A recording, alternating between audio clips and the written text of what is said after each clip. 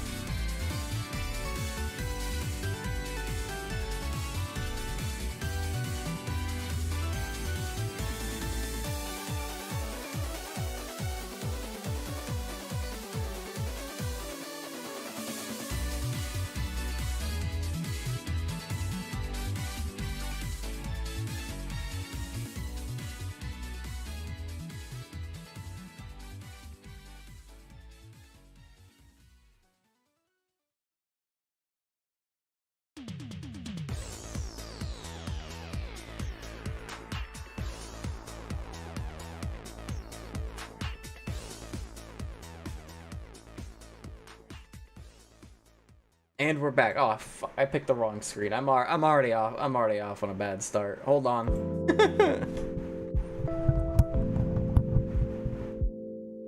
Hello, everybody. Hello, Aoda. How are you? I'm doing fabulous. Great. I'm hydrated. Oh, I'm nice. rested. I was watching some Taiwanese puppet anime earlier. Oh, is that the one you were talking about that one time? Maybe Thunderbolt Fantasy. It's good. Yeah, time. that was the one. That was what. Apparently, I don't have the Fugi on screen on this layout, so I gotta fix that real quick. Layout. It was. I don't feel like going over to the game layout to grab it, so we're just gonna relog into reactive because I'm silly like that. Yeah, but you know, it's kind of annoying that you have to do this whole setup. It's kind of bullshit. You might even say it's bullshit blazing. Oh my goodness! I knew you were going somewhere with that when you. I had to save it for a moment when the stream was live. I can't do the stupid bit when it's not live, okay? How dare you? I don't think any of the other Arxis games have an iconic theme song of any kind that I can pop in as a reference, so that's as far as that one goes. Yeah, that's fair. I was gonna say you could have done your homework and done like the Blazblue opening intros, but they're all in Japanese, so it wouldn't have been the same. Also, this was very spur of the moment. That is That is bullshit true. blazing. Still my heart is blazing. If the words kill me, I don't need a new world order. Yep, thank you for doing the lyrics, chat. Much appreciated, much appreciated. All right, so we're gonna today. The goal of today's stream is we're gonna do a recap of the story thus far, which is a lot. It's gonna take a while. I think we're gonna split it up into basically 4 sections because you have the background world information and what's the word? What is it called? The pre-game stuff, the stuff that happens, the lore stuff that happens before the game. Prologue, that's the word. Preamble. I couldn't think of it. I couldn't think of the word prologue for some reason. But yeah, we're gonna go through all the prologue stuff, and then we're gonna go through the 3 individual games, and then we'll be all caught up to speed, I think. So Okay, so yeah, what? I'm trying to remember. It's Central Fiction is the last one. yep, Then we yep, have Chrono Phantasma, yep, and then I'll be honest, I don't actually remember the other 2. I just know it's C something. yep. It's always They all see are. something. Yep. We're going in backwards order. So the second game is Continuum Shift, and the first Right. game is Calamity Trigger. Right. Yeah. Good times, good times. And then, of course, we get the prologue stuff, which is all background information and the Dark War and all that fun stuff. So, when do we talk about Naoto Shirogane? We don't, because he doesn't show up in the story until Central Fiction, and he doesn't make he honestly doesn't have a really big role in it, because he's a spin-off character from a light novel. And, Yeah. and BTech. And BB Tech, yes, which he does show up in. Yeah, I think he actually has a bigger role in BB Tag's story than he does in Central Fiction. That's true, because he's basically the main character of like the DLC story, isn't he? Yes, he's also he's of course the main character of the visual, not the light novel that he's from. Right, of course. Yeah. It's a similar situation with Mai Natsumi, where she was added to Central Fiction basically as. She and Naoto were basically added as playable characters in Central Fictions to promote their respective spin-off series. It's advertising, basically. So they have very small in the roles in the story to just kind of like bring you in, you know. And then we have the new character, Trinity Glassfill, yeah, who has been in the game since at least the second one. I don't think she ever actually showed up in the first one, but I think she's at least referenced in the first one. Funny how that works out. Still, it's not as bad as Jubei. Jubei's been in the games since the first one, and he wasn't playable until DLC in Central Fiction, long after the game had really finished.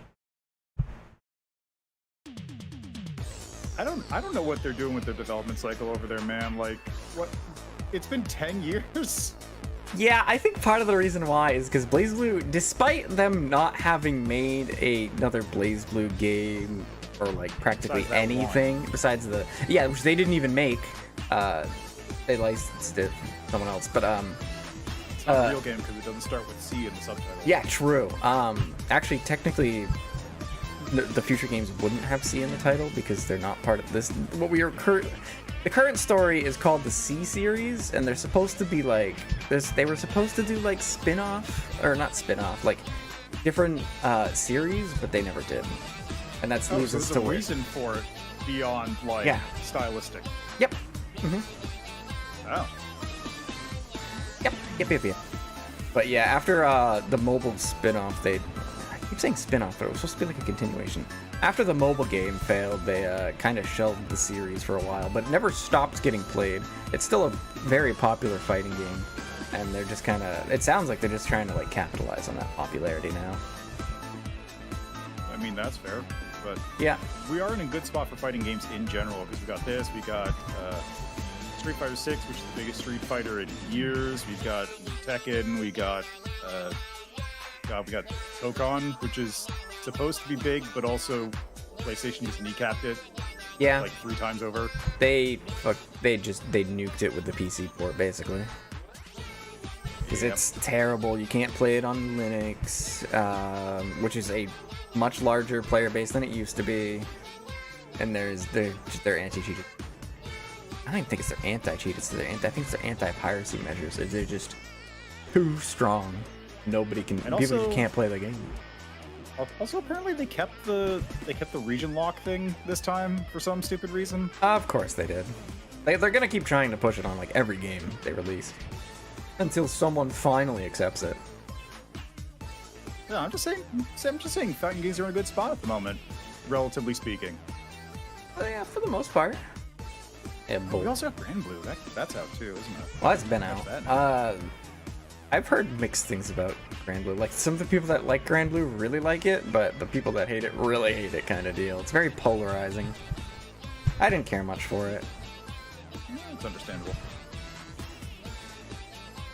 Abel, hello, Dav. How you doing? I imagine people still probably play, what was that, DNF 2? I don't know how many people played that one. That one kind of came and went. I think they're actually doing like a real, actual balance patch, as opposed to like the weird balance patches they were doing. I think you're onto something. I think they were gonna do something with it, but I don't remember what. Yeah. Anyway, we're getting sidetracked. Yeah, we are. It's just, it's fine. It's not like we're talking about completely different topics after all. We're not that off topic, but we are going to be here for a while if we don't get started. So you're right, we kind of do need to begin. All right, so I have one burning question that I really, really would like answered. Okay, what is it?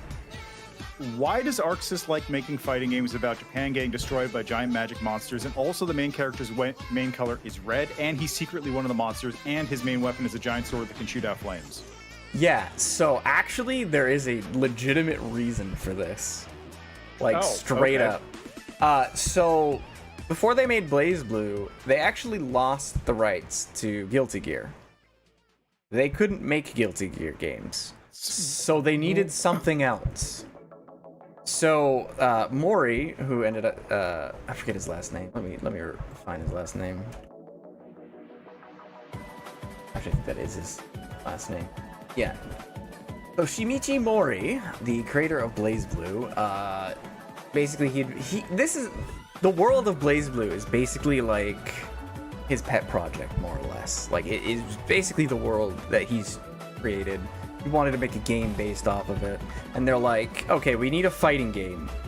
So they picked up the world of Blazblue, created a whole bunch of stuff kind of similar to Guilty Gear, but also distinct in its own way, and then they just went with it. He originally the series, and this kind of explains why the story is as complicated as it is. He originally wanted to make it as a JRPG. Yeah, okay, that tracks. That actually explains a lot of design. It really does, doesn't it? Like, yeah, no, like that actually tracks with a lot of stuff, because like just kind of lightly going over the previous stuff, the Calamity Trigger, like it's very JRPG to have a complete nonsense subtitle that is actually integral to the entire storyline of whatever's going on in the game. Oh yeah, and every single subtitle for the series is relevant in some way. Yeah, so like Calamity Trigger, Chrono Phantasma, Central Magic Central Fiction, and Continuum Shift. Continuum Shift, because of, I guess is that when Noelle starts doing weird things? That is when Noelle starts doing weird things. Yeah, so you would say she's shifting continuums. Yeah, we'll get to that. To that. I'll explain what all the names, well, except for Central Fiction, because we get it. go through that one. But I'll explain what they all mean as we go through everything. Yeah, and then like the third thing that's very JRPG is working in Japanese myth and deep lore for funsies, because why not? Yep, exactly. Why not, right? Yeah, that tracks. That actually makes 100% sense. Yeah, so they weren't ever sure they were going to get the rights to Guilty Gear back, so they had to start over with something new, but also a little bit familiar to their existing player base, and thus Blazblue was created. They lose Guilty Gear, so they make Guilty Gear, but with blackjack and less cowboys. Yeah, pretty much. Well, I mean, there is a sister character. There is a nun in Blazblue, and we're going to talk about her soon, actually, but... So that's true. I guess less is technically probably still accurate because it's just the one, but you know, yeah, it's still the there. one as opposed to the organization. Yeah, Blazblue would have also worked as a proper VN TBH. It would be a little bit different, but yeah, it would have. Because a lot of the story, right? It's a fighting game at the end of the day, so a lot of the story is more or less just excuses to have two people fight each other. That explains quite a lot of the events in Blazblue. It's just some excuse to pit some people against each other. I read Fate Stay Night, so like there's not a whole lot of difference there, let's be honest. I don't think I know what that one... Oh, you read Fate Stay Night. Oh, okay, never mind. Yeah, because it's a visual novel, so like... Yes, I do need it. I do play visual though. We do play visual novels in stream from time to time. I gotta do more of them. But right now, Blazblue is the current visual. Even though it's a fighting game, it's fitting the visual novel role because we're going through the story, which is in a visual novel format. Yes. Yep. So with that out of the way, I guess we can start talking about the world of Blazblue. Right? We'll start there. So, the world of Blazblue it starts as one that's not really that much different from ours. The planet Earth is the same as it is before. As far as we're aware, the nations on the planet are all the same. People are pretty normal, all things considered. There's a few key differences, though. For starters, and probably one of the most important things to understand about the world of Blazblue is that souls are a real thing. Everybody has a soul. And souls are described as a true reflection of the self. So a person basically is their soul. You can learn a lot about a person's soul. For some reason, the only example that they ever give when talking about that, like, you can learn a lot about someone's soul. Whenever they say that, it's always followed up with, like, their gender. And nothing else. They never ever tell us anything else that you can tell from a person's soul. Just that. Which is kind of funny. That's an interesting angle, considering that we've got, like, Bridget and Testament in Strive. I mean, we can talk about Mai at a later point in time, but we're getting ahead of ourselves. Yeah, and a person with a powerful enough soul will have what is called a drive, which is a fancy way to incorporate a gameplay term into actual lore. You don't need to worry too much about a drive, but a drive is basically just a special ability that a person with a powerful soul has. That's pretty much it. On top of that, magic is a real thing.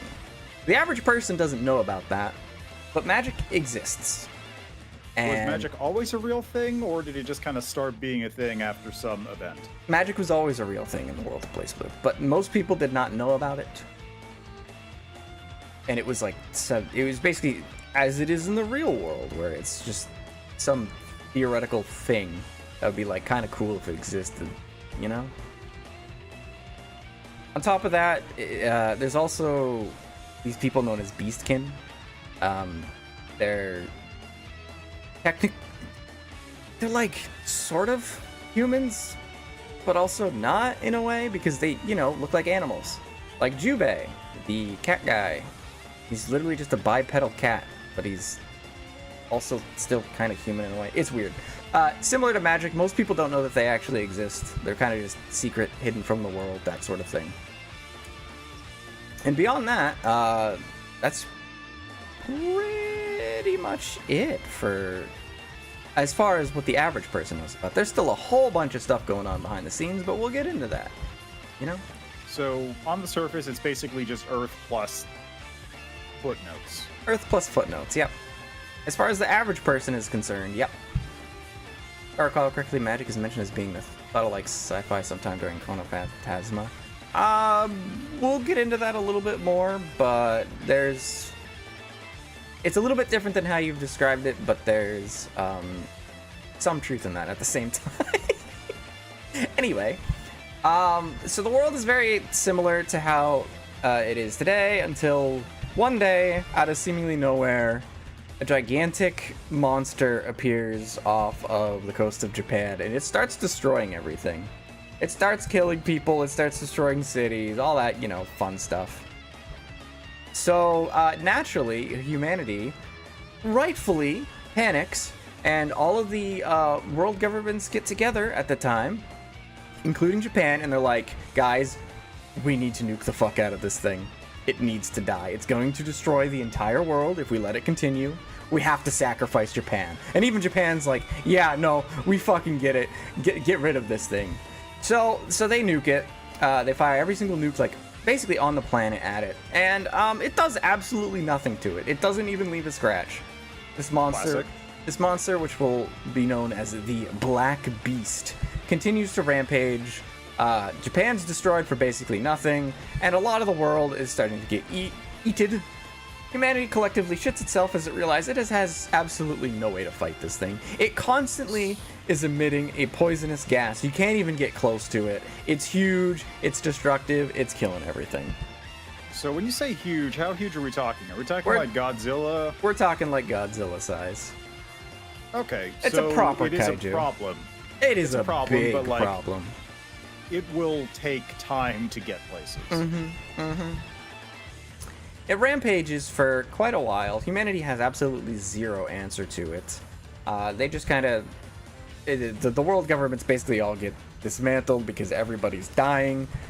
People are panicking, rightfully so, and all that fun stuff. Until one day, it suddenly goes dormant. It stops moving.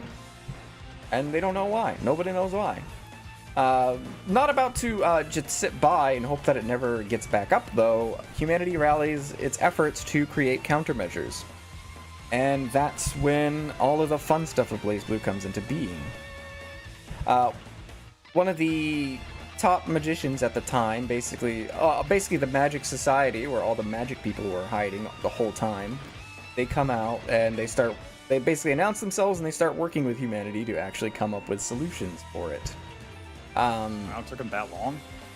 Yeah, and one of the sages of the Magic Society creates Ars Magus, which is a fancy word for basically tech magic. So the average person can't use magic, like straight up. They are just completely unable to do it. Ars Magus is a way for humanity, or for regular people to use magic through techno babble bullshit. The poisonous gas that the Black Beast was emitting, or is always emitting, is known as seether, an important term. Seether is harmless to people in small quantities, but in large quantities it becomes a thick purple poisonous fog and is lethal.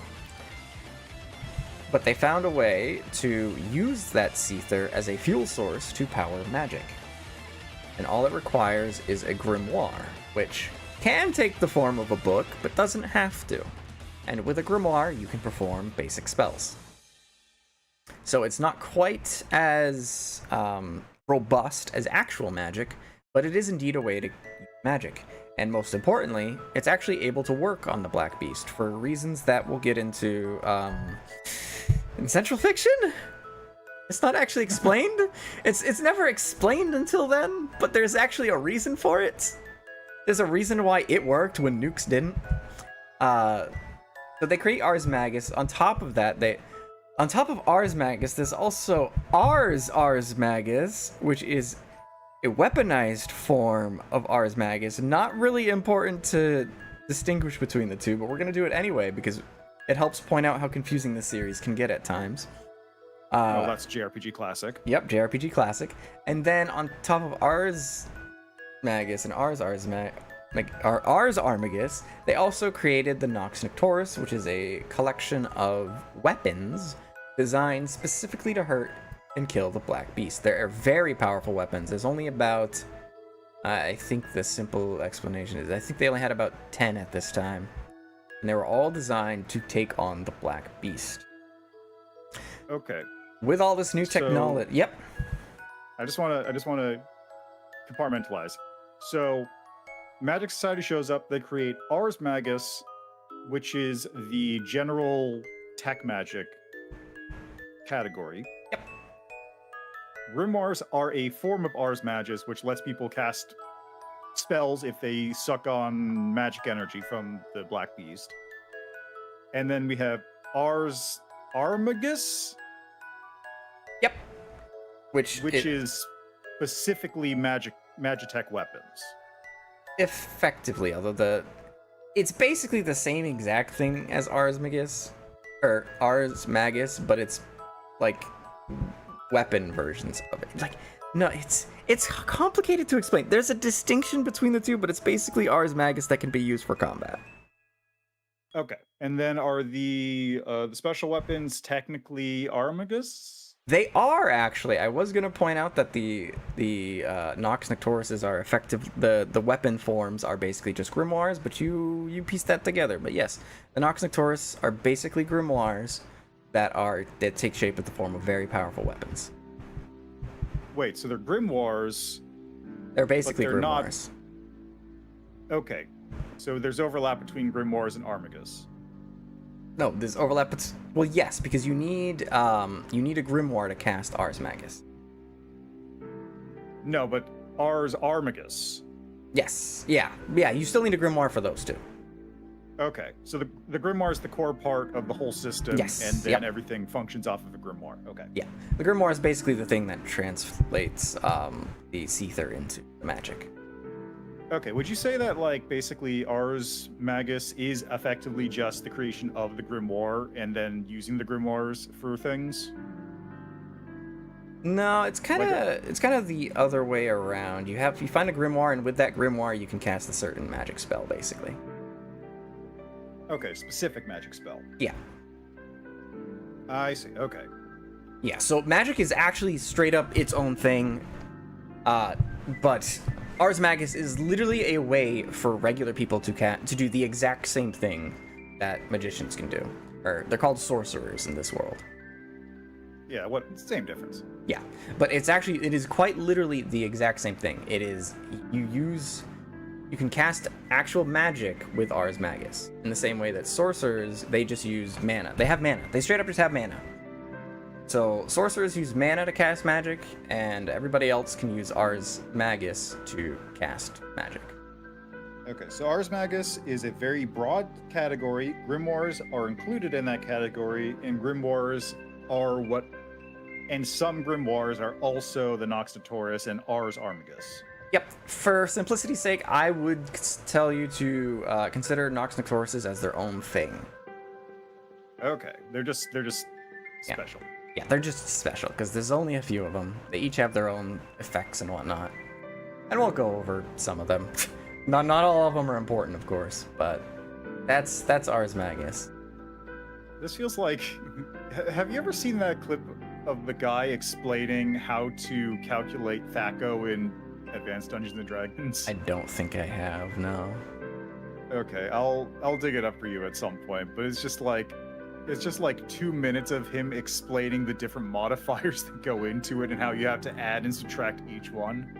That's just what it feels like when I'm trying to piece together this whole system. Yeah. So, Ars Magus can be used for everyday things, and that's kind of the distinction between it and Ars Armagus. Ars Armagus is the same thing as Ars Magus, but it's just it's stuff that's only used for fighting, whereas regular Ars Magus can be used for a lot of everyday things. Like, in the cities, they use it for temperature control, basically. Yeah, okay. That sort of so stuff. You get your magic vacuum cleaner, and then you also have your magic gun, which is powered by a grimoire. Basically, yeah. Yeah. And grimoires, like I said, they can take any shape. They do not necessarily have to be a book. Though the main series does not actually use that much. You rarely ever actually see an actual grimoire. It's kind of weird. The anime fighter equivalent of Charlie's Pepe Sylvia. Yeah, dude, that's exactly what Blazblue is. Trust me, we'll get there. We'll get there. You're gonna be like, yep, he's doing the Pepe Sylvia bit, because it's gonna happen. It's a JRPG classic. We're still in the Dark War. It gets even weirder. Listen, we gotta set a decent foundation so that when we start throwing technical jargon around at a rate of 50 words per second, then we at least know what we're starting with. Yes, exactly, because that's exactly what we're doing right now. We're putting the building blocks of the Blazblue world together. All right, and on that note, that's what humanity created as their countermeasures against the Black Beast for if/when it woke back up. And spoiler alert, it was when. So the Black Beast, it wakes up and continues doing its thing, but humanity, they have their countermeasures now. There are 6 mysterious heroes who appear and lead humanity's efforts in the war against the Black Beast. And it takes them a while. I don't remember exactly how many years. Maybe. Let me see if I can. Wait.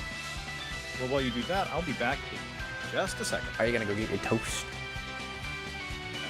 Who's gonna go get his toast? I gotta put some cheese on a thing. Ah, hell yeah. Alright, good. I actually... Yeah, there's a website that, like, goes through the entire Blazblue story. It's pretty good, but it does some things a little bit out of order, and most importantly for us, it does things out of order of the games. So there's some stuff from Central Fiction scattered throughout, because every single game in this series constantly adds more context. And it puts everything all together in one timeline, but since we're going through the game in game release order, that makes that a little bit spoiler-y for what we're trying to do. So I'm just I'm not gonna just copy everything that this website has, but I am gonna use it for reference, make sure I get things correct.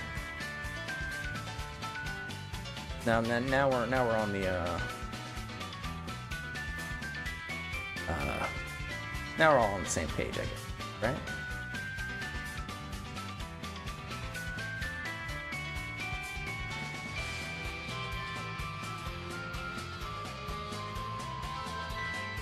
Okay.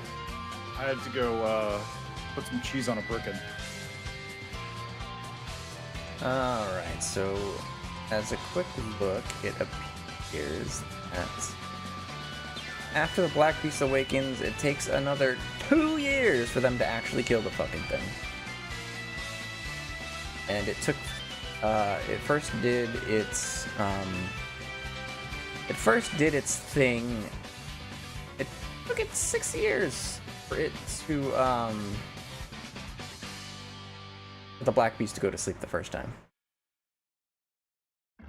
But the Black Beast went on a rampage for a very long time, and that's a reason, and it killed a vast majority of the human population. It is estimated that over half of the population on the planet was killed. And as a result of its years-long rampage and constantly emitting Seether, a majority of the planet was now made uninhabitable because all of the poisonous Seether everywhere. Hold on a second. Yep.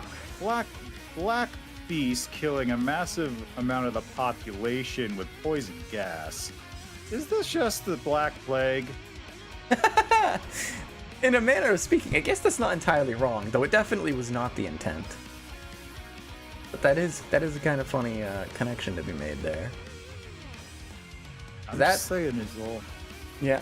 So that's why it was the events of the Black Beast was called the Dark War, because it was a very dark time for humanity, as almost everybody died.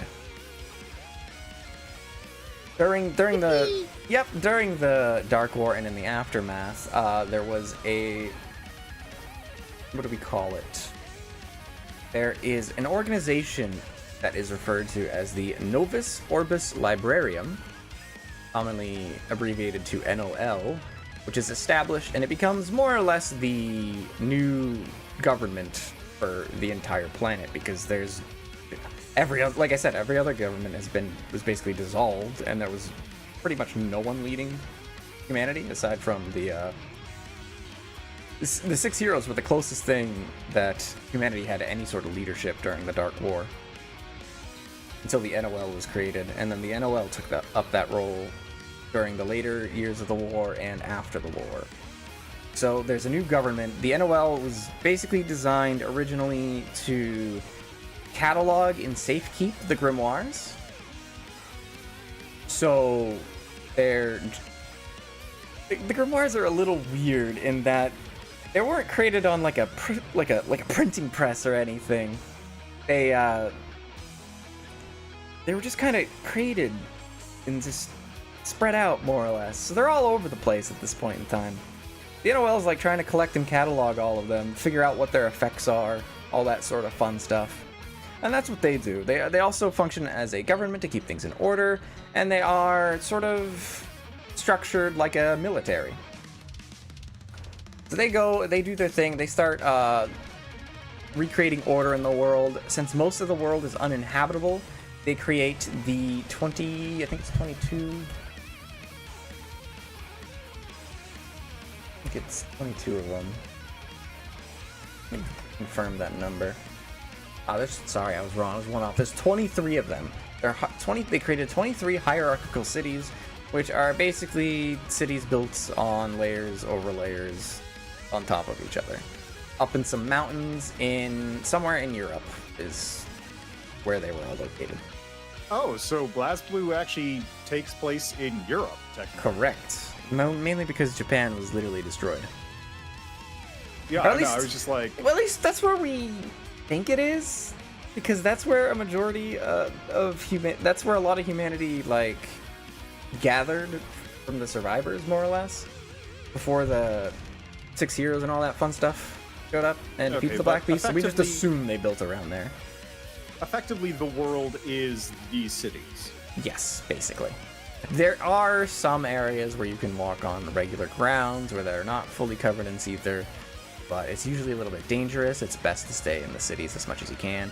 And as a result of the developing technologies, they also have airships now, so that's cool.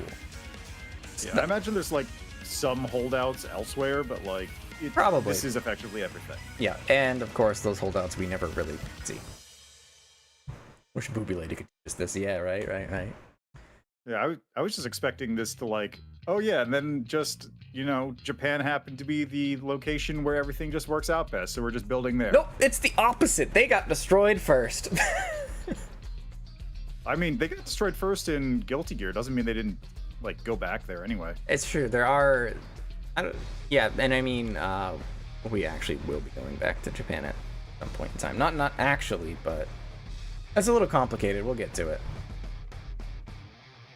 Japan and the Japanese are not fully dead, is the short answer. So you're saying that another Arxis fighting game involves magical Japanese? Yeah, although I think they're... Well, we'll get there. We'll get there eventually. You're gonna hear that a lot, especially in this early part, because how the Blazblue story, we're going over background stuff for Blazblue. The actual story, Calamity Trigger, it just kind of starts you out in the middle of it, and it's like we'll explain things as we go along. You know it's a Blazblue game stream when Ori says, "It's complicated," or "We'll get there," or "Keep that part in mind." Yeah, exactly, Turbs. It's complicated, we'll get there, and keep that in mind are things that I'm going to be saying a lot this stream, probably. But yeah, we're actually going over background stuff, but the actual games do not do that. They just kind of throw you in, and they explain things as they go. And as a result of that, that means sometimes they partially explain something, and then they elaborate on it later.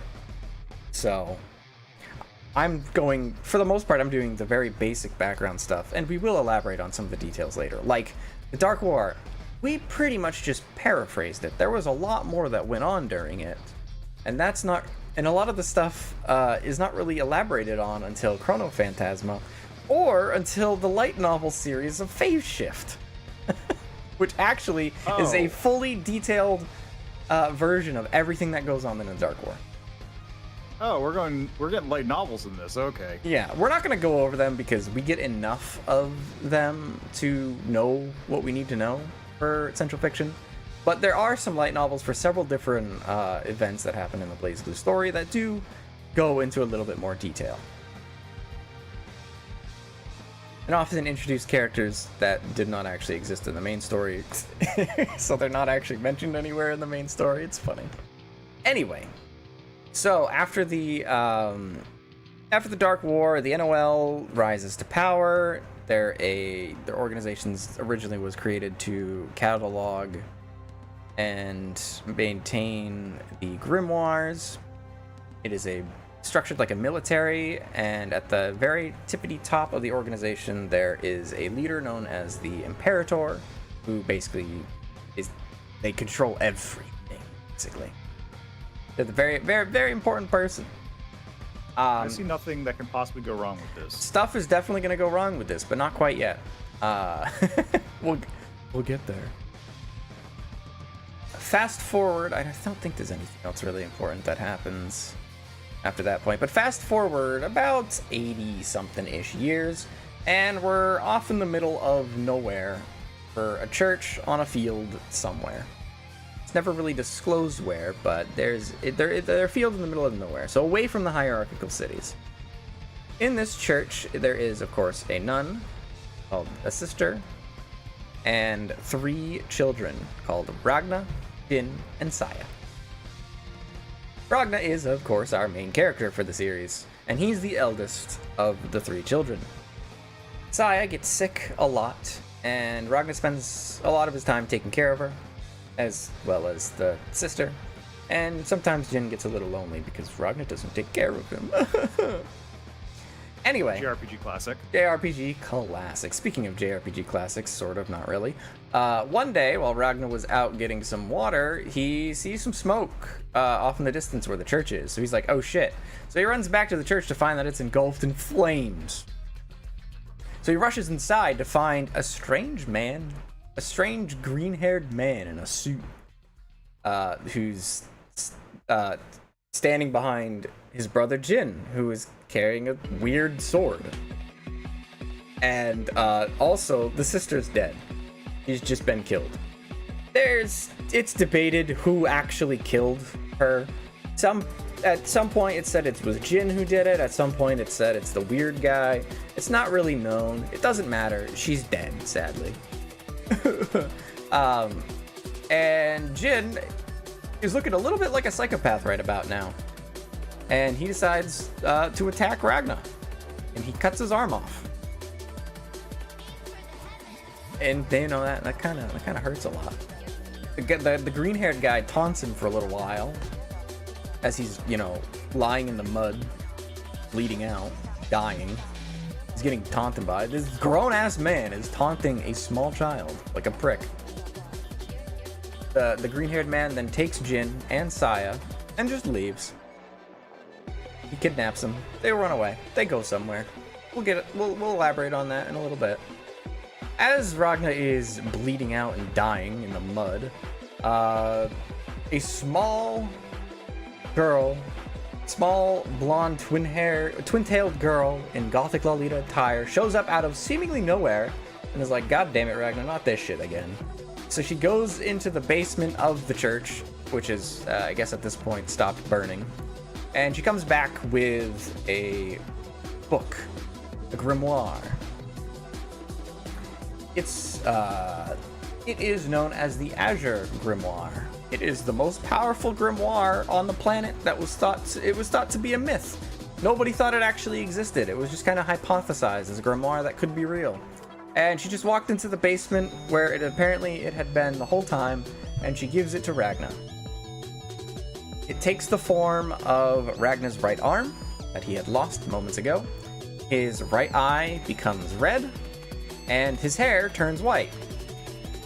Except that his hair didn't actually turn white as a result of getting the Azure Grimoire. It actually was the extreme stress of the situation caused him to develop Marie Antoinette syndrome. Okay, yeah, no, that seems real. Yeah. Let's just go with that. They could have just as easily said that his hair turned white as a result of the Azure Grimoire, but they didn't. They just specifically gave him Marie Antoinette syndrome, because I guess they thought it sounded cool. I think it might have been because, like, then if he ever gives it up, his hair has to turn back and they don't want to color it. Yeah, maybe. It doesn't happen, though, and there's other weird complexities that happen as a result of that decision, but we'll get into that probably at some point in Central Fiction. Anyway, as he's, sort of recovering there, Jubei, the bipedal cat guy I was talking about earlier, he shows up. He's actually one of the 6 heroes. He just kind of showed up. He was just in the area, I guess, but wasn't there in time to prevent all that stuff from going down. And Rachel, I don't think I actually said her name. Rachel's the girl who grabbed the Azure Grimoire for Ragnar and saved his life. She asked Jubei, she's like, hey, can you take care of this kid? Can you train him, raise him? And Jubei's like, yeah, sure, I'll do that. And so begins the training arc for Ragnar as he trains under Jubei, one of the 6 heroes, and a cat beastkin, one of the 6 heroes, and widely considered to be the strongest being on the planet. And they train. Doing good for 80 years old, at least. Yes, that is another thing about the beastkin, is that they age very slowly, so they live very long lives. And Rachel, of course, I didn't mention this earlier, but she's a vampire. Vampires exist in the Blazblue world. They have, like, a lot of the typical strengths and weaknesses of vampires, except none of them ever matter because none of them ever actually come up. I'm not kidding. So, like she can drink blood if she wants to. She never does. She doesn't have a reflection. I think that only ever shows up in like a couple of CGs. The sun hurts her. Never actually is shown to be a problem because she carries a parasol around all the time. And even then, even if she stands in direct sunlight, it doesn't really do anything to her. So she's just like a vampire because it sounded cool. So she's there for the aesthetic and to like aura form as a vampire. Yeah, pretty much. You know what? That's fair and understandable. Respectable, right? Yeah, I get you. So at the end of his training, Ragnar sort of graduates under Jubei's tutelage, and Jubei, he gives him quite a few things. The obvious things that we were talking about earlier is he gives Jubei gives Ragnar the red coat that he wears, the sword that he uses, which is called Aramasa, and that name, the name of the sword is actually never mentioned in the games. It was only mentioned in a merch drop, because lol. And Jubei gives Ragnar the title of Blood Edge. All of these things he got from his old friend Blood Edge, who we knew in the Dark War. So it's like, these are all this is my old friend stuff. You use this stuff well, okay? And then Ragnar's like, okay, I will.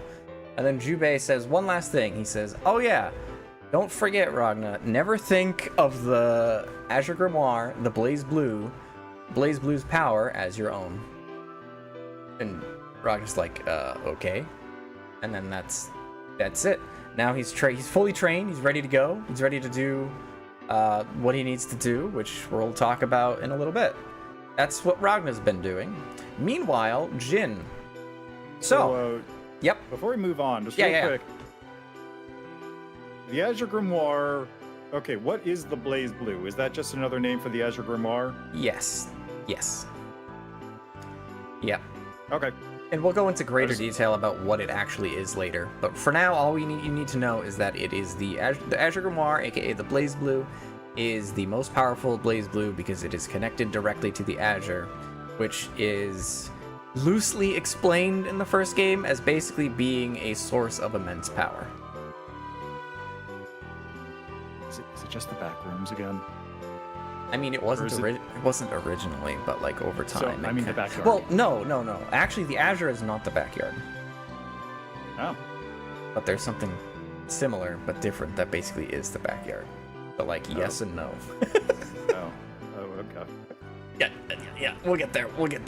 We'll get to that sooner rather than later, actually. But Jin. So what's Jin been up to? After getting abducted by the green guy, he is given to one of the 12 family 12, what are they called?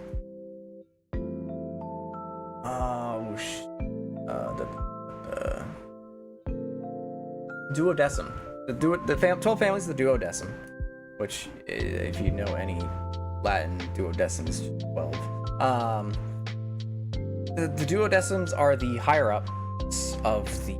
They're basically the families of the war, some other war heroes during the Dark War. They have social status, power, all that sort of fun stuff. Jin was handed over to the Kisaragi family of the duodecim. So they're basically just like our stock noble lineage that sort of lords over the city. Yep, pretty much. Yep, exactly. Jin's given over to the Kisaragi family, hence his name of Jin Kisaragi. Is there any particular reason, or did he just kind of get dumped off there? He got dumped off there because he has very high Ars Magus aptitude, which I just realized is a thing that I didn't mention earlier. Shit. Not everyone can use Ars Magus equally. Different people have different aptitude for the technology, we'll say. And because of that, there's some inequality going on because some people can use Ars Magus just fine, while other people can't use it at all. And the military academy highly favors people who have good Ars Magus aptitude. Military academy is the big place where if you have Ars Magus aptitude, you can enroll there. Which allows you to basically allows you to quickly join the NOL for all the status and power that will give you.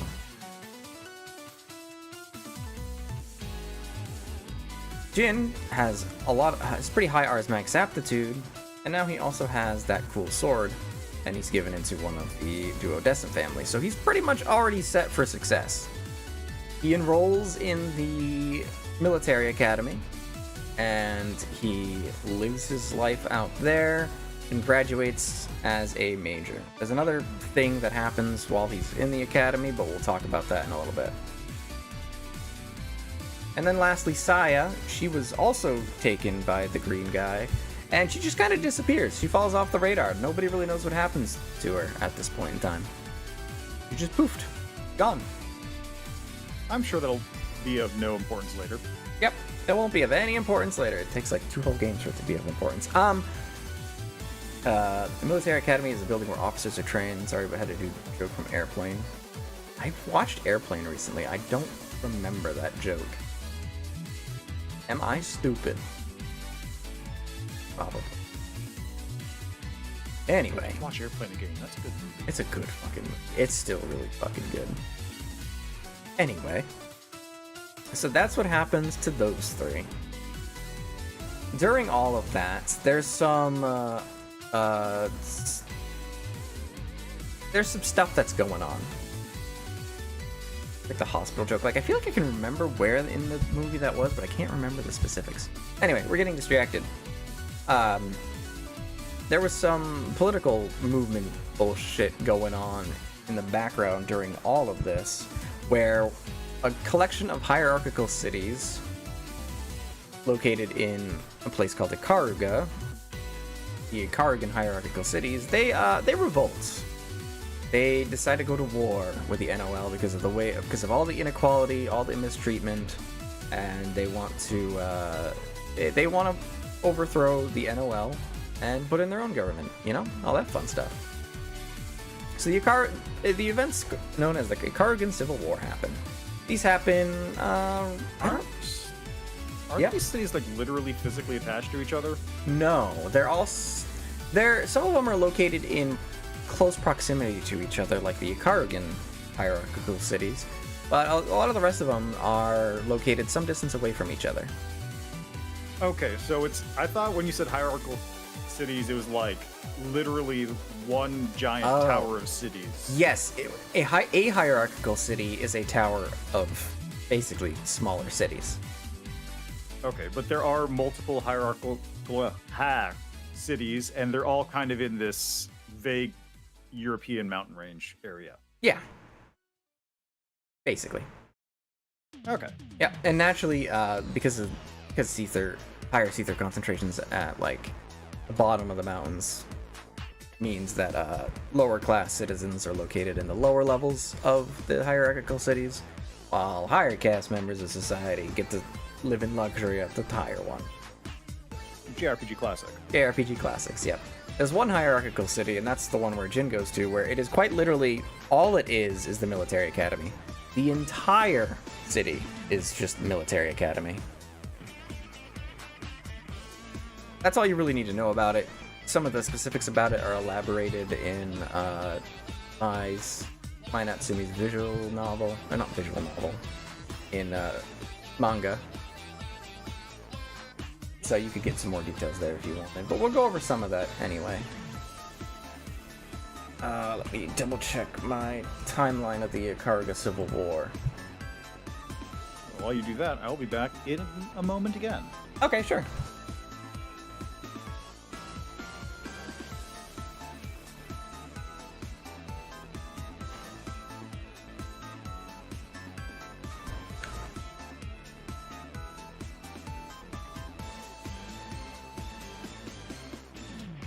Alright, so I found my Ikaruga Civil War notes. This Ikaruga Civil War is kind of a mess timeline-wise. Apparently something in Central Fiction says that Kagutsuchi was in the Izumo region of Japan. Japan? Where'd you... I could buy Izumo region, but I can't buy Japan because we know for a fact that Japan was kind of destroyed.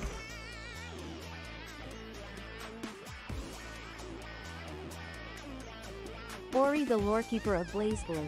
Can you get a job doing this? God, I wish.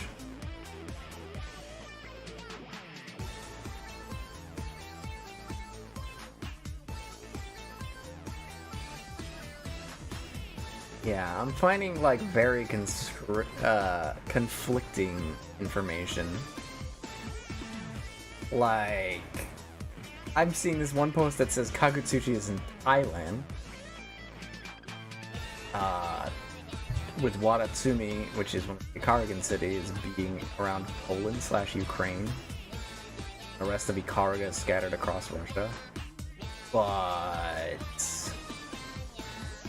some of these areas don't really have big mountains, and also Ragna has to travel between Kagutsuchi and Ikaruga on foot, and it only takes him a handful of weeks to get that.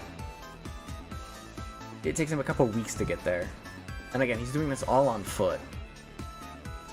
So yeah, the actual canon locations of all the hierarchical cities is kind of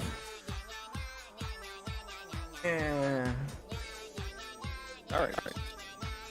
South Asia has mountains. I don't know how close they are to any mountain ranges in Europe. Yeah, and also, yeah, it also depends on how high they are. Anyway, we were talking about the canon locations of the hierarchical cities, because there's some people think that some of them are located like in Japan, and then there's others that say that there's others in like the Poland/Ukraine/Russia area, but there's problems with that. It's kind of weird. There's some we'll say unknowns about the series as a whole. Oh, there's ads on Twitch. Those. We're gonna snooze those. We could also take a quick ad break. Yeah, we probably will, but you just got back from a break, and I don't want to go on a break immediately. So we're gonna... No, that's fair. We're gonna hold on that for a second.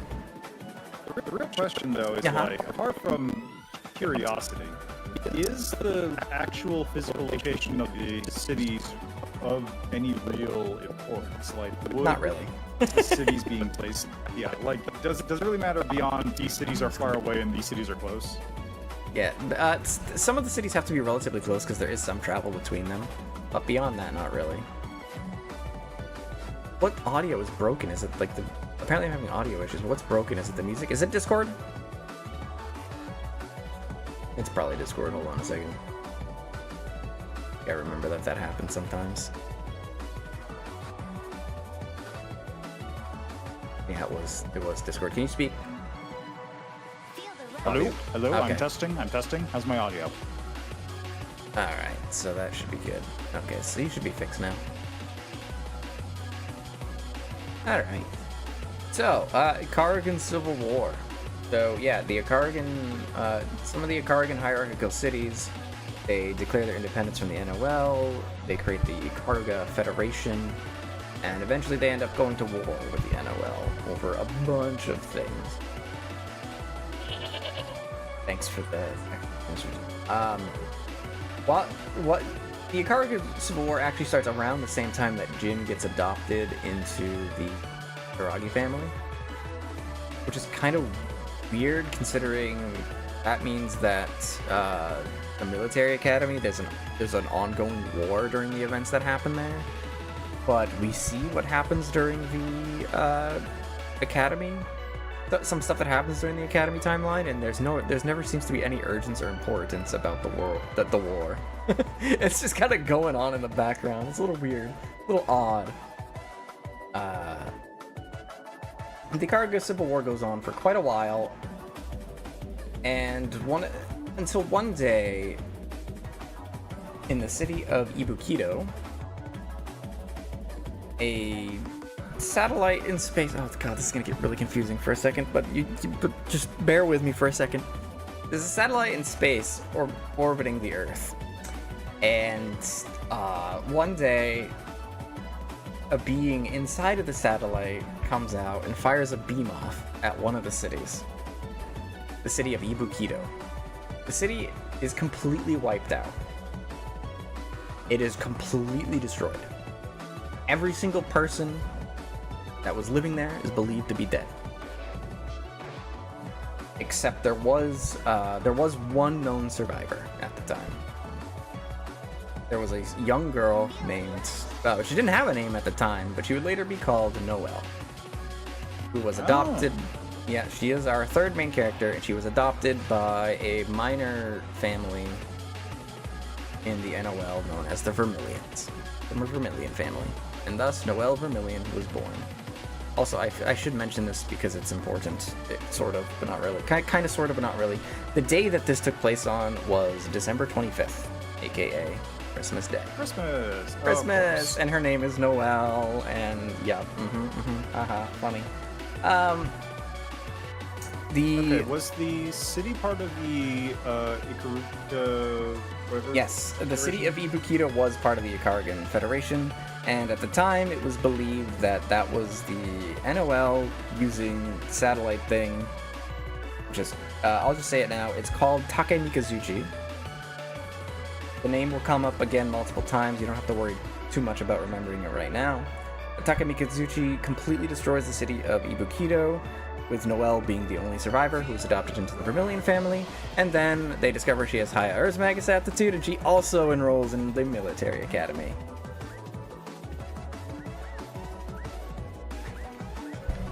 And with I'm just taking a look here for Japanese context. Takemikazuchi is considered the god of thunder and a sword god.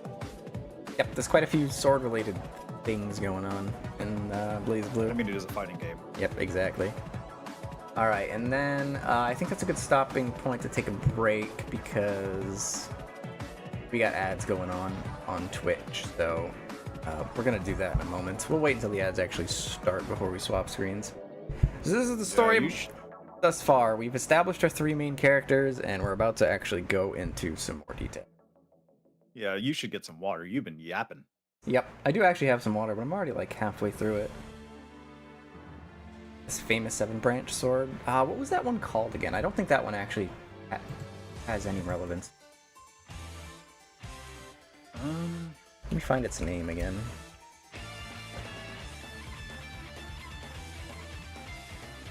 I mean, Yeah, I just see it being called 7-branch sword. Yeah, or... I don't recall that name ever showing up at Blazblue, so I don't think they actually used it. It is what it is. Alright, ads are running, so we're going to take a quick BRB. Once we're back from ads, we'll continue. I can't wait for the part where Ragna dies, or the part where Ragna dies. The part where Ragna dies was cool too. All right, and we are off. And we are offline for a moment. So far, we're still in the. It's been an hour. We're still in the prologue. It's all set up. It's all good. It's all good. If it helps, the actual events of Calamity Trigger and Continuum Shift, they're actually the actual events we need to go over are quite short. Actually, surprisingly.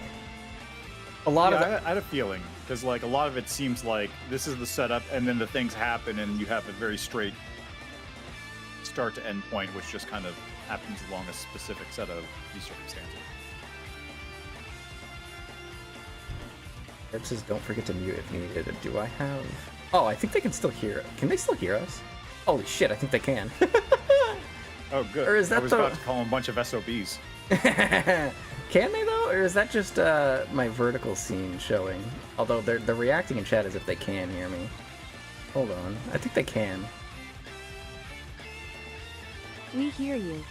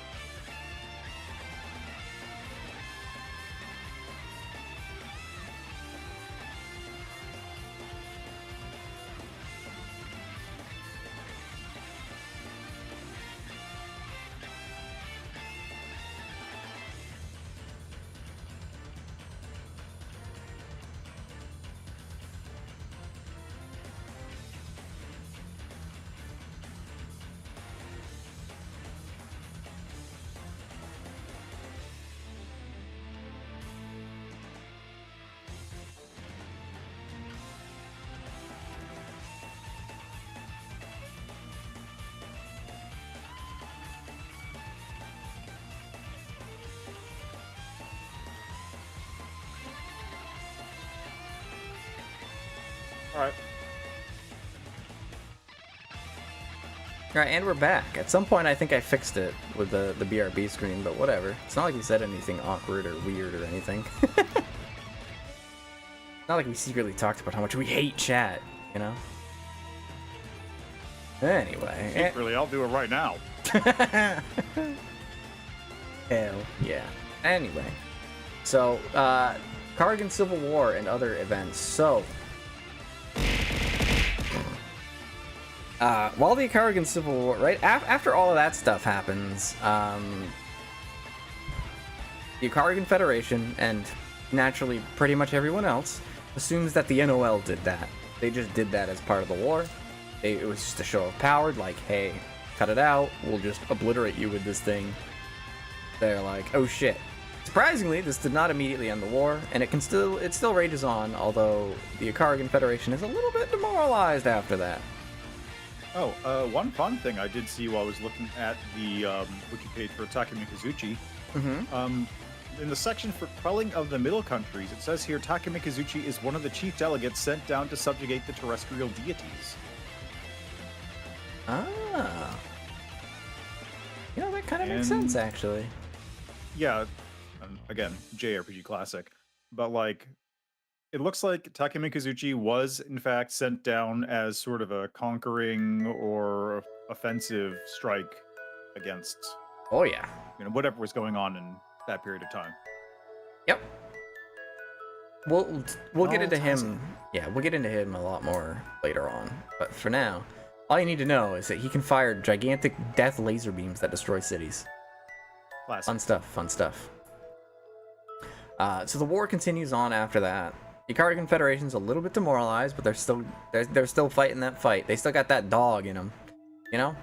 That is until one day, Jin, who was only a little bit away from graduating from the military academy, he kind of goes to where the current head of the Ikari Federation is chilling out. I gotta remember their name real quick. Where is it? Tenjo, Amoto. This page doesn't have it. I'm trying to remember the name from memory. I think it's Amoto Kazaka, something like that. Maybe I'll find the rest of Tenjo's name at some point. But Jin goes to where Tenjo's hanging out with the rest of the Ikarian army. He kind of single-handedly walks in there and kills Tenjo. It's kind of insane, actually. He just kind of shows up and just does that. He just walks up, kills the leader of the Ikarian Federation, and just leaves. Shortly after this point, the Ikarian Federation disbands and the war is officially declared over. It's kind of crazy, actually, the timeline, because then Jin goes back to the school and graduates. So Jin's been he's been a little bit busy during all this. Oh, he just did this for extra credit. Yeah, pretty much. He is named the hero of Ikariga for his act. His heroic deed of showing up and just killing a guy like that. Kind of cracked, actually. Anyway, at the same time, during all of that, while they were still at the school, there was also Noelle. She makes friends with two girls, Makoto Nania, a squirrel demi-human, who basically it's a squirrel girl. She's a squirrel girl. She's a human-looking girl that has a handful of squirrel traits. Okay, all right, there. We've established Makoto, and also another one of the duodecim families, the Yayois. He makes friends with Tsubaki Yayoi, their daughter. They have fun, happy high school / college, because that's kind of like where the age range is of all of this. They have happy days there. Except for yeah. I just gotta ask, is that really kind of the extent of like Makoto's characterization? Well, she's also incredibly horny. Is that what you wanted me to say? No, I'm just wondering because like I see so much art of Makoto. It's because she Everyone has. loves Is it because she Makoto. has big boobs? I mean, yes, And but, muscles, and a big ass, and a big fluffy tail, and also tonfas. and also tonfas. We love Makoto. But Makoto's yeah, awesome. Because I see her, like, she is one of the characters I see art of and attention on all the time for Blazblue, and it's just like, does she do anything besides exist? She doesn't actually do a whole lot in the story. Touch She's fluffy tail. Touch fluffy tail, indeed. But she's such a fan favorite character because she's so funny. But the three girlies, as I like to call them, they do a lot of stuff together. They're good friends and all that. Tsubaki also happens to be... He was childhood friends and is best friends with Jin. They kind of got a little romantic thing going on. Except for the fact that, for some oddly specific reason, Jin really fucking hates Noelle. Probably because a detail I didn't really mention yet, because, oh god, it's gonna make things complicated. But Noelle just so happens to look an awful lot like Saya. I'm sure that will bode absolutely nothing ill in the future and is completely unrelated to Absolutely anything else. not. Totally not related to anything else. You're right. So they all have their happy school days. There's also another boy known as Carl Clover, who's like he's like 10. He's a kid. but he's really smart. Real high. Oh, I know him. He's one of the puppet characters. He's one of the puppet characters. He's there too. He doesn't really do too much. Not super important, but he's sort of, but not really friends with all of them. And he's there. Look, sometimes the random girl you met who was born yesterday is a dead ringer for your dead sister. We'll get there. We'll get into that. I say again. I should have made like a we'll get there counter for the stream. Damn it, I didn't think of it in time. I mean, you still can. There's probably you can probably just put a number on the screen and just start it at like 10. That would probably get too confusing for me. I'd forget about it because I'm still whatever. We're getting sidetracked again. You know what? This sounds like a job for chat. Yeah, it's true, chat. Start counting. So that's the Academy, quote unquote, arc. Oh yes, they all graduate at the end, sometime after the end of the Civil War. Jin Kisaragi becomes a major. Tsubaki Yayoi joins the Zero Squadron, which we'll touch upon in the second game. Noelle works somewhere underneath Jin, and Makoto starts working for the intelligence department agency thingy. We'll elaborate on a lot of that again in the next game, but I'll just mention it for now. Meanwhile, during all of this, Ragna's he's up to no good. Ragna's getting a reputation for himself. He's going around to all the hierarchical cities, and he's fucking up the NOL branches at all of them. He's just completely destroying these things. And none of the NOL poses any threat to him, so much so that he ends up getting the highest bounty on his head in the, like, millions of dollars, and he earns himself the title of the Grim Reaper because of how much chaos he's just destroying things. He's doing a pretty bang-up job doing stuff at these NOL branches that we'll elaborate on later. There's another one for your counters. And word gets out that he is heading to the setting of our first game, 13th hierarchical city of Kagutsuchi. A lot of stuff is going to happen in the 13th hierarchical city of Kagutsuchi. News of Ragna's arrival to Kagutsuchi makes its way to the ear of Jin Kisaragi, who, up until now, has been kind of different than he was when he was at the church as a kind of insane psychopath running around, you know, potentially killing the sister and also almost killing his brother, all that fun stuff. He's been a little bit different, but when he hears the name Ragna, something inside him cracks. And he kind of goes insane. And he just sort of immediately goes AWOL in the pursuit of Ragna the Blood Edge. He goes straight to Kagutsuchi. As a result, yep. I just want to say, like, the majority of my exposure to the Blazblue characters has been from BB Tag. Which makes this very funny when I think about Jin's characterization in that, which is brother.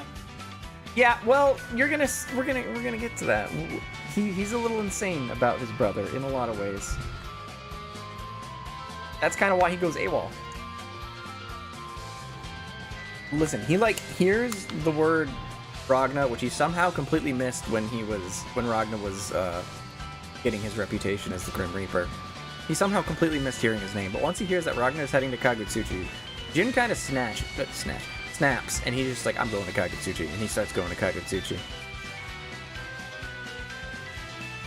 As a result of him going AWOL, Noelle is ordered to go retrieve him, basically. He's ordered to head to Kagutsuchi to retrieve him. So now we have all three of our main characters headed to Kagutsuchi. Fun times will ensue, and with that, I think we're ready to get started with the events of the first game. It's been an hour and 20 minutes, and we're finished with the prologue.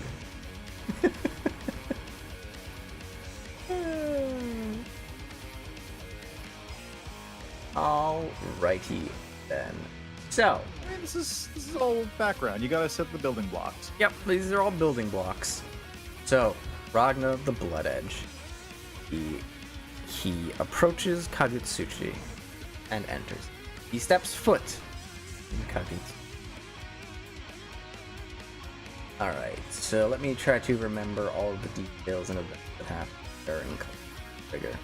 So, Ragna shows up in Kagutsuchi, word of his arrival has gotten out, and as a result, like, basically anybody who's anybody is there. There's a whole bunch of bounty hunters who want to get his head, because they want to get money. They want to get paid for taking out the criminal with the highest bounty ever. They want to get him.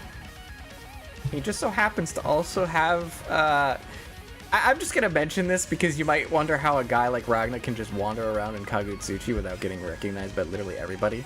He can activate a Armagus that just makes it so that regular people don't detect you.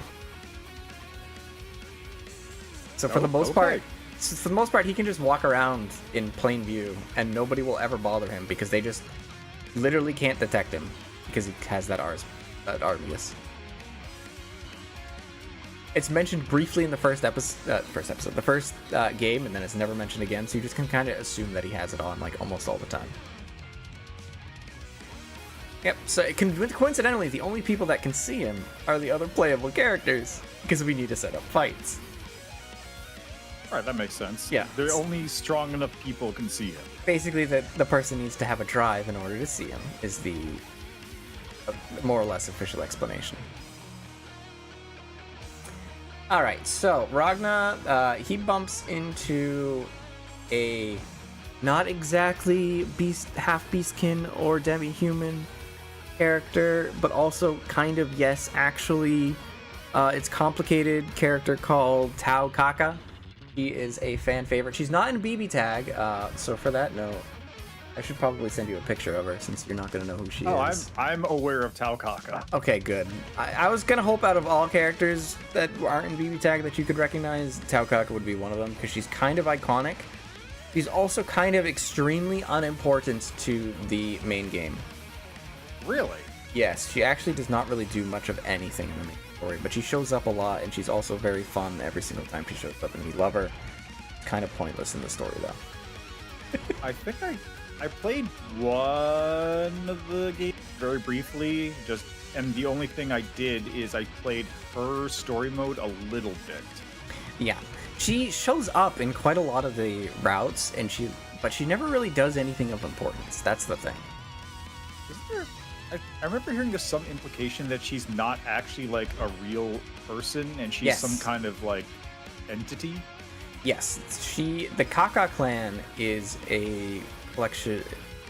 They were created during the Dark War as another possible weapon to use against the Black Beast. Though the war was over before they ever really got mobilized. They were created by splicing Jubei's beastkin DNA into, we'll say, just test subjects. So that's why they're not exactly beastkins, because they're just kind of genetic mutations, but they also have beastkin traits and qualities. And, oh look, I leveled up. I didn't get any intelligence again, no! Anyway, so the Kaka clan, because of their unique origin, we'll say, they kind of weren't designed to actually live that long. They were just kind of created to be like disposable but powerful weapons to use against the Black Beast. As a result, they're kind of deteriorating. Their DNA is somehow hard-coded to never have a population above 100, and they pretty much never produce any men. So they're their numbers are sort of dwindling, and their health deteriorates. It's deteriorating. It's not a particularly good situation. Despite this, however, Jubei, he still loves them. He still loves the Kaka clan, because he considers them his daughter. Jubei's a good cat, man. He's a good cat dad, except when he's not. But that's Tao Kaka's background. She encounters Ragna. She somehow recognizes him off of the posters, and she wants to fight him because she wants to capture him and get a lot of money for the Kaka village. Ragna ends up defeating her, but she's so annoying and so hungry that she ends up annoying him enough that he takes her out to eat somewhere. And then they eat, but neither of them actually have any money, so they do a dine and dash, yada yada yada. Stuff happens. I must have played Calamity Trigger then, because I think I've seen this part from Taokaka's like story mode. Yeah, and it doesn't help. Some of it might seem familiar, some of it might not, because there's a lot of things that go on, and we'll explain why there's so many things that go on. But yeah, Ragna does a lot of things in Kagutsuchi. That's literally as far as I know. I think then, like, if I remember correctly, then she runs into Miss Lychee or whatever, and that's literally as far as I can remember. Booby Lady, yep. A lot of things happen. Ragna, he does a lot of things. He ends up making his way to Lychee's clinic after being injured. I think he was fighting Carl. Fights Carl, gets a little bit injured. Lychee patches him up because she's a doctor. Lychee, he goes, he fights a slime creature called Arakune. It's technically Arachne, but I always call him Arakune because I'm weird. Lychee begs Ragna not to actually kill the slime creature because it's actually her boyfriend. Long story, we might get there. He fights a gigantic red man called Iron Tager, who is... yes. Yeah, we'll talk more about Iron Tager and what organization he's from soon. But we're just going through the motions right now for a specific reason. Anyway, he eventually makes his way to the NOL headquarters at Kagutsuchi to find that that the place is completely barren. There's nobody there. It almost seems like either a trap or they just preemptively evacuated the place so as to not die to him. That's what it looks like to him. So he walks into the place, expecting a fight but not getting one, until he's ambushed by Jin, who knew he was heading there and showed up before him. The two have their epic anime showdown, and Ragna wins handily. He has got the Azure Grimoire, he's trained by the strongest being on the planet. Ragna's kind of got a leg up in this fight, even though Jin's pretty powerful enough to just walk into the Ikari Confederation and kill their leaders. Despite that, Ragna still beats him handily. Anyway, so Ragna, he doesn't kill his brother. He's just kind of pissed at him for a lot of reasons. But he's like, I got business to do here, and I can't afford to waste time on you. So he heads down into the basement where he is once again ambushed. This time he's ambushed by Hakumen, who is one of the 6 heroes. He's just there, and he ambushes Ragna. Tsundere Ragna is nothing new. Tsundere Ragna is nothing new. Yeah. So Hakumen, he is also one of the 6 heroes. He is one of Jubei's friends. He's just there. It's also important that we talk about now about the what are they called? Sanction. I believe that was what they were called. Okay. Yeah, the sanction. I haven't even mentioned the boundary yet, though. Oh God. Okay, we'll talk about the sanction in a moment. But basically, the armor that Hakumen wears is very important. We're going to very soon. We're going to explain what it is. But just remember that for now. So Hakumen and Ragna fight. Ragna's getting his ass handed to him. He's about to lose this fight until Kokonoe of Sector 7. I guess we can talk about Sector 7 now. Kokonoe just kind of teleports Hakumen away. Kokonoe is the daughter of Jubei. Like, actual daughter. The actual daughter. Like, the Kaka clan, he considers some of his daughters, but they're not, like, actually really his daughters. They're more like weird genetic clones, sort of. It's weird. But he has an actual daughter of Kokonoe. She is one of the bigwigs at Sector 7, which is an organization it's a collection of scientists that work in direct opposition of the NOL. Whereas the NOL uses Ars Magus to do all their stuff, Sector 7 wants to use actual science to do their stuff, because they hate Ars Magus, they hate Seether, they think they're like, this shit's unholy, we need it out of here. And Kokonoe is one of their bigwigs. Kokonoe's pet project is Tager. Tager is a guy that she rescued from an event that we'll talk about in Oh no, Phantasma. She rescued him. She injected Oni DNA because apparently demons are a real thing in this world, except it's basically never mentioned aside from in Tager's backstory. It's fucking crazy. Anyway, she injects Oni DNA into him and basically turns him into a machine. He is a super powerful science techno golem thing. Anyway, so that's why he looks like that. That's why he looks like that. Yes, that's why he has magnets. That's why he's red. It's all there. It's all there in the lore. She teleports Hakumen away, and is like, dude, Ragnar, you gotta get out of here. You just gotta keep going. And Ragnar's like, yeah, no shit. So then Ragnar continues going to where he was going. So what has Ragnar been doing at the hierarchical cities all this time? Well, he's been heading into the NOL branches at every single one of these cities. He's been heading into their basements to find what is known as a cauldron in each and every single one of them. Now we can start talking about the boundary. The boundary is one of the most important things in Blazblue. It's very similar to the what's it called in Guilty Gear again?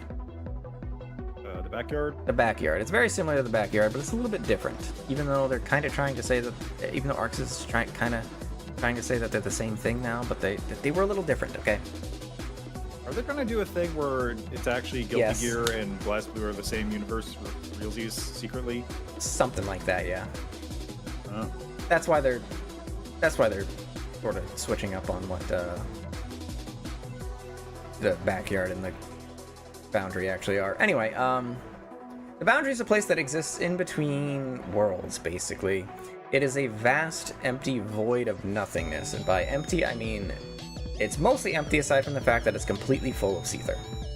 So much Seether that if you were to go inside of it, you would basically evaporate. You're just gone. You're dead. It is described, and this is the most confusing part about it, but the boundary is a timeless place. Time does not flow in it. So that means that anything that has ever been in the boundary is always in the boundary, and anything that will be in the boundary already is. And I'm sure you can see outer space for us a bit. Yeah, so I'm sure you can see where that can get confusing. Yeah, so this is not the first time I've heard this concept, actually. I mentioned Fate Stay Night earlier, which you have not read, but they have a concept in that. So how much do you know about Fate Stay Night? Not too much. I know the basic premise, but like nothing beyond that. Yeah, so the basic premise, for anyone who's unfamiliar, is basically just bunch of mages figured out that they can hack reality by summoning the ghosts of dead heroes to fight each other in a battle royale. Yep. That's the basic gist.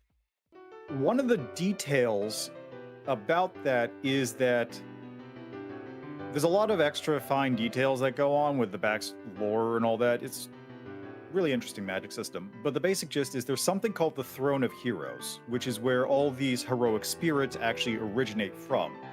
And it's this extra dimensional thing that just exists outside of time. And all the spirits of the dead heroes go there and exist there. This includes dead heroic spirits from the past, but also heroic spirits from the future, because it exists outside of reality. Okay, so yeah, I guess in this. Yeah, They exist in this space outside of time, and just as a funny little explanation for why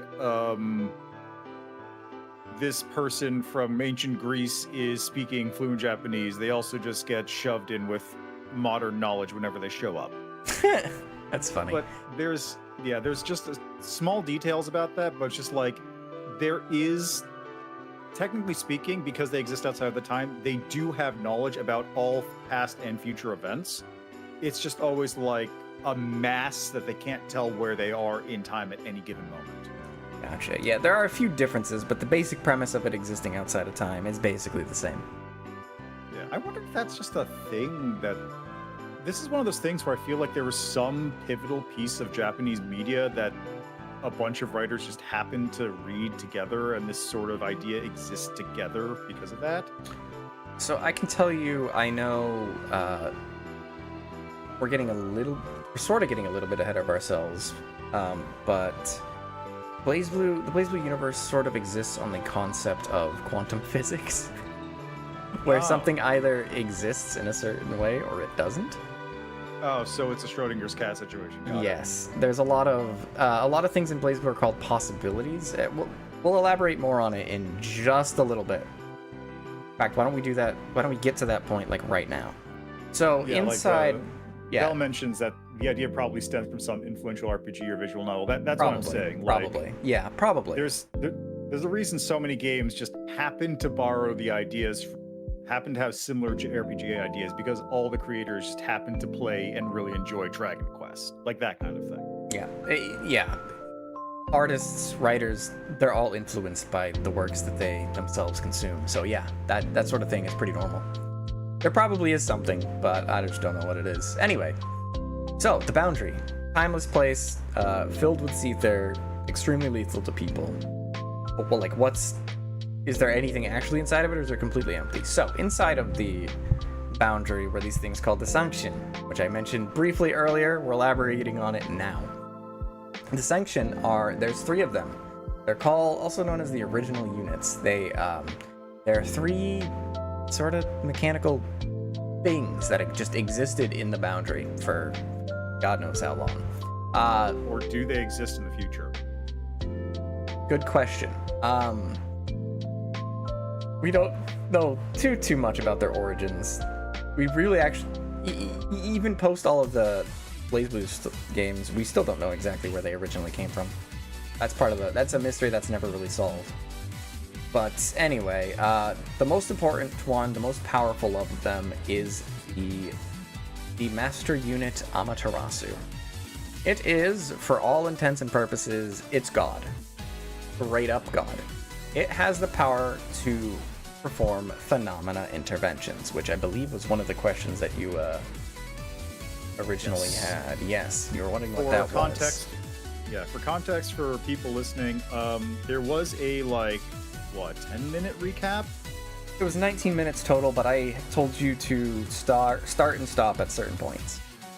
Yeah, so I only watched 10 minutes of this 19-minute recap of the Blazblue story, and then I forwarded some questions over to Ori to touch on as we're going through this recap.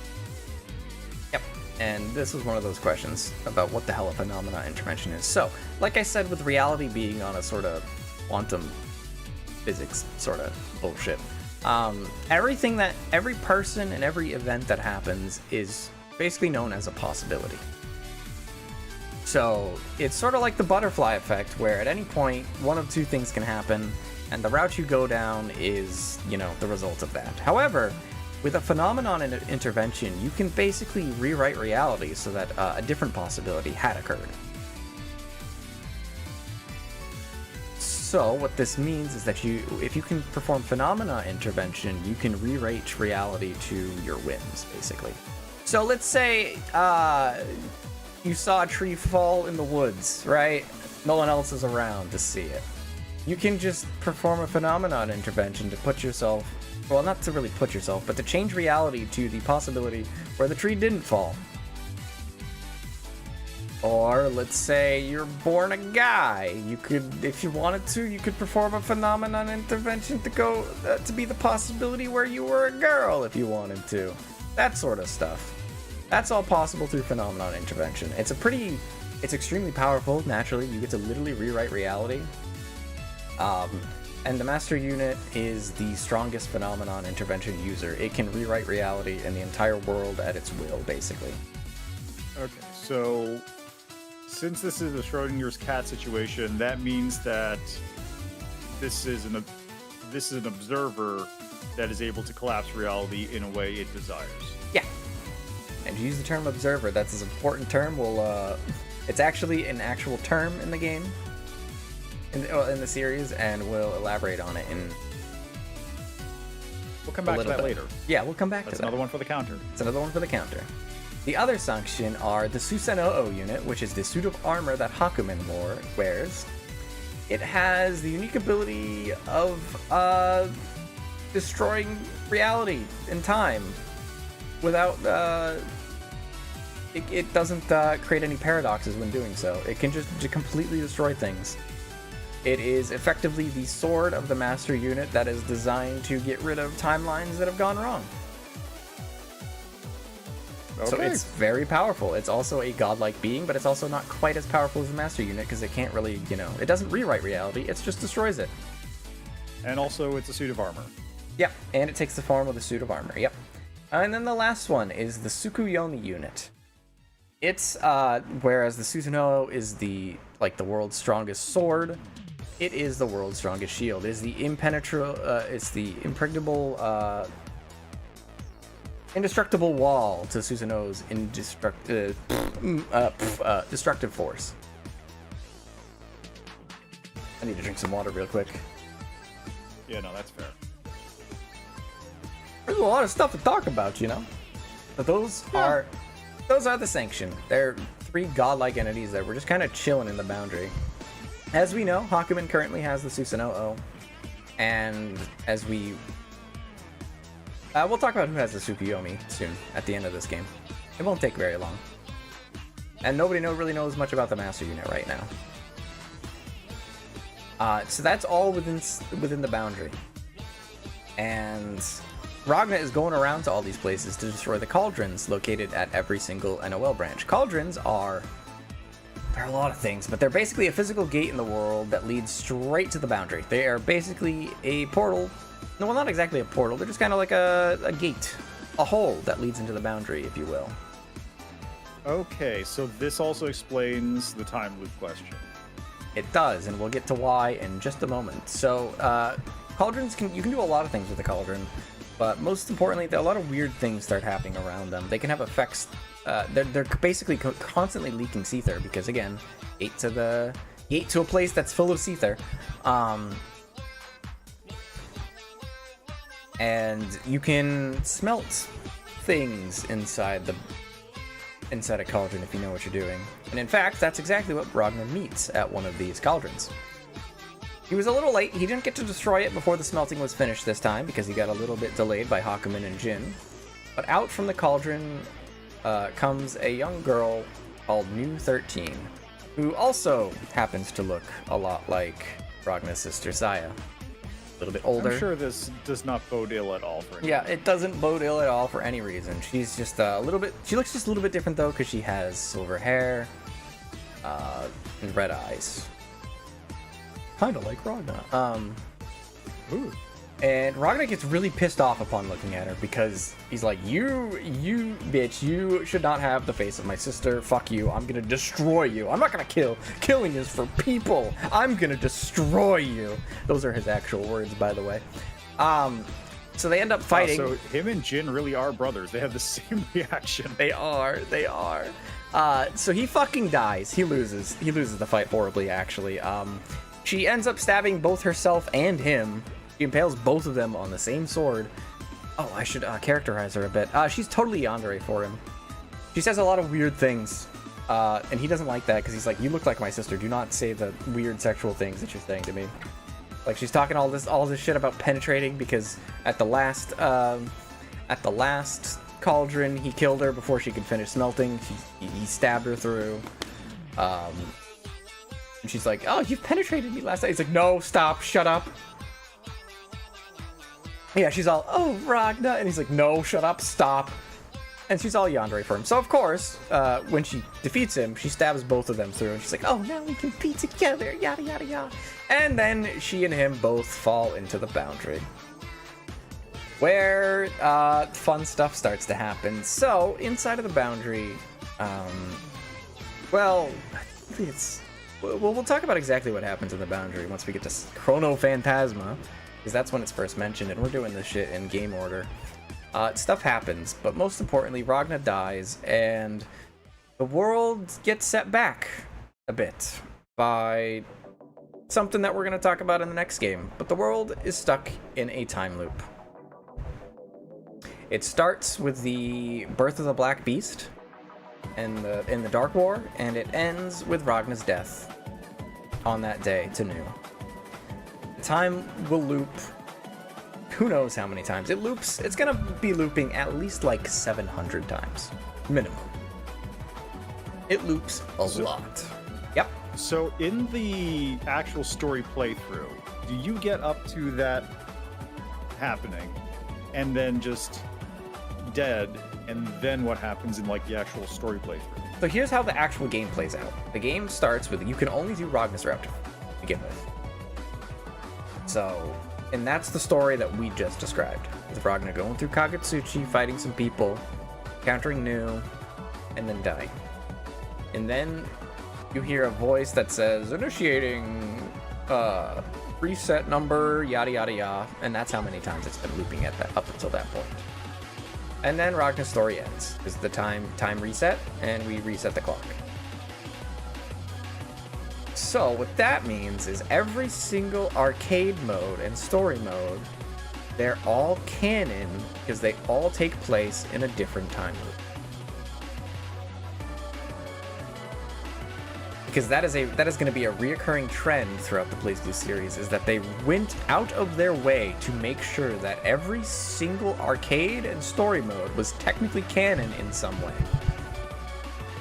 That explains a lot of the oddities of the story and why it can be so confusing, because you'll see conflicting things happen at times, but what's really happening is there's something like a time loop going on, which can explain why it has happened in one timeline. I see. Yep. So that's what happens there. We're not going to go over what happens in every character's story mode, but we will go over some of the highlights, the most important bits for some of our more important characters. So Ragna's story, as we saw, is just him making his way to the cauldron and then dying and then resetting. In Jin's story, he actually defeats Ragna there, and he ends up going down to the cauldron where he doesn't, I don't believe he fights Hakumen, but he does fight New, and he loses. Again, if Ragna couldn't beat New, Jin's not going to be able to beat New. So, and these guys don't know how to approach a girl who isn't Bolt or Bull Flash Kick. If only she actually had one.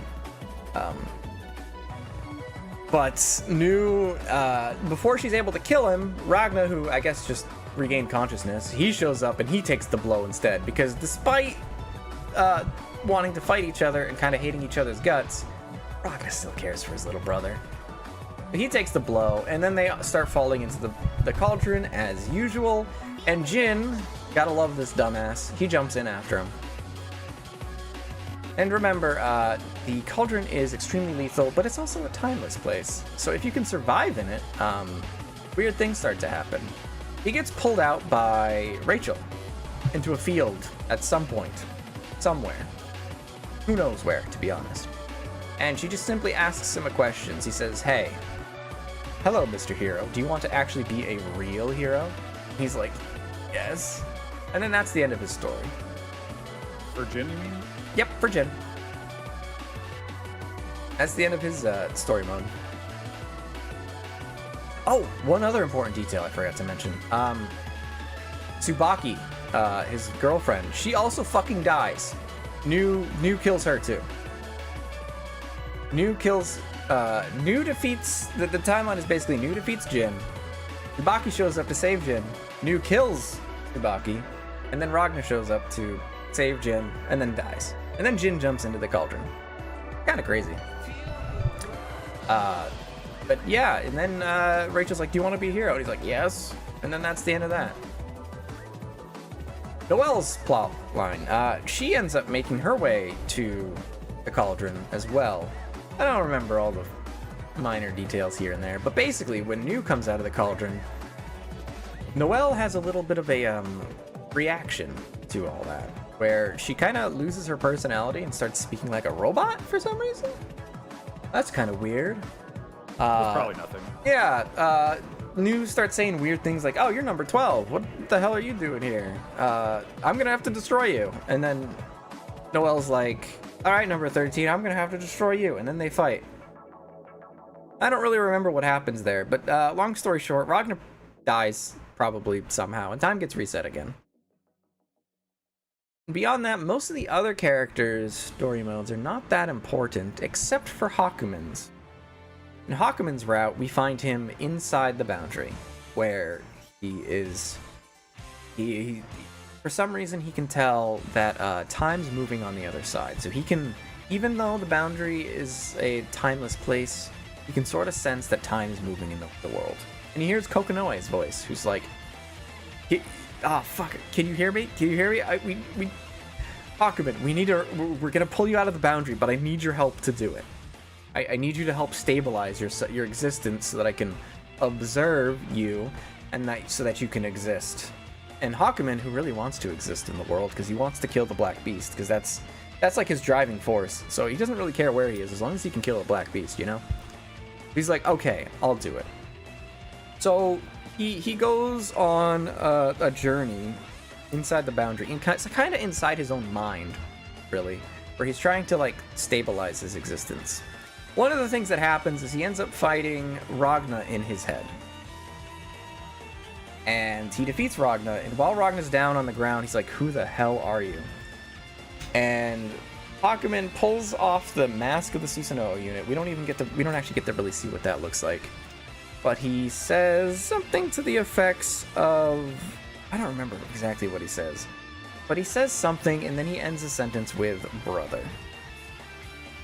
Because after Jin's route, when Rachel asks if he wants to be a hero, what she does is she apparently, the Rachel Alucard, the Alucard family, was just holding on to the Susanoo unit. So she gives Jin the Susanoo. They just had that. They give Jin the Susanoo unit. They put his soul into it, and then they throw it into the boundary, where it is then pulled out during the Dark War, where he becomes Hakumen and fights and kills the Black Beast, and then he ends up back in the boundary, and then Kokonoe pulls him back out of it in the current time. So Hakumen is actually Jin from his Calamity Trigger timeline.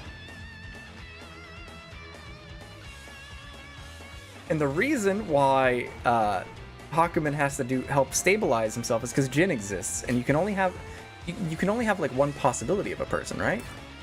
So Hakumen has to basically kill his identity as Jin. He has to kill his Jin self in order to exist in the real world.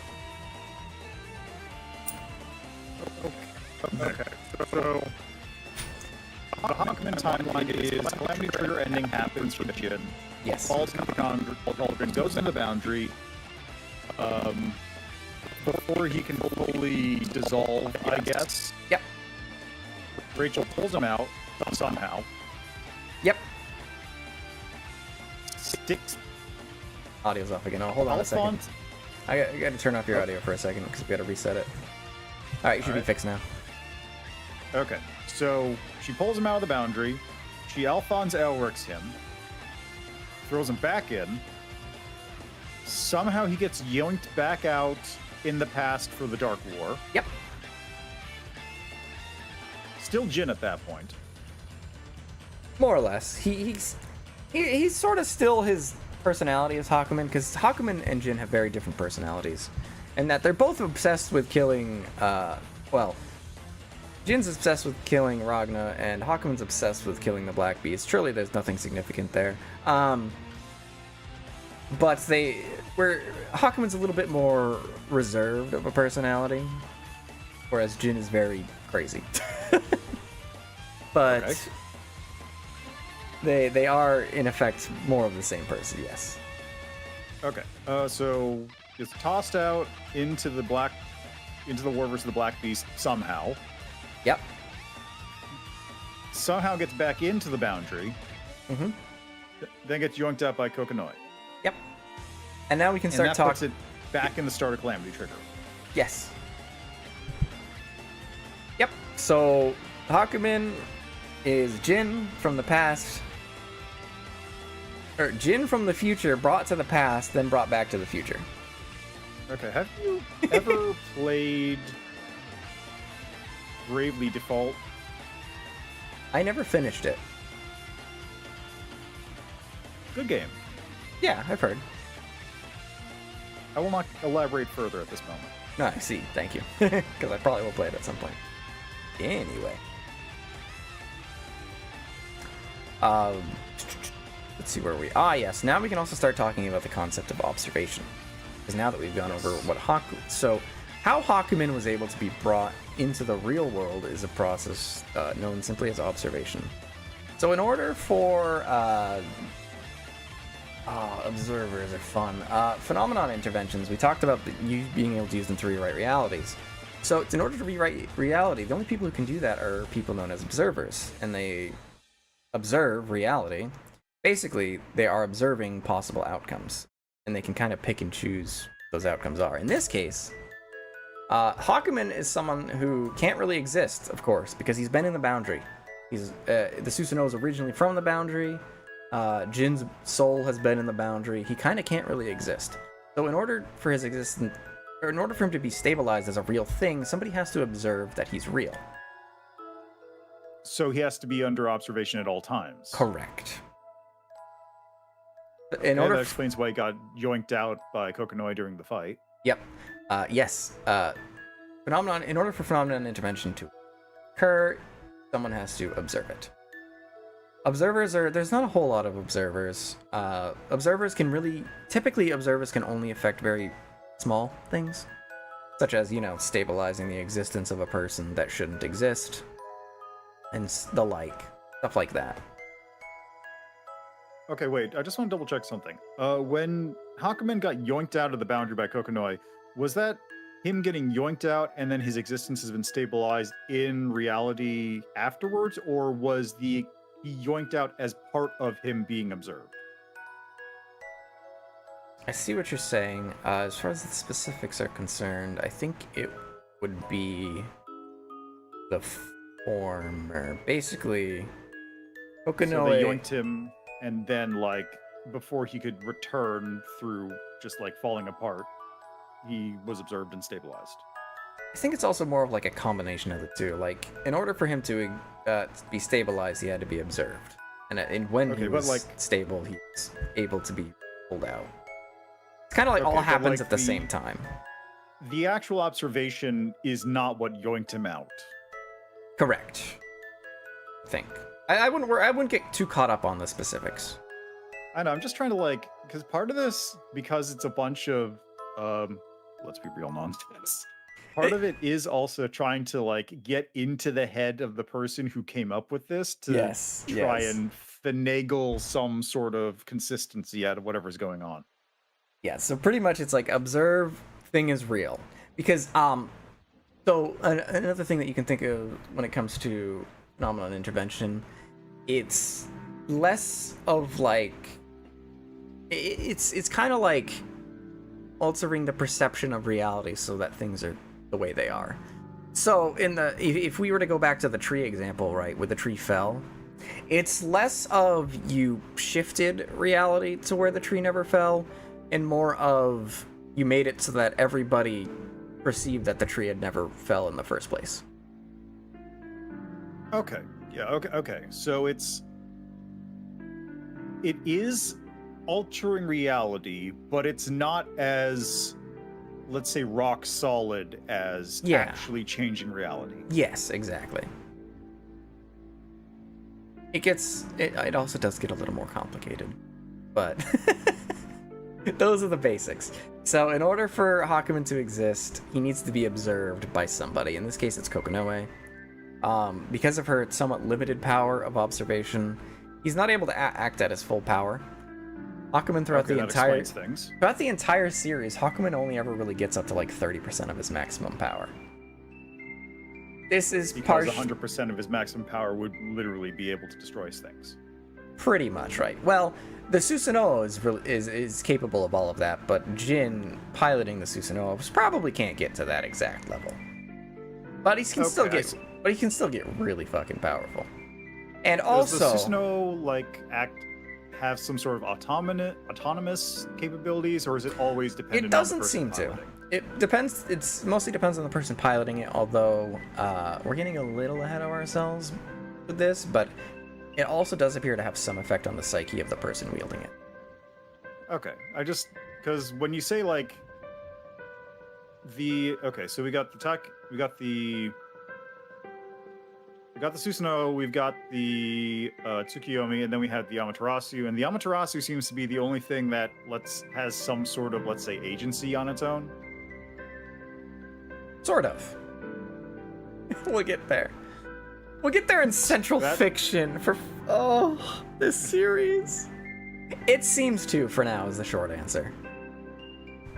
Yeah, the other let's just go with the other ones are weapons, and the Amaterasu seems to actually be a thing that can do stuff on its own. Yeah, that's a good description of it. For now. God, it's so fun being a little cryptic with this, I'm not gonna lie. Anyway. So that's some important stuff we learned from Hawkman's route. Also, in Hawkman's route, we learned that Kokonoe has a huge stash of nukes just lying around, but that's besides the point. That seems reasonable. Yeah, very reasonable. Kokonoe is a very reasonable person, I assure you. So those are really the important arts, the important story routes in Calamity Trigger. Now we can get to the fun stuff of the true route, the true ending. Oh, okay. So the Ragna first loop is just intro. You have other routes, and then this is the actual thing that leads into the next game. Yeah, exactly. True ending time.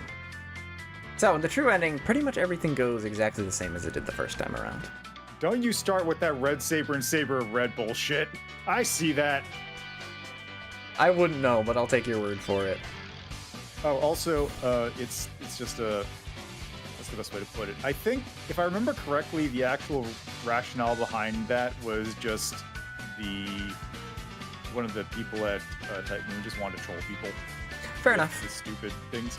Oh, and there is one other thing I wanted to bring up, which is it sounds like perception intervention is similar to a concept again from that doesn't surprise me. Called a reality marble, which is you ever see Unlimited Blade Works, that thing? No. Unless no. It's the thing where he does the cool chant and then he's surrounded by like a desert full of swords. Oh, you're talking about like the actual attack. Yeah, I've heard of that. Yeah, effectively what a reality marble is in Fate Stay Night is you create a fake reality world over a limited zone that you have some control over. Gotcha. So it just I'm trying. It's a little different. Mapping out. It's a little different though because it quite literally affects everyone. Yeah. Also, yeah, as it says, it's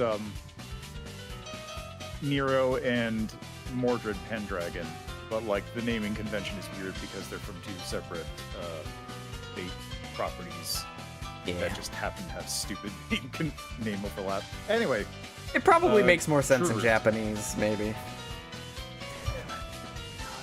Oh.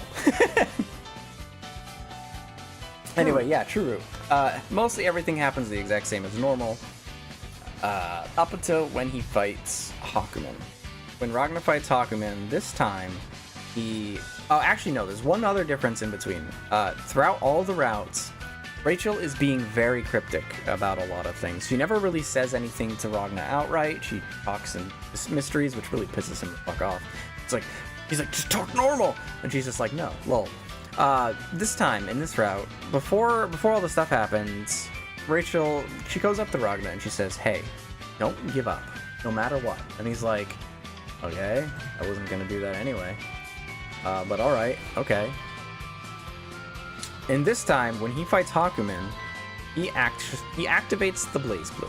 He does his cool little anime chant, he gets a power-up, and he's actually able to sort of fight Hakumen to a standstill.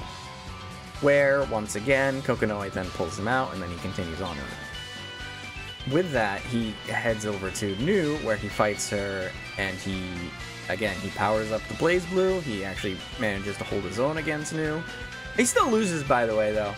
I should point that out. He still loses. He still gets impaled by her. Except this time, there's one thing that's a little bit different. This time, Noelle has found her way to the cauldron. And before... so the Blazblue has stalled enough time for something to change. Pretty much. And this time, Noelle, she doesn't know Ragnar. She had never met him in this route up until now. She doesn't know who he is. She doesn't know a goddamn thing about him. She doesn't even, at the time, she doesn't even recognize him as the Grim Reaper.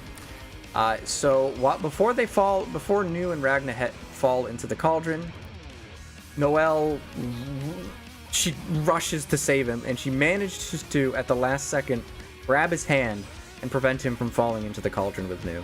Instead, the New just sort of falls into the cauldron on her own and dies. But Ragnar is saved. Yippee! And as a result of this, because Ragnar did not die, then the time loop can finally end. Except not quite, because up in the sky, that satellite, Takemikazuchi wakes up, and he begins to fire his little death cannon on the city of Kagutsuchi. Actually, he's done this in every single route up until now, but it wasn't relevant, really. Because time got reset. Yeah, because time got reset. But he fires on the city of Kagutsuchi.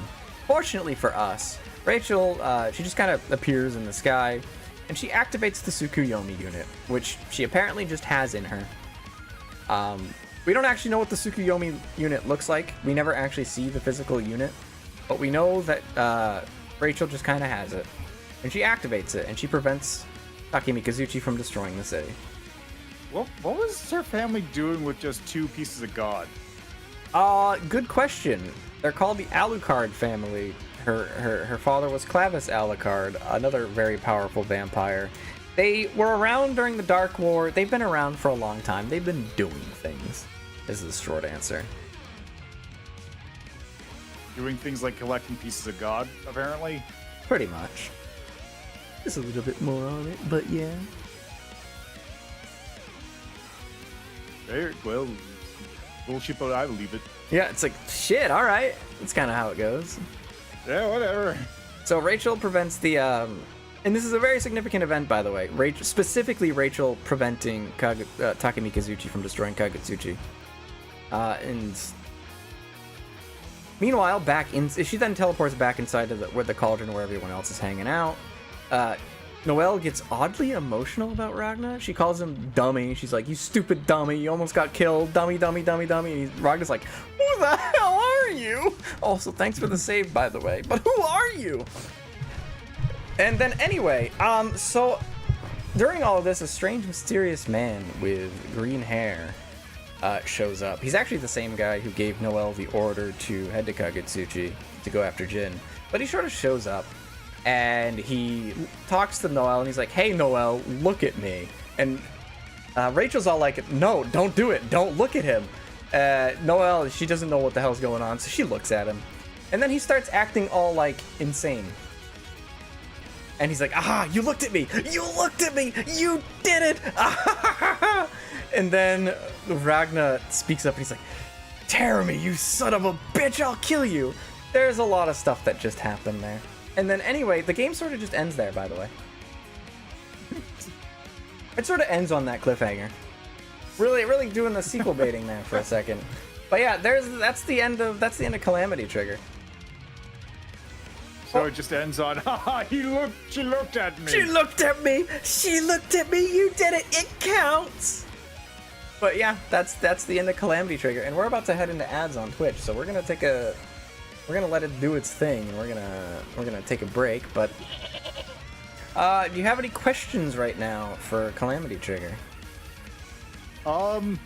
This is a stupid, dumb thing to say, but that actually seems fairly straightforward. Yeah, no, I know exactly what you mean, because that Calamity Trigger is actually one of the more straightforward stories in Blazblue. Continuum Shift, also surprisingly very straightforward. We're probably gonna get through Continuum Shift really quickly, actually. It's the shortest game.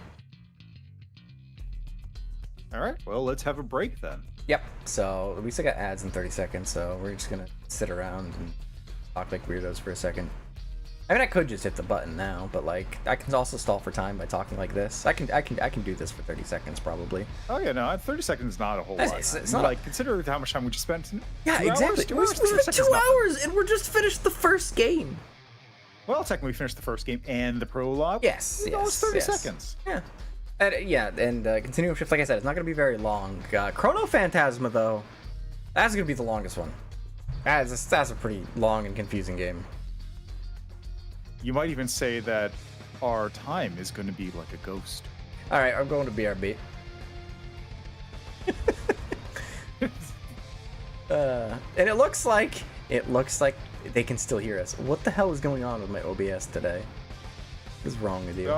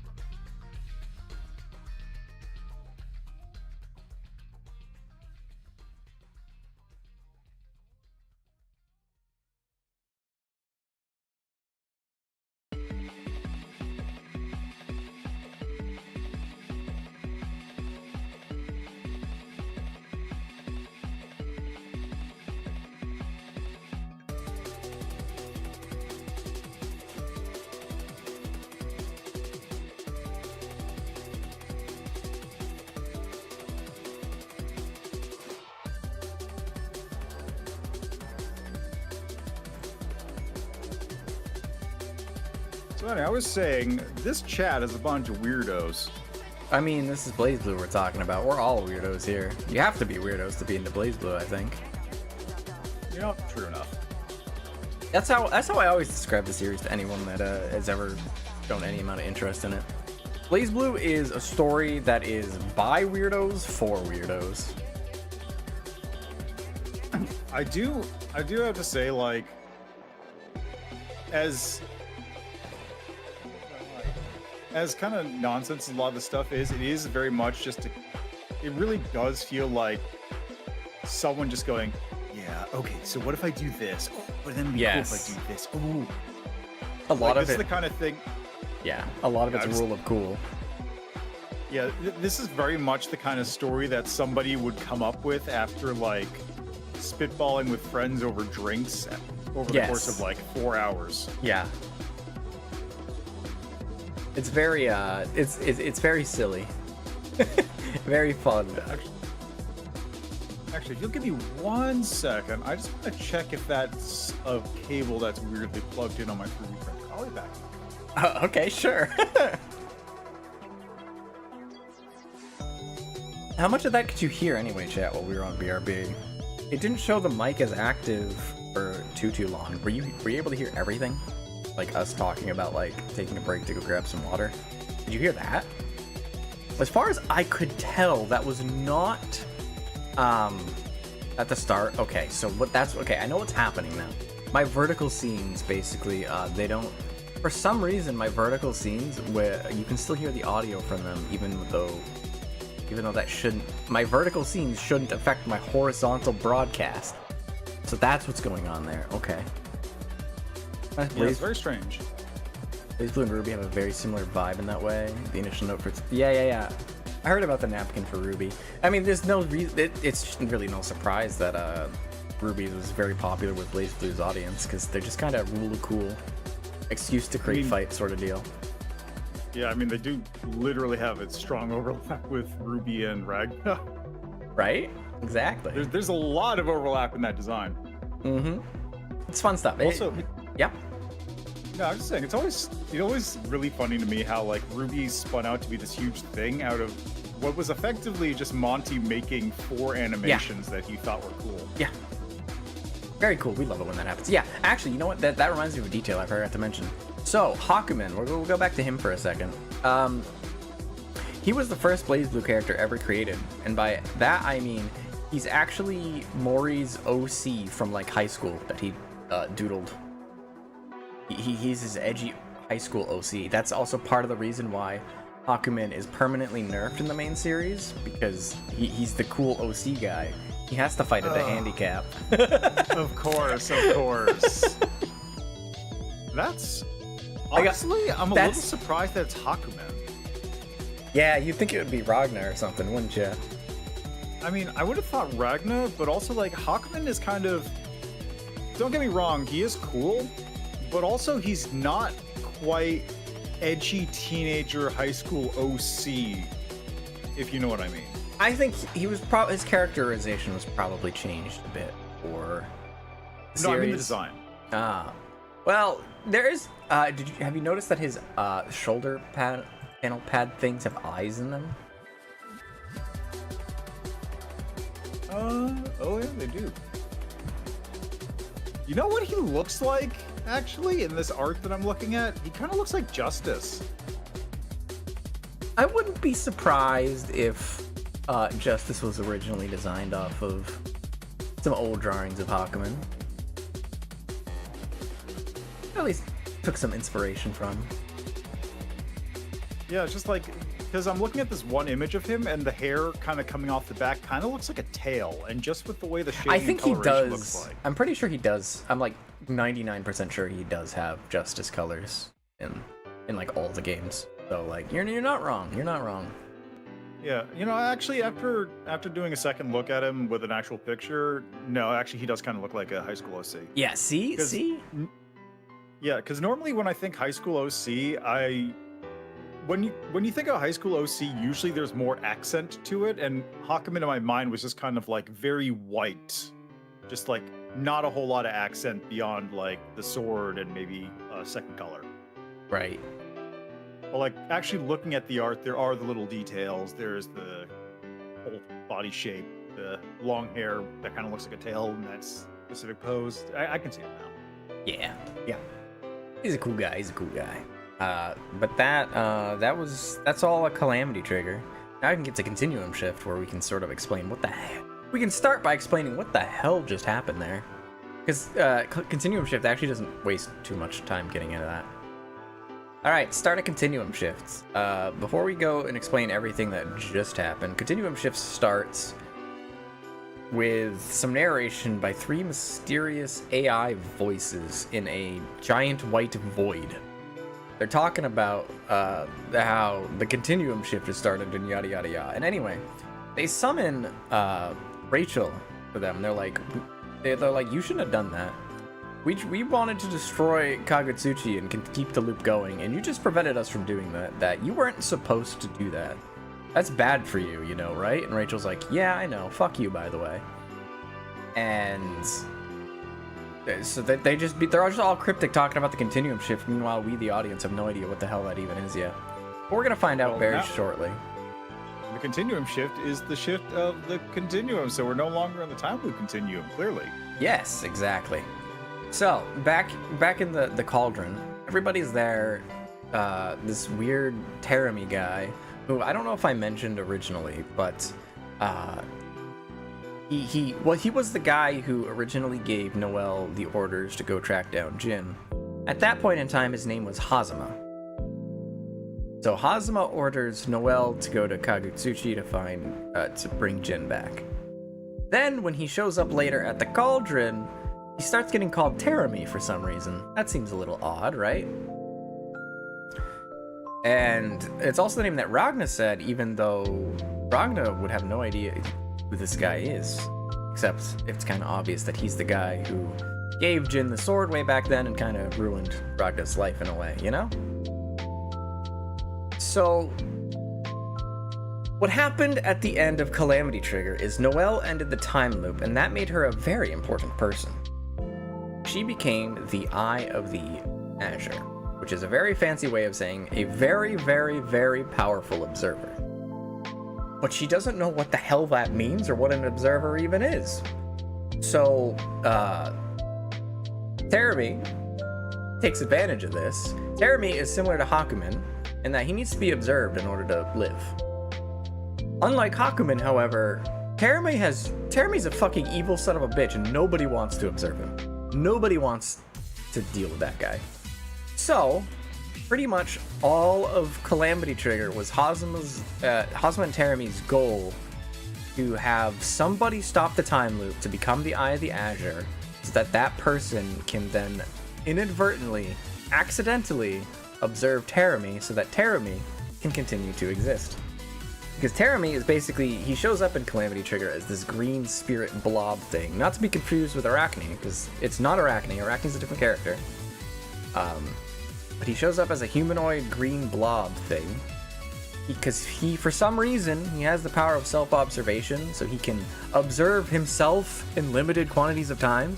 And that's what allowed him to do the stuff at the church that day. And why he can't do anything else. So it was all an elaborate plot to help Terami stabilize his existence in the world. Crazy, huh? Yeah. So now he's alive. Now he's real. And one last important detail is Hazama and Terami are technically two different people. Keep that in mind. Anyway, so Terami now, in the body of Hazama, he taunts the hell out of everyone, saying like, na na na na na, you can't beat me. And then he just fucks off. He leaves. He's like, I got shit I gotta do. I got plans that I gotta put in motion. All right, I'm out. See you, losers. And then Terami leaves. Ragna and Noelle, and Rachel, they all leave the Kagutsuchi cauldron, and Rachel's like, hey, Kokonoe, did you catch all that? And Rachel's like, oh, Terami, that fucking son of a bitch, I'm gonna tear his testicles out through his throat. He hates him that much. But to be fair, who doesn't? And anyway, Rachel goes her separate way. She's got shit she's gotta do. Ragna and Noelle talk for a while. This is basically them meeting each other for the first time, mind you. Noelle recognizes Ragna as the Grim Reaper and the guy that she should arrest. She's kind of a little bit confused as to why she, saved him. And Ragna's also very confused for the same reason. They decide to go their own ways, knowing that if they ever meet again, it's probably gonna be as enemies. But for now, since there was all that stuff that went down, they're just gonna leave it at that, and they're just gonna go their separate ways. Meanwhile, Terumi goes back to the NOL headquarters, where he again assumes the guise of Hazuma to do his things. He orders Tsubaki to find and kill Jin and Noel, because they've both gone AWOL at this point, according to him. Naturally, he knows what he's asked of Tsubaki too. He knows that he just asked Tsubaki to go kill her best friends, because he's an asshole. Tsubaki joined the Zero Squadron, which is basically a NOL assassins that go and do the dirty work of the Imperator to get rid of people that would get in the way, so to speak. So she's ordered to go kill Jin and Noel, and he also places a curse on her. It's called the Mind Eater Curse, which is a fancy way of saying mind control. Anyway, she goes off to Kagutsuchi to go do that. Meanwhile, Makoto, I don't think she shows up in the previous game, but she shows up now. She also works under Hazuma, and is also ordered to go to Kagutsuchi for some reason. I don't remember exactly why she was ordered to go to Kagutsuchi, but she has ulterior motives. She's actually secretly a bit of a double agent. She's not working directly for Sector 7, but she does slide some information their way from time to time. So she's going to go there and she's going to meet Tager for some stuff. So more people are heading to Kagutsuchi now. Grade A trolling, setting poor Tsubaki to kill her boyfriend who was like a brother to her. Oh yes, I almost forgot the most important detail of Tsubaki. Yeah, thanks for reminding me. So Tsubaki's inbred, by the way. Oh, okay. The Yayoi family of the Duodecim, we'll do a quick little history lesson. The Yayoi family of the Duodecim, their ancestor in the Dark War is a woman who sacrificed her life to save a whole bunch of people in the Dark War.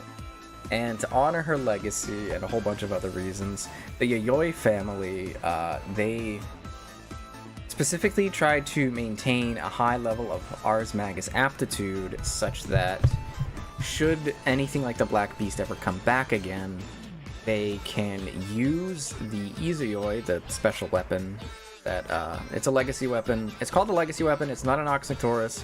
It's like a prototype for the Noxnictoris. Not really important right now. But it's a very... It's less like a gun. It's a metaphorical big gun. It's a metaphorical big gun, although it's technically weaker than a Noxnictoris, but that's besides the point. They maintain a high level of Ars Magus aptitudes just so that they can have somebody ready to use that at any given time should humanity need it. As time goes on, they start losing that Ars Magus aptitude. They participate in eugenics to get high level Ars Magus aptitude. And as the available pool of high Ars Magus aptitude people, oh my goodness, this is a lot of words, starts to dwindle, they end up resorting to inbreeding. So Tsubaki had a lot of siblings who all died because they're all inbred, and Tsubaki miraculously was the only one who survived and was relatively normal. And she grew up around Jin. And we like to make the joke of Tsubaki liking Jin because he's like a brother to her because of the incest thing, and also because Jin has a really weird obsession with his own brother. So it's like they have something in common. Okay. It's a roundabout joke, but I get it. It's a roundabout joke, but you get it. And I also do have to point out that they never... I know this is Japanese media and all that, but they never frame what happened to Tsubaki or her family as like a good thing. They're always like, this is a terrible thing that happened to Tsubaki and her family. By the way, like they'll joke about incest stuff in some of the side content. Like there's in one of the Teach Me Miss Lychee segments where they go over some of the background lore that we're talking about right now.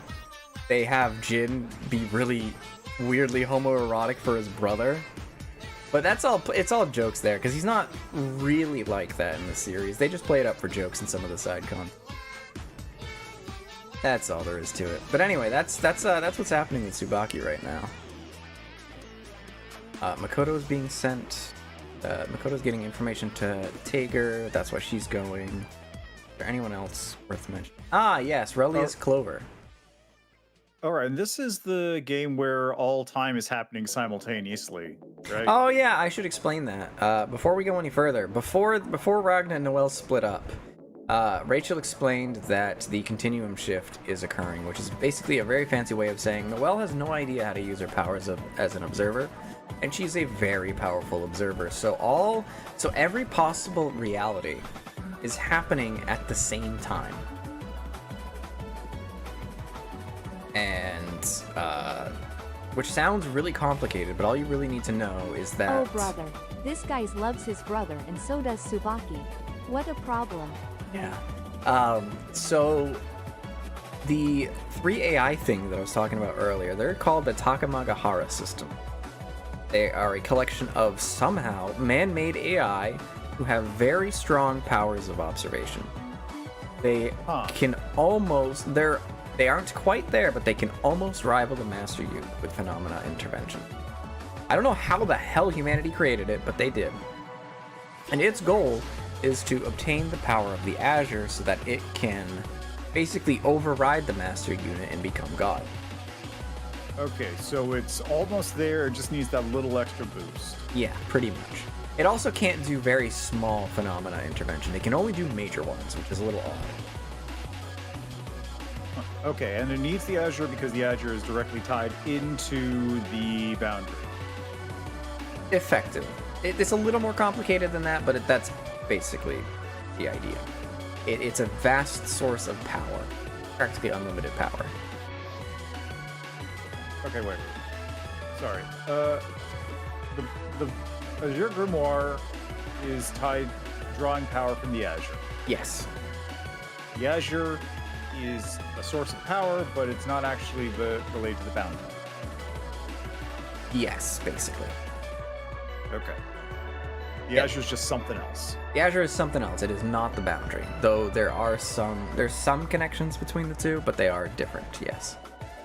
Okay. Yep, and I believe at this point it's also revealed that the time loop was caused by Takamagahara. So that it was the Takamagahara system that 1, destroyed Kagutsuchi at the end of every single loop, and 2, reset time. For some reason. Yes.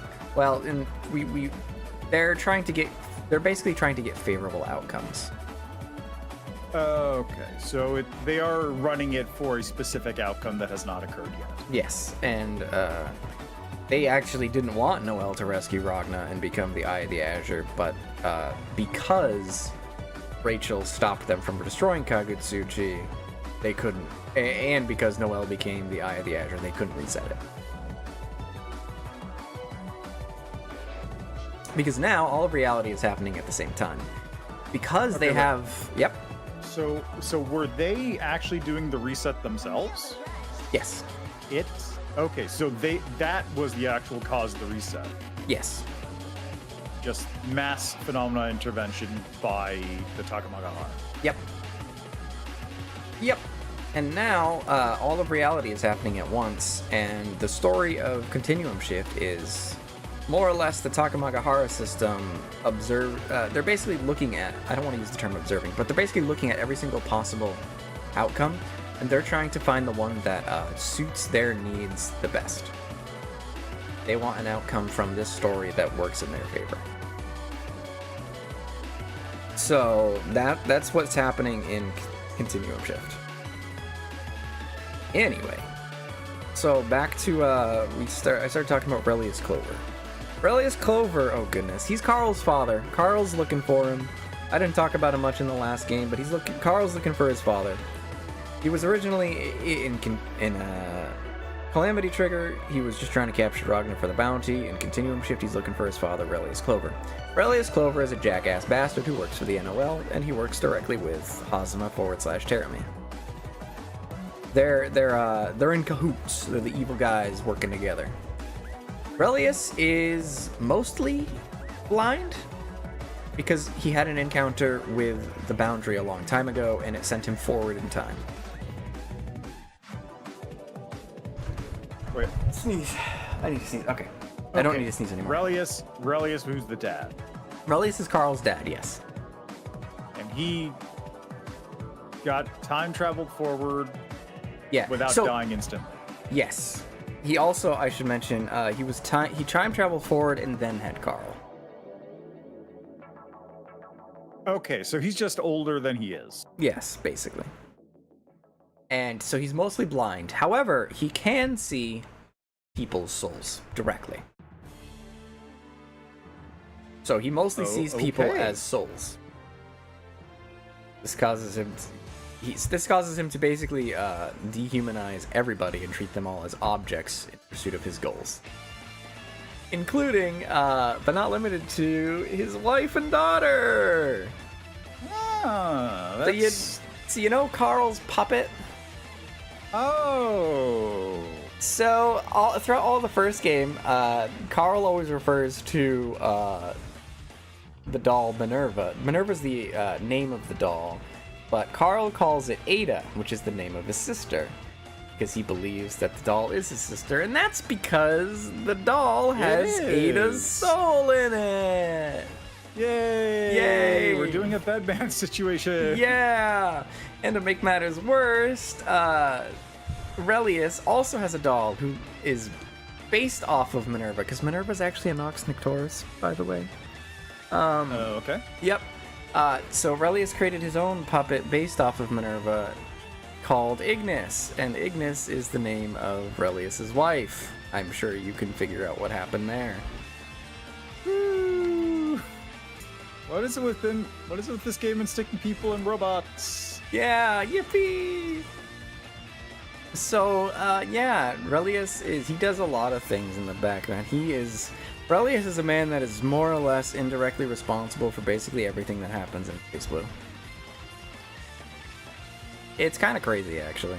But he shows up in Kagutsuchi because he wants to help Terumi with whatever wicked goal it is that he has in mind this time around. Okay. How everything in BlazBlue is he responsible for? Are we talking here?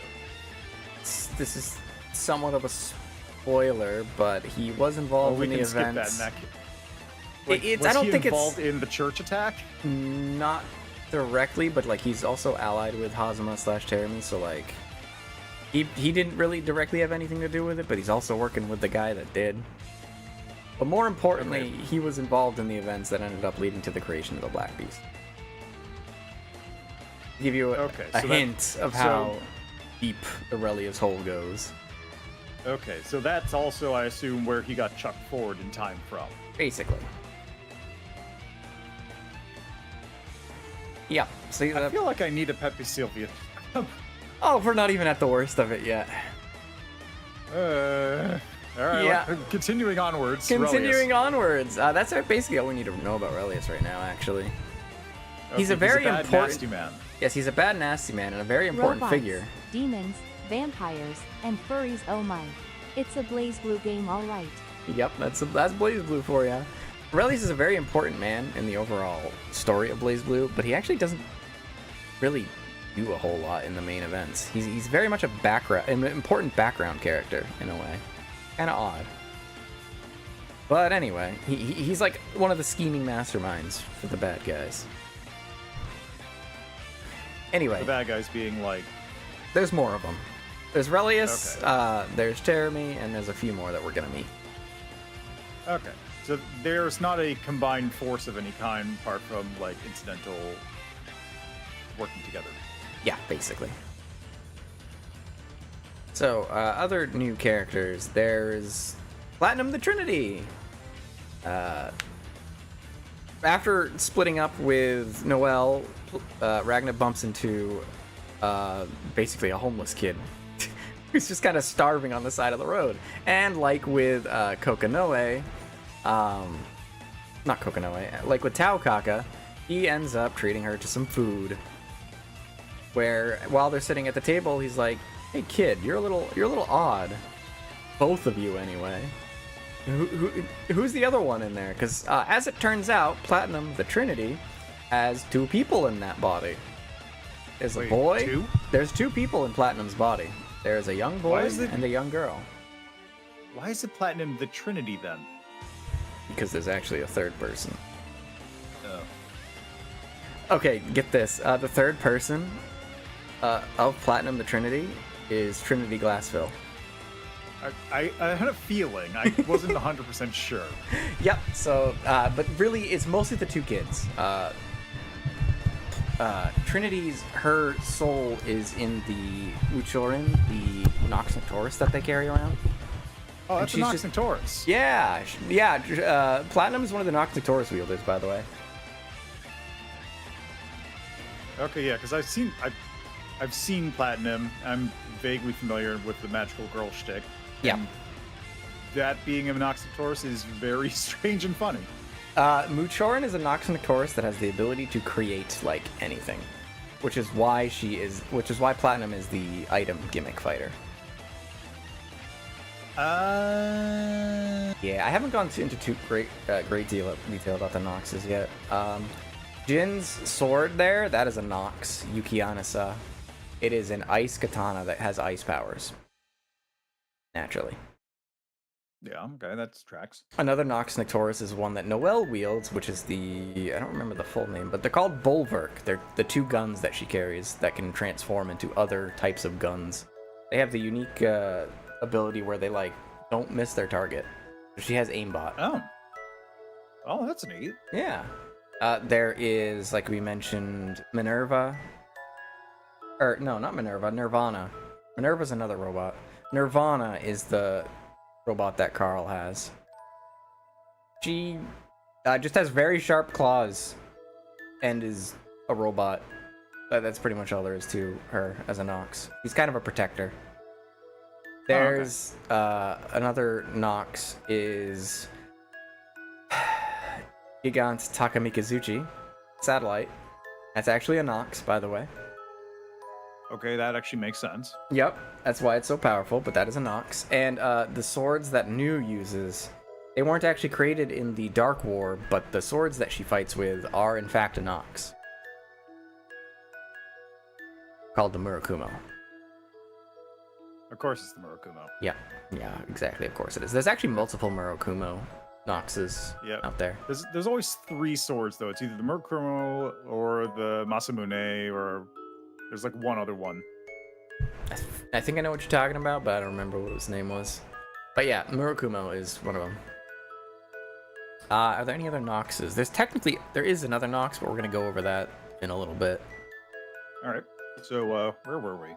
We were talking about Platinum the Trinity. So there's actually two kids in Platinum's body. There's a young girl named Luna and a young boy named Senna. They're siblings, and they both inhabit the same body. And their goal is they need to find a guy called Bang Shishigami, who was actually in the first game the whole time, but we never talked about him because he wasn't that important.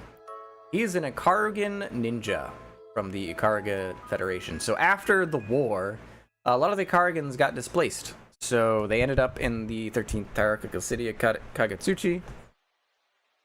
And that's where they're hanging out. Murakuma, Masamune, Muramasa. I think that's the sword trio. I think you got it, Val. Anyway. Yep. So they're looking for Bang. Spoiler alert, they find him. And then that's where Trinity comes out of Platinum. And she tells Bang that he needs to go back to Ikaruga. There's something he needs to do there. So he leaves to go to Ikaruga, and that's all he does in this game. But that's what happens with Platinum and Bang, who are important to remember or mention because they show up in Chrono Phantasma for some stuff. Anyway, beyond them, is there anything important that I'm missing to go over?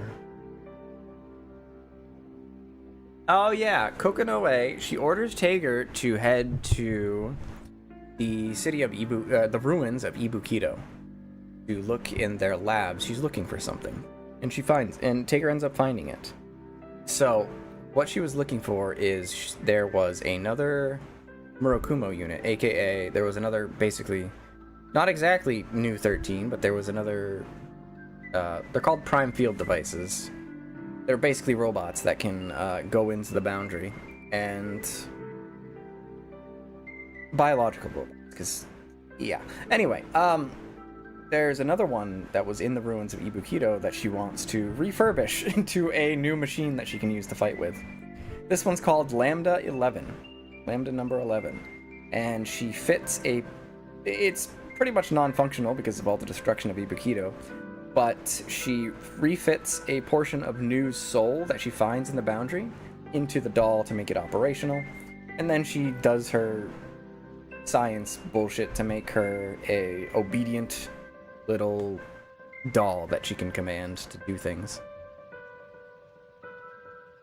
And she also fits this thing called an idea engine into her, which is basically a science version of a Nox Nictoris. Huh. Yeah, it's a little bit weaker than a Nox Nictoris, but she's prototyping it and she puts one into Lambda to use. This seems like it will not have any repercussions in the future that are negative. Yeah, definitely not. Let me check. Oh, well, no, we're gonna go over that in a bit. Okay, good. I got just about all the important stuff. Okay, now we can go back to the main characters to see what they're doing this time around. At some point, Ragna and Jin meet up again and they fight, and Ragna once again kicks Jin's ass. While they're fighting, though, actually, were they fighting? Or was Jin fighting someone else? Either way, it doesn't matter. Ragna tells Jin, he's like, you fucking suck. You are being controlled by you're being controlled by your Nox and you don't even know it. Yuki Anasa is controlling you. You are not wielding Yuki Anasa. Yuki Anasa is wielding you. And it has been the whole time. And Jin's like, what the fuck? No, shut up. I'll kill you. And he ends up getting separated, and Rachel and Valkenhayn show up, and they're like, dude, he's right. You gotta stop letting... You gotta be in control of Yuki Anasa. So Valkenhayn, who I just realized I have not mentioned until now, oh my goodness. Valkenhayn is Rachel's werewolf butler. You may recognize him or have heard of him. He doesn't show up in BB Tag, but he is yes, this guy. He's a werewolf butler. He's also one of the 6 heroes, by the way. He's an old. Okay. He was a lot younger back then. He is a lycanthrope, which is another type of beastkin. And so he doesn't age quite as slowly as the others, but he still ages a little bit slowly. Man, the Alucards really just collect this stuff, don't they? They really do. And yeah, Valkenhayn served the Alucard family for so long. It's like all he lives for. Anyway, he performs some sort of weird acupuncture on Jin that basically prevents him from drawing Yuki Anasa for now. And Jubei tells Jin that he needs to wake up and he needs to awaken to the power of order, which is its own thing that I'm gonna have to explain. Jin eventually encounters Tsubaki, where Jin tells Tsubaki that using the Izuyoi will make her blind because the Izuyoi is a special anti-observer weapon that steals light, which prevents things from being observed, is the short answer. But in doing so, it makes the user blind as well. Anyway, Tsubaki, she asks Jin to, like, can you turn yourself in so I don't have to fight you, my love? And he's like, no, fuck no. So they fight. In the fight, though, Tsubaki, because Jin can't draw Yuki Anasa, so he's a lot weaker, and he's getting his ass handed to him by Tsubaki. He doesn't want to kill Tsubaki, but he also doesn't want to die either. So he awakens to his power of order, which allows him to draw Yuki Anasa to stop Tsubaki. She ends up getting away before he can rescue her from that Mind Eater curse I was telling you about. But now he has the power of order, and it's time I explain what the hell that is. So, the power of order is, the best way to describe it is, you know the movie Megamind? Yes, but I haven't watched it. Okay, but you might have at least heard Metro Man's speech about where he's talking to Megamind, where he says, if there's evil in the world, good will rise up to fight it. Sure. Okay, we'll go with sure. But basically, that's what the power of order is. It is quite literally anime plot armor, where it's basically a free balancing act, where if you're weaker than an evil power, you'll just kind of get a power boost to scale with it. Oh, it's Demon Bane. Okay. Sure. It's basically used to make sure that Jin is always able to scale up to Ragna. And under the assumption that Ragna is evil. Right. Basically. It also has a handful of other effects, namely, it makes the wielder completely immune to phenomenon intervention through force of will alone. That seems useful. It's is this like a Jin exclusive thing? Or? It is not a Jin exclusive thing, but not many characters have it.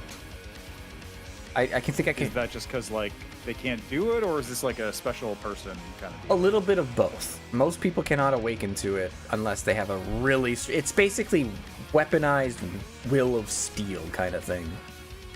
It's weaponized willpower. It's all through sheer willpower.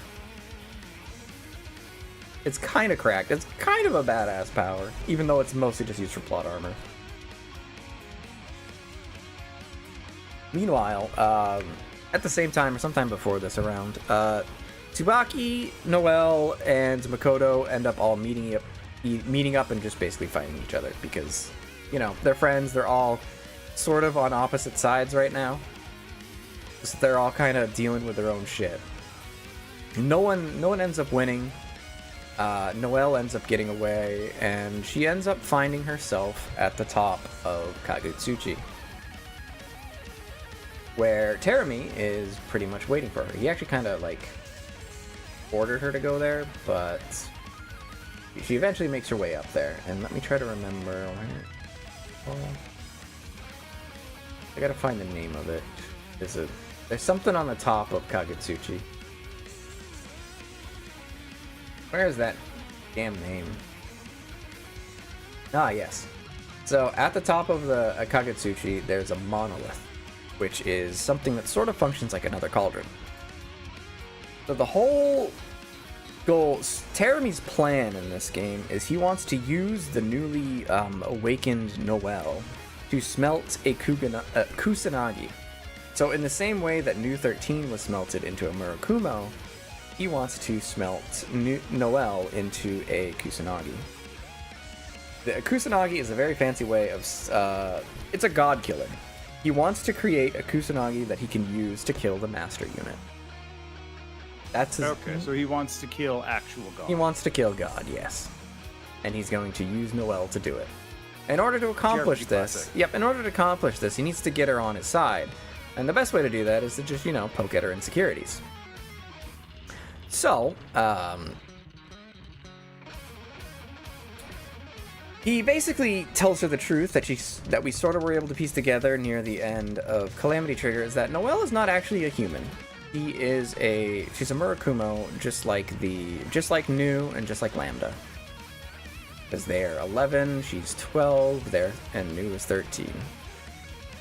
So she was created by Relius in one of those laboratories that like Lambda was made in, that Nu was ended up made in. So she is non-human. Terumi basically tells her like, yeah, nobody loves you. You're hated by everyone. They hate you so much they gave you those guns, the Bulwark. Yeah, those are actually limiters. They hate you that much. You should join me, and we'll end it all. And then this kind of mind breaks Noelle, and she ends up passing out, and then he's like, okay, I can do my thing. And so he's ready to smelt her into a Kusanagi. Also reminds me of there's one thing I forgot to mention earlier with Tsubaki. One of the things that Terumi does to turn Tsubaki against her friends is that he points out that he knows that Noelle's not supposed to be here. Like, Noelle shouldn't exist. But because she exists, you can't be with Jin. Noelle's the reason why you can't be with your boyfriend. She's the reason why your boyfriend is AWOL. If you just kill her, you'll be able to be with Jin. And that's what turns her against her friend. Terrible stuff. Terumi is just an awful guy, you know. Just a terrible, terrible person. I'm kind of getting that feeling now that you mention it. He's such an asshole. What about that Hazma guy, though? Is he all right? No, he's also pretty bad. Oh, okay. So basically, just don't trust anyone with green hair. Just don't trust the green people in this game. It's that simple. Anyway, at some point we also meet Phantom. Phantom is, she's a weird figure who sort of looks a lot like that Great Sage 9 I was talking about from the Dark War. Except she was supposed to be dead. Except there's this Phantom person. She's got magical powers that kind of work a lot like that 9 person's powers do. But surely they can't be the same person. Anyway, she's definitely unrelated. She's working under Teremy and the others as well. Don't know what that's about. And I feel like there's one other person I'm forgetting. Except he doesn't show up in this game. Oh yeah, Lychee. He defects to the bad guys at some point because of her weird infatuation with Arachne. But it's not really important, actually. We're not gonna... You mean Arakune? Yes, Arakune, Arachne, same thing. Okay. I call it Arakune. Sometimes I say Arachne because I don't know. It's a mouthful. Yeah, he's called both of them. It just depends on who's saying it. It don't matter. It all means the same thing at the end of the day. But yeah, Arachne's actually her, like, Tsubaki's boyfriend who got a little too close to the boundary, and instead of dying, he turned into a sludge monster. And Tsubaki wants to turn him back, but Kokonoe and everybody else tells him that tells her that it's impossible. He can't come back, and that makes her very depresso. And then Relius is like, if you work with me, I can help you turn him back. And she's like, okay, I'm gonna defect against literally everyone because I want to save my boyfriend. And that's like their entire shtick. I imagine Relius probably could do it, but it would just be like dull. That was probably his plan if you actually had thought of doing it. But you have to understand with Relius, he'll say whatever. He doesn't really care about most things. If he's gonna do something, it's because he's taken a personal interest in it. If he were to, if he were to turn Arachne back, it'd be because he thought it would be interesting to do. Lychee helping end the world for a deeply mediocre man is incredible. Yeah, that's pretty much that's pretty much all Lychee does throughout the entire series. It's kind of sad, because canonically she's one of the smarter characters, because she's a doctor and a scientist. She worked under Kokonoe at Sector 7 for a while. She's kind of really smart, but she wastes it on trying to follow Roy around and save him, even working with people trying to destroy the world. Kind of funny how that works. Is Arakune like intelligent, or is just kind of sludge monster that does whatever? There's something behind the scenes, but right now he's basically just sludge monster. Okay. There's a part of Roy that's just like deeply fractured in there, and it's kind of tragic actually. But it is what it is. So now we're ready to get to the main events, the main story.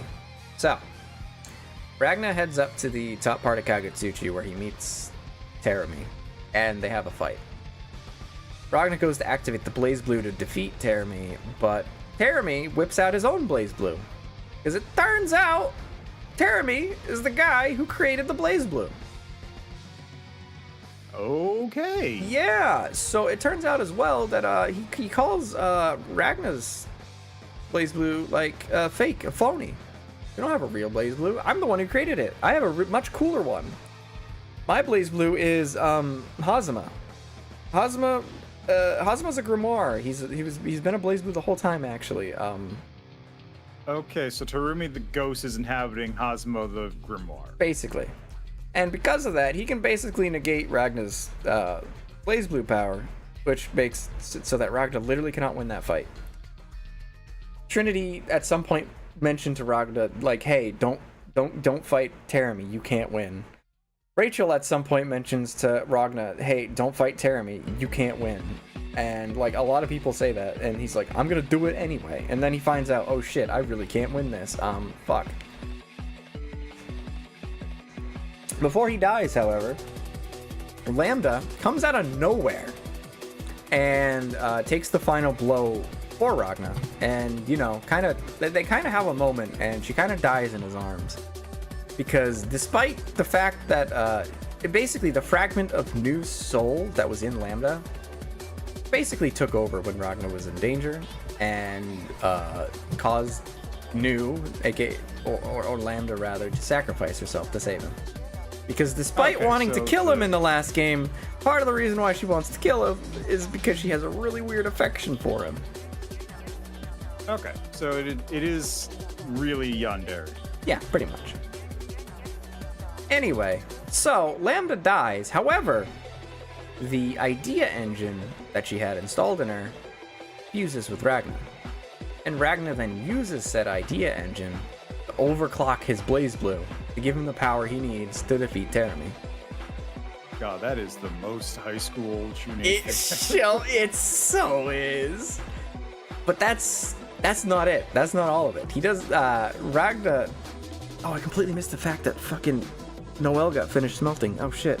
Yeah. So before that happens, Terami finishes smelting Noelle, creating Mew 12, the Kusanagi, the God-saying sword, a very powerful being, technically one of the strongest in the lore. And she's ready. She's all machine mode. She's ready to go kill. She's ready to go kill the master unit. Then Ragna and Terami have their fight. Ragna defeats Terami, and Noelle, Mew rather, heads down into the cauldron to go enter the boundary to go kill the master unit. Around that time though, Jin got there first, and he basically slows her down. He loses that fight horribly though. He's got the power of order, really nice bump in power for him, not quite enough for the Kusanagi though. He gets defeated, and then Ragna shows up, and now it's Ragna's turn to fight. Once again, using the idea engine in the Blazblue, Ragna is able to fight the Kusanagi toe-to-toe, but he's not quite able to win the fight, but he does manage to get his left hand, his only remaining human hand. He basically grabs her face and then uses the idea engine to unsmelt her and turn her back into Noelle. He did this. Nobody told him to do this, by the way. Rachel actually specifically said, "Hey, you have to kill her. You can't save her. You have to kill her." And then Ragna's like, "No, fuck you. I'm gonna try anyway." And then Rachel's like, "You fucking idiot." But he does it anyway, and he succeeds. He manages to use the idea engine and the Blazblue to unsmelt her, and she becomes Noelle again, thus saving the day. This is, however, just one of the possibilities that could have occurred, of course. So... However... That wasn't the true line, or was that like... That was the true ending, because the Takamagahara system took notice of that, and they're like, oh, hey, that isn't quite perfect, but it does foil Terami's plan. And in that, like, fraction of a second where they were looking at that timeline, Terami sneaks into the Takamagahara system and uploads basically a data bomb to destroy the AIs living in the Takamagahara system. There's one that he got from Phantom, actually. So the Takamagahara system is destroyed, and the AIs controlling it were. The system itself, he then turns over to the Imperator, who we now get to see fully. So the Imperator shows up, and it's Ragna and Jin immediately recognize her because it's actually Saya. Well, for realsies this time. Well, her body at least. Okay. And she now has the power of the Takamagahara system, so she can now do large-scale phenomena interventions if she wanted to, which is very bad. So, yeah, I can see that. So, creating the Kusanagi to kill the master unit was not actually Terami's real end goal. It was destroying the Takamagahara system that was the plan. So, he basically gambled and took a bet on Ragna actually defeating him and then saving Noelle. He used their success to further his end goal, because he's a fucking insane psychopath. Kinda cracked. Also, there is one other thing I should mention too that I did forget to mention earlier, is that Noel looking at Terumi was not the only thing that allowed him to be observed. There was also, the Takamagahara system was also observing Terumi the whole time, as well. Because Terumi was a pawn in their strategy as well. But he wants to get rid of them. But he also needs to be observed by somebody. So that's why he devised this plan to kill the AIs and turn the Takamagahara system over to the Imperator so that she could observe him as well. This series, this is one of my Pepe Sylvia moments because the ending of Continuum Shift is just fucking weird. Terumi is like the smartest motherfucker to ever live.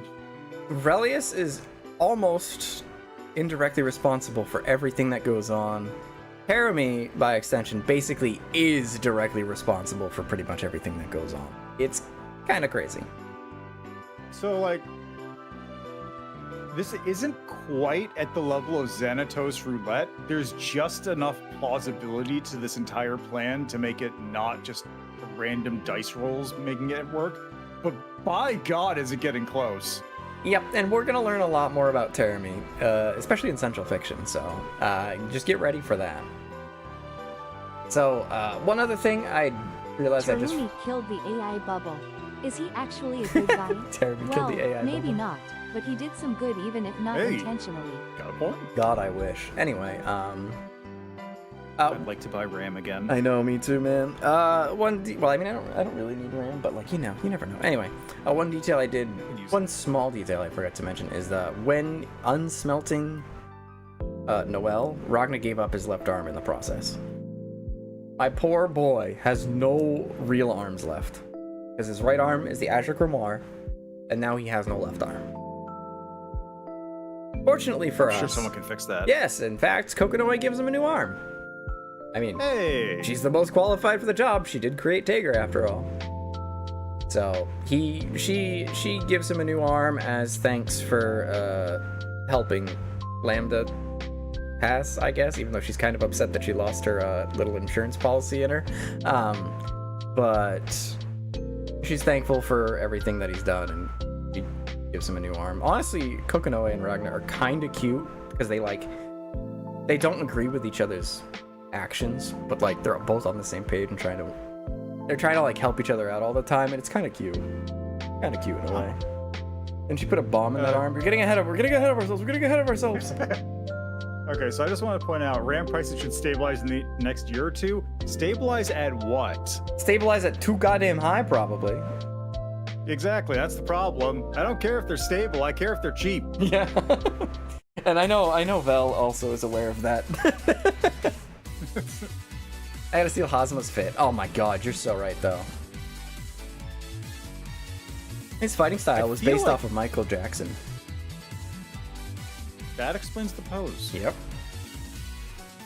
It does feel like Hazuma's fit is something that I feel like I would have seen a lot of people wearing at an anime convention circa like 2010. Oh yeah.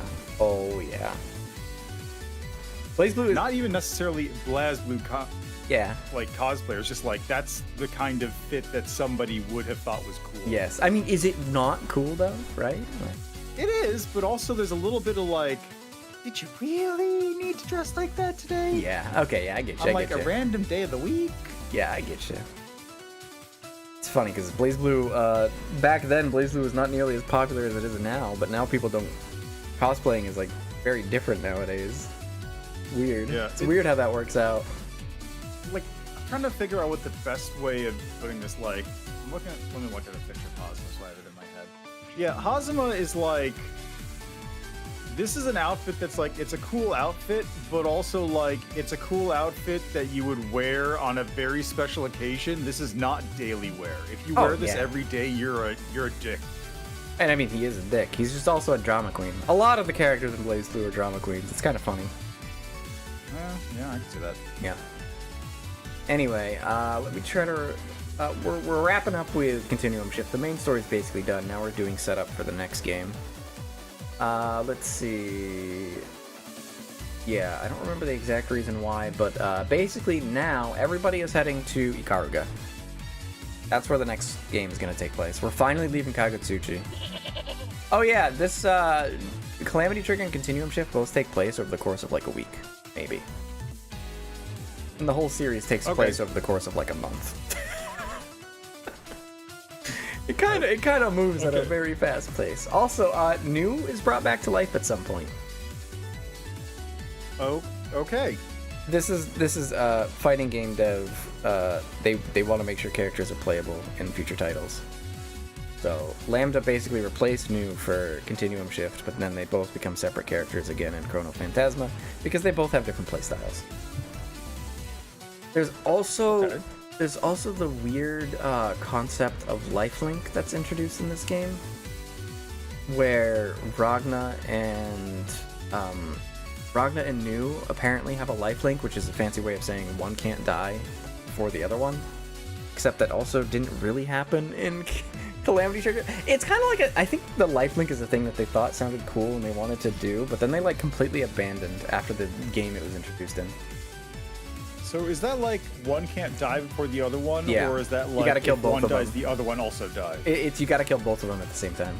It's one of the reasons why Ragna couldn't just kill Terami then and there, is because for some reason he had a lifelink with Noelle, so he couldn't kill Terami without also killing Noelle, and he doesn't want to kill Noelle, of course.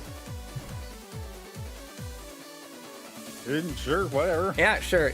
It's literally... That seems convoluted. It's pretty much the only time it's mentioned. The only other time it ever really comes up is when it comes to the weird connection that Ragna and New have. Where it's basically like those two are sort of drawn to each other in a way. It sounds cool and like something they wanted to do. It sounds like the whole premise of the game. Like the whole premise of the series, actually. But you know, sometimes just doing stuff because it's cool, it's fun, you know? Yeah, it's true, but also like it just seems like contrived to a certain extent. Sometimes. Because now we're getting to Chrono Phantasma, which is, in my opinion, and I think most people's, the most confusing game in the entire series.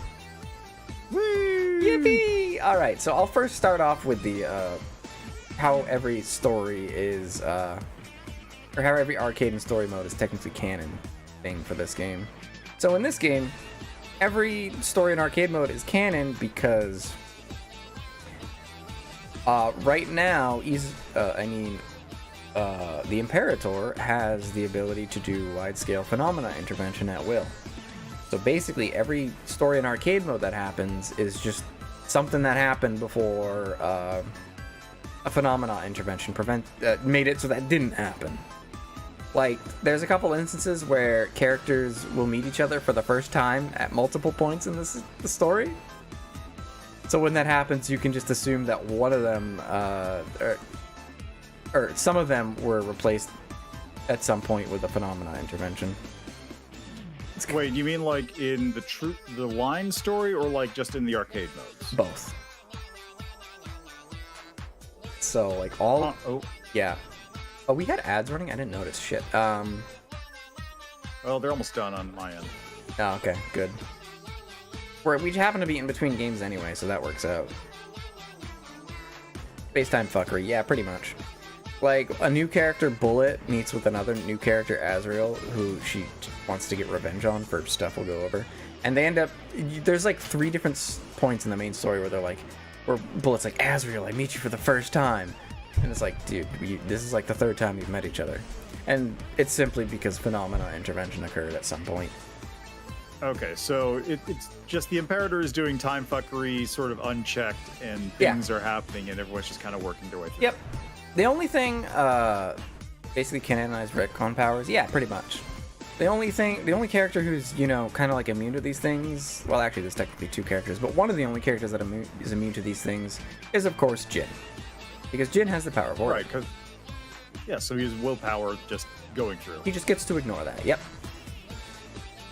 Anyway, time to get started with Chrono Phantasma, because, oh boy, this game is a doozy and a half. I'm gonna read the Blazblue Explained website a little bit more on this one, because there's a lot that goes on in this game. One thing that happens at the beginning is Jin, he's heading to Ikaruga because Jubei's heading to Ikaruga, and Jin is training under Jubei to learn how to control his power of order now. He's trying to learn more about it, how to use it, and all that fun stuff. Now, Kokanoe, she gets kicked out of Sector 7. Not because of anything she's done, but because they're actually kind of insane. And they released a guy that was imprisoned there called Azriel, who you have definitely seen in BB Tag, and you may have heard a thing or two about him. I have memories of being kicked across the stage by an Azriel. You're welcome. Azriel is very powerful, and Sector 7 wants to control him, and Kokanoe is very against that happening. So they basically kick her out and release him.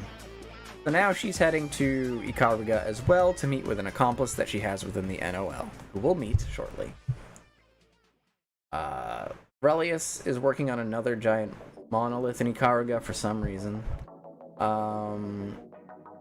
The main bad... Are monoliths just the new crucibles, basically? Basically, they're cool, aren't they? The Imperator, Relius, and Terami are all working together now, alongside Phantom, who they have on their side. They want to kill the Master Unit, still. Their goal is to use the Takamagahara system to cause phenomena interventions, and they're going to do stuff with that, which we'll go over shortly. Everybody's heading to Ikaruga. Specifically, they're heading to the 6th hierarchical city of Yabiko. Tsubaki was given credit for, given the events that happened at the end of Continuum Shift, Tsubaki was given the credit for basically driving off Ragna, because, you know, he left the city. Tsubaki's promoted to Major, and she's still stuck under the Mind Eater curse, and she's still working for the bad guys. I can't talk about that yet. Carl, our poor boy who's been trying to fucking kill his father this whole time, he eventually comes around and seemingly wants to... He's not exactly... He's less against killing him now, because his father is a crafty son of a bitch who starts to convince him of his side. But he's not fully sold yet. But he's starting to, like, actually listen to his father. And it's like, Carl, no! And I'm realizing that this webpage is all way out of order with the events that are happening, and I fucking hate it. Okay, so we're gonna... Okay, I'm doing it... Or I'm ad-libbing it on my own now, because I think I know enough of what's going on to get this. Okay, so everybody arrives in Yabiko. Noelle and Makoto arrive first. They meet up with Kokanoe, who is with her accomplice in the NOL. Her accomplice's name is Kagura Mutsuki, who you won't know because he's not in BB Tag. He is God's strongest sex pest. I'm not joking. He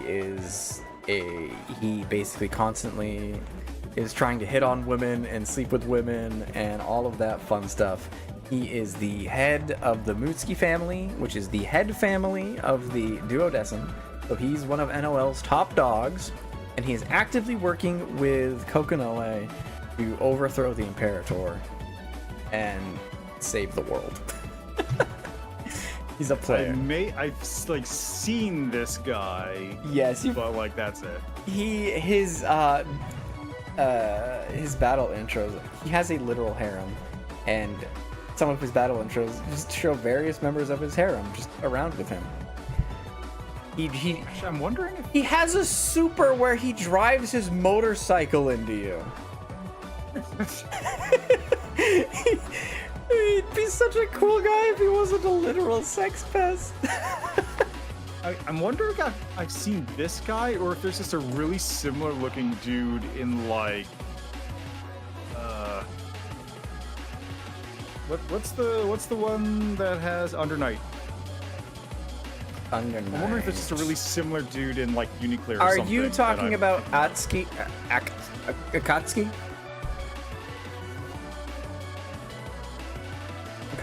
who's actually technically from an older game?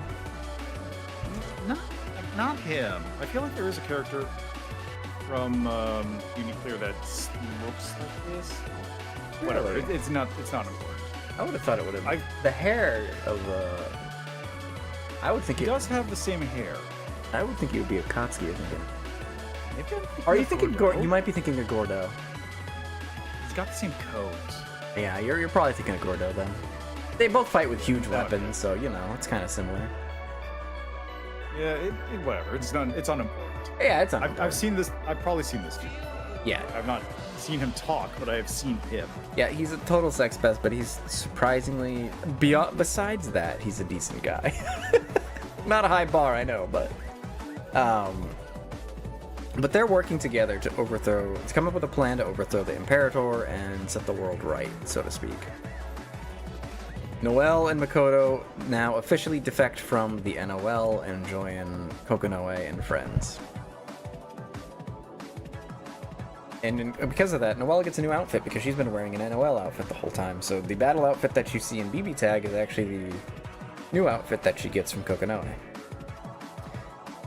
The little blue things on her head are ether regulators to help her with Seether regulation because of her new powers. It's kind of sweet how much effort they went into making Noelle feel better, especially considering all the shit she went through in Continuum Shift, where Terumi basically said, "Nobody likes you. You're a robot." Anyway, so they're doing that. Meanwhile, Ragna shows up with Taukaka. Taukaka immediately fucks off and goes to go find some food, and then we never see her the rest of the game. And that's that seems on brand. Yep, that seems on brand. And then Ragna, he ends up at some point before he gets there. Now that I think about it, we got to back up a step. I missed something. Ragna ends up going back to where the church was. He goes back to the ruins of the church because there was a grave for Celica. Or Soup. I said that name too soon. For the sister that they had there at the church. While they're there, the Imperator just shows up with Phantom and just basically taunts the fuck out of Ragna. She's like, "Hey, you should join me." And then Ragna's like, "Fuck no." Like, "But you should. I'm your sister. Don't you love your sister?" He's like, "No, look, fuck we're you. Here where we grew up together." Ooh. Yeah, pretty much. Anyway, Ragna's like, "Fuck no." And then, as a show of power, the Imperator has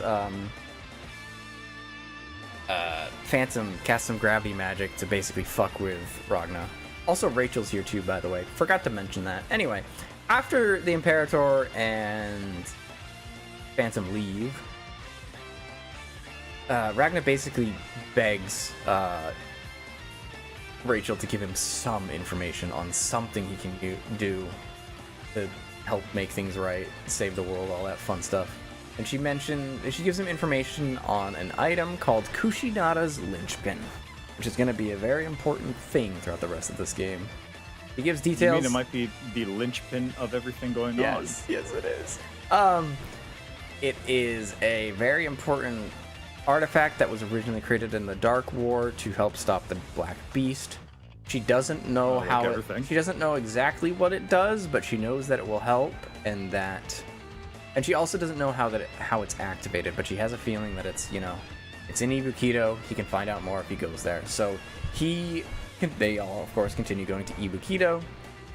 And when they get there, Taukaka fucks off, and Ragna is desperately searching for Noelle because Rachel mentioned that Noelle would probably be able to help with that somehow. So he's panicky. He's trying to find Noelle. He eventually runs into her, and he's very desperate. He's like, "Come with me, please, please, please, please, please." And he gets all like grabby. She's like, "No, leave me alone." And he's like, "No, please, you don't understand." Because Ragna, up until now, Ragna has had no problem dealing with the NOL and beating up people and winning and all that fun stuff. But these last couple of days have been pretty rough on him.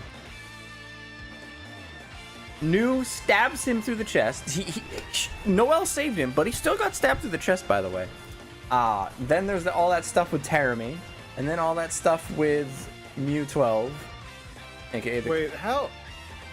At the point where he's trying to grab Noelle, how long has it been since the start of Flame Trigger?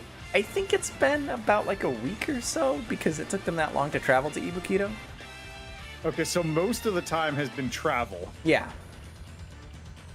Yeah.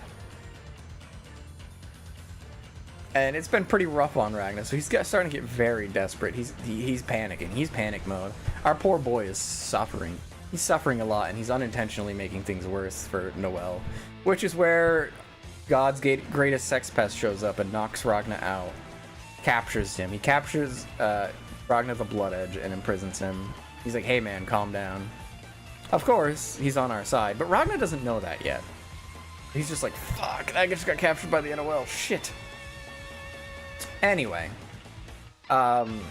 everybody else ends up showing up in Ibukido as well. Like, Tsubaki's sent there. She's a major now, so, and Kagura, one of the Duodecim, just caught Ragna the Blood Edge. That's pretty big. She's gonna go there. She's gonna fucking kill him. Yep. Right, question. At this point, how insane is Jin? He's coming back down a little bit. Now that he has the power of order, the Yuki Yanasa is not controlling him. So he's a lot more like his usual self. That's what I was wondering about, because like the power of order thing I assumed would have done that, but you never mentioned it, so I wasn't sure if he was still on his crazy. Unfortunately, his normal self is still pretty crazy and still wants to kill Ragna. Oh, okay. Yeah. So that's his baseline. That's his baseline, yeah. So, at this point, everybody is in Ibukido. There's a handful of new characters that show up in Ibukido as well, though most of them are not that important story yet. There's one character that becomes important, but I don't think he was really that important until Central Fiction, so I'm not going to mention Amane. I think Azrael is probably one of the more important characters, and technically he could be ignored as well. But we're not gonna ignore Azrael because he's fun. Kagura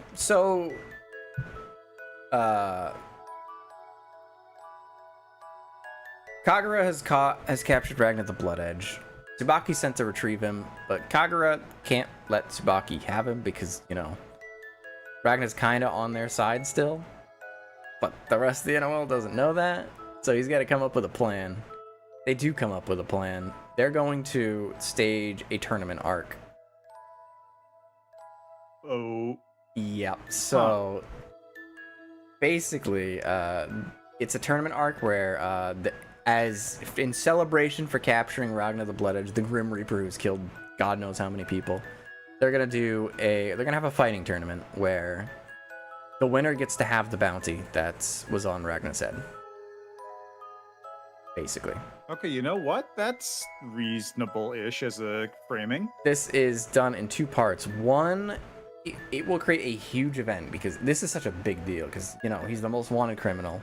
There's going to be so many eyes on this event that phenomenon intervention from the Imperator is going to be really difficult because there's another detail about phenomenon intervention I didn't really mention yet. Mainly because it was never important until now. Like it never came up in the story. The more people that are looking at something, and that's both observers and regular people, the more people that are looking at something, the harder it is to perform phenomena intervention, because that's more people, basically, whose memories need to be rewritten. Okay, yeah. So you create a tournament where there's a ton of people there, and it's very hard for even Takamagahara to perform a large-scale phenomenon intervention like that. So they're using this event to sort of test the waters to see what the limits of the Imperator's powers are.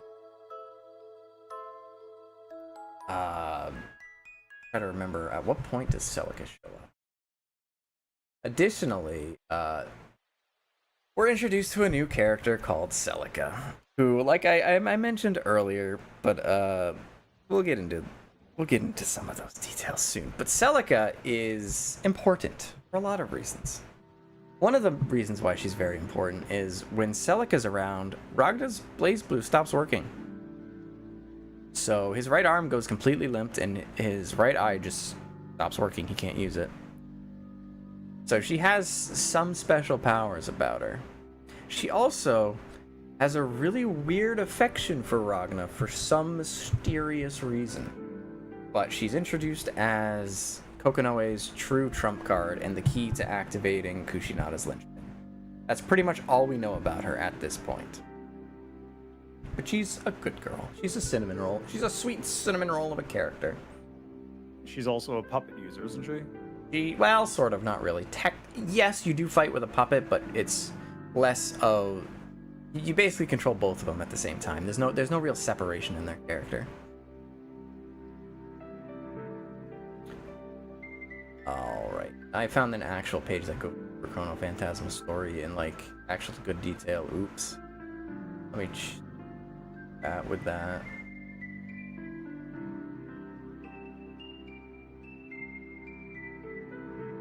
Yeah, we're ahead a bit, so we're gonna take a quick step back. Not too much though, because a lot of the details that I'm seeing are not super important. Jin right now, one of his main goals is he wants to rescue Tsubaki, because you know, that is still his girlfriend. So he's gonna put his desires to kill Ragna on hold for now in order to rescue Tsubaki. And that's one of the reasons why he's focusing on powering up his level of order, or his power of order, because that is something that can actually help him rescue Tsubaki. Okay. Just because it means he'll be able to power up and fight through stuff as needed. Pretty much. In this quest of his, he calls Hakumen to him. And when I say calls Hakumen to him, I mean he more or less uses the power of order and the fact that Hakumen has the same soul as him to basically force Hakumen to make his way over to meet Jin. Hakumen literally... Is this like a magic thing, or does he just like walk? Hakumen just walks. He's just like, I for some reason I found myself drawn here. I'm gonna assume that was your doing. And then Jin's are like, yeah, I have questions for you, Hakumen. And Hakumen's like, okay. And basically, he asks two questions. He has the first question, one, did Noelle exist? Well, first of all, he's like, you're me, aren't you? And Hakumen's like, shit, how the fuck did you find out? He's like, I had a feeling, and also we have like very similar fighting styles. Like, I was kind of able to piece it together. And Hakumen's like, shit, you're good. Anyway, second question, did Noelle exist in your timeline? And Hakumen, he thinks about it for a second, and then he just goes, no. I have no recollection of a Noelle Vermilion in my time. This is because Noelle didn't actually exist in any of the time loops until about the 300th. Yeah, she just kind of popped in one time and then she just kept showing up. Weird, huh? So in the timeline starting from the Black Beast up until Ragna died, for several hundred times, including the time where Jin fell into the cauldron alongside them. Yep. Taka Mikazuchi never fired on that city. Well, no. It did fire on the city, but Noelle just didn't come from it. He just didn't... It wasn't a thing. So there was no single soul survivor Noelle in the city. Correct. Yep. Alright, what's next?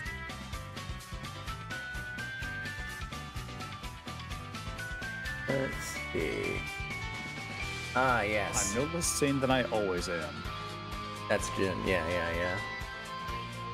Let's see. There's another hierarchical city in Yabiko that some of the characters are going to. Wadatsumi. That was the capital where Jin killed... Oh, what was their name?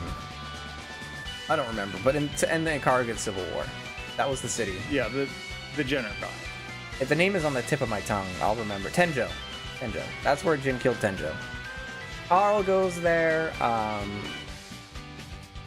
Bang goes there, and by extension Platinum also went there. They're doing stuff because Bang is trying to investigate his master's legacy, as he was instructed to by Trinity. And it's here that he meets with Kagura, where, as it turns out, Kagura was also actually a disciple of Tenjo, just like Bang was. And Bang tells, no, the other way around. Kagura tells Bang that that Tenjo you have, it's very important.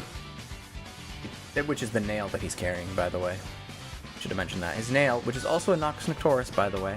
That was one of the ones that I said a character was carrying, but it wasn't really known yet. Yeah, that's that, by the way. It has... Nail? It is a nail, yep. It's a Nox Noctorus that was actually specifically designed to destroy other Nox Noctoruses.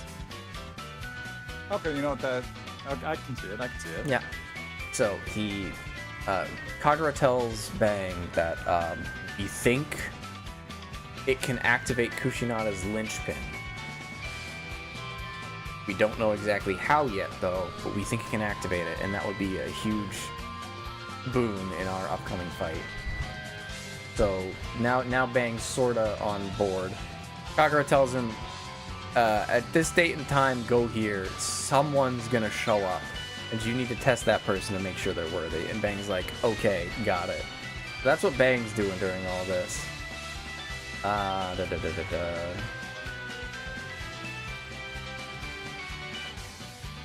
Let's see. What's the next important thing? Oh yeah, the revived New in Ragna. At some point, they end up fighting. I think it was before he was captured. Ragna activates the Blazblue, and then a phenomenon intervention occurs, and important things are happening in Ikaruga. I don't actually remember the specifics. They're not really actually that important, but basically, it's part of what spirals Ragna's like depressive arc, where he gets upset because he feels so powerless. Is it also raining when this happens? It is not raining when this happens, sadly. Alright, and then we fast forward to Ragna ending up in jail. Ragna's cooling off in jail because he's frustrated, upset. He's had a very rough time lately, like I've said. Let's see. Celica starts talking to Ragna while he's in his cell. Ragna doesn't really know this lady, this girl, but Celica seems to know Ragna, and she talks to him like he's an old friend. Rachel and Noelle show up, and Rachel tells Ragna a very important story about a young girl and a book. I don't remember all of the specifics of the world, but thankfully the site has some of them written out for me. But in the first few pages, there's a hero and a young maiden. And in the last few pages, the hero defeats a monster who was actually the young maiden all along. There's a lot of stuff going on in the middle, but basically, it's an important story because it's basically a lot of what's going on in the background of the series the whole time. So it's important to know, but you don't know what it means yet. But only the first and last few pages are written, everything in between is left blank. The young girl is depressed that no matter what she writes in the blank pages, cannot change the ending. The hero defeats the monster who is actually the girl the whole time, and nothing ever changes. So that's an important story that Ragna's like, what the hell are you talking about? But he'll remember that for later, and you should remember that for later too, because it'll be important in the next game. Which we're gonna go over, that's because next game's Central Fiction. Anyway, after this point, Kokonoe shows up and says she's gonna let Ragna go, but she installed a bomb in his arm. Yes, so back when she when did that? Back when she was putting the arm on him in the first place. Okay, so the bomb's been there the whole time. Yes, and she's activated so that if he ever goes a certain distance away from Celica, the bomb explodes and kills him instantly. Yippee! Anyway, this is when they come up with their plan of the tournament arc. Their goal is to, one, Azriel's on the loose. He's a very powerful guy. He's a wild card. He needs to be kept in check. They need to figure out where he is. And they think if they do a tournament arc, he's going to show up because he loves to fight. Ragnar the Blood Edge is going to be there. Kagura's going to be there. He's going to show up uninvited because he wants to fight people. On top of that, there's also the existing plan of getting a whole bunch of eyes in one location in order to prevent phenomena intervention from occurring. Kokonoe is low-key kind of a bitch. Yeah, but she's my bitch. I love her. Anyway,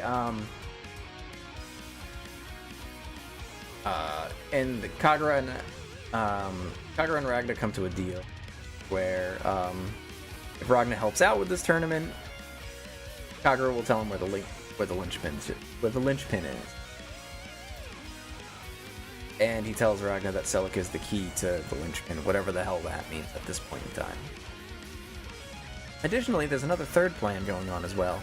A plan to rescue Tsubaki, because she's been under the Mind Eater curse the whole time, and Jin, Noelle, and Makoto can't really fight at their fullest if they know that their friend is on the other side, and that they could be hurt.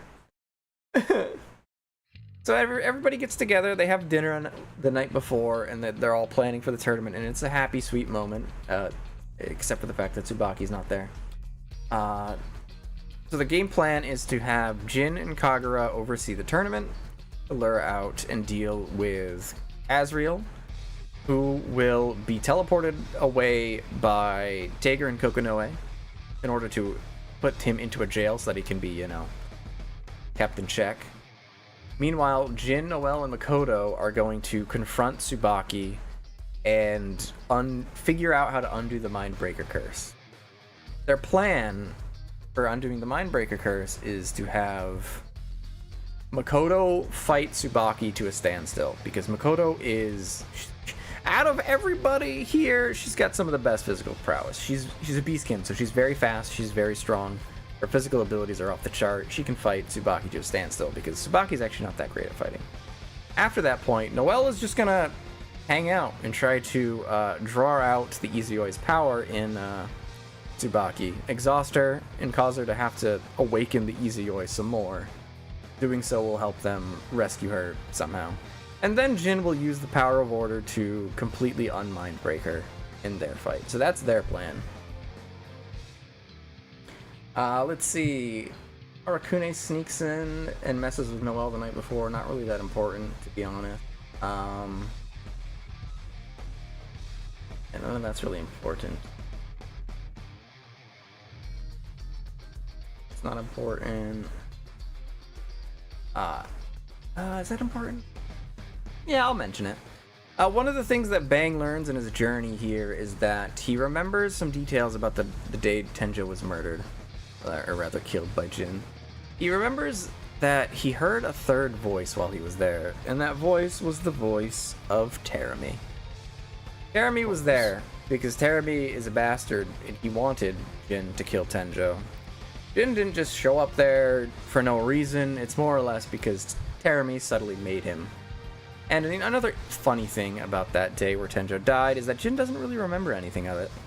He knows he did it, but he doesn't remember any of the details. Suspicious. Anyway, weird. Yeah. This is supposed to be the point in time where we figure out that, actually, I don't think it's at this point in time yet. Put a pin on that. I'll mention it later. Anyway. At this point, the Battle of Ragna the Blood Edge is what it's called, is underway. Tsubaki checks on Ragna and then leaves, which is exactly what they wanted. A lot of the regular qualifying matches and most of the matches are extremely boring because they're all people that don't have drives. They're all unnamed, no-name characters who don't matter. Aside from one mercenary named Bullet, who is a playable character who also has a story that sort of ties into Tager. Bullet's fun. I like her. Yeah, I like Bullet. She's also basically a useless character in the story, though. But we like Bullet all the same. Anyway, she ends up fighting Asriel because Asriel goes up. As expected, he's like, oh, there's a fight?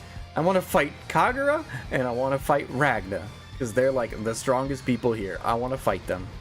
Then Bullet's like, no, your fight's with me because you Red Devil, you're the one that killed my you're the one who killed my mercenary unit. Because Bullet, the day that her mercenary unit was killed, she was injured. She was out on sick leave. And they all died while she was sick, and she felt immense survivor's guilt for that because she wasn't there to die with them, basically. But she heard rumor that her old commander was still alive, still out there somehow, and she wants to find him. And it's Tager. It's just Tager. Oh. Yep, it's Tager. She doesn't know that though, and Tager doesn't know that either because he lost his memories when he became Iron Tager. But Bullet and Asriel have a fight, and Bullet gets destroyed. Oh my god, it's not even close. Oh my goodness, poor girl. He basically breaks like almost every bone in her body. It's bad. It's very bad. But it eventually Kagura and, actually no, I think it's Ragnar who steps in first. Who is it that steps in first? Ragnar or Kagura? Either way, one of the two steps in first, and they get Bullet out of there so she doesn't die. And then they end up fighting for a time. I think it was Ragnar first. Azrael is very powerful. In fact, he's so powerful that those tattoos on him, yeah, those are limiters actually. He is an edgelord who is so goddamn physically strong that he loves to fight, but he kills people in way too fast. So he's put a whole bunch of limiters on himself, literally to prevent himself from killing people instantly. So is he anything like special that's causing that, or is he just a freak? He's kind of just a freak. There's something a little bit special causing it, but it's not important. He's kind of, if I recall correctly, he's kind of a lab experiment gone wrong kind of deal. It's not really, if I recall correctly, it's not really elaborated on in the story. Either way. But he's just a freak. He's not just like a freak. Got some kind of weird He's a freak. perception. He's such a drama queen because he some people call him like a cannibal because he talks a lot about like devouring and eating people, but he's not actually eating people. He's just a drama queen and considers fights a meal. Devouring them in the metaphorical Yes, sense. every fight is a meal to him, and he is a hungry, hungry boy.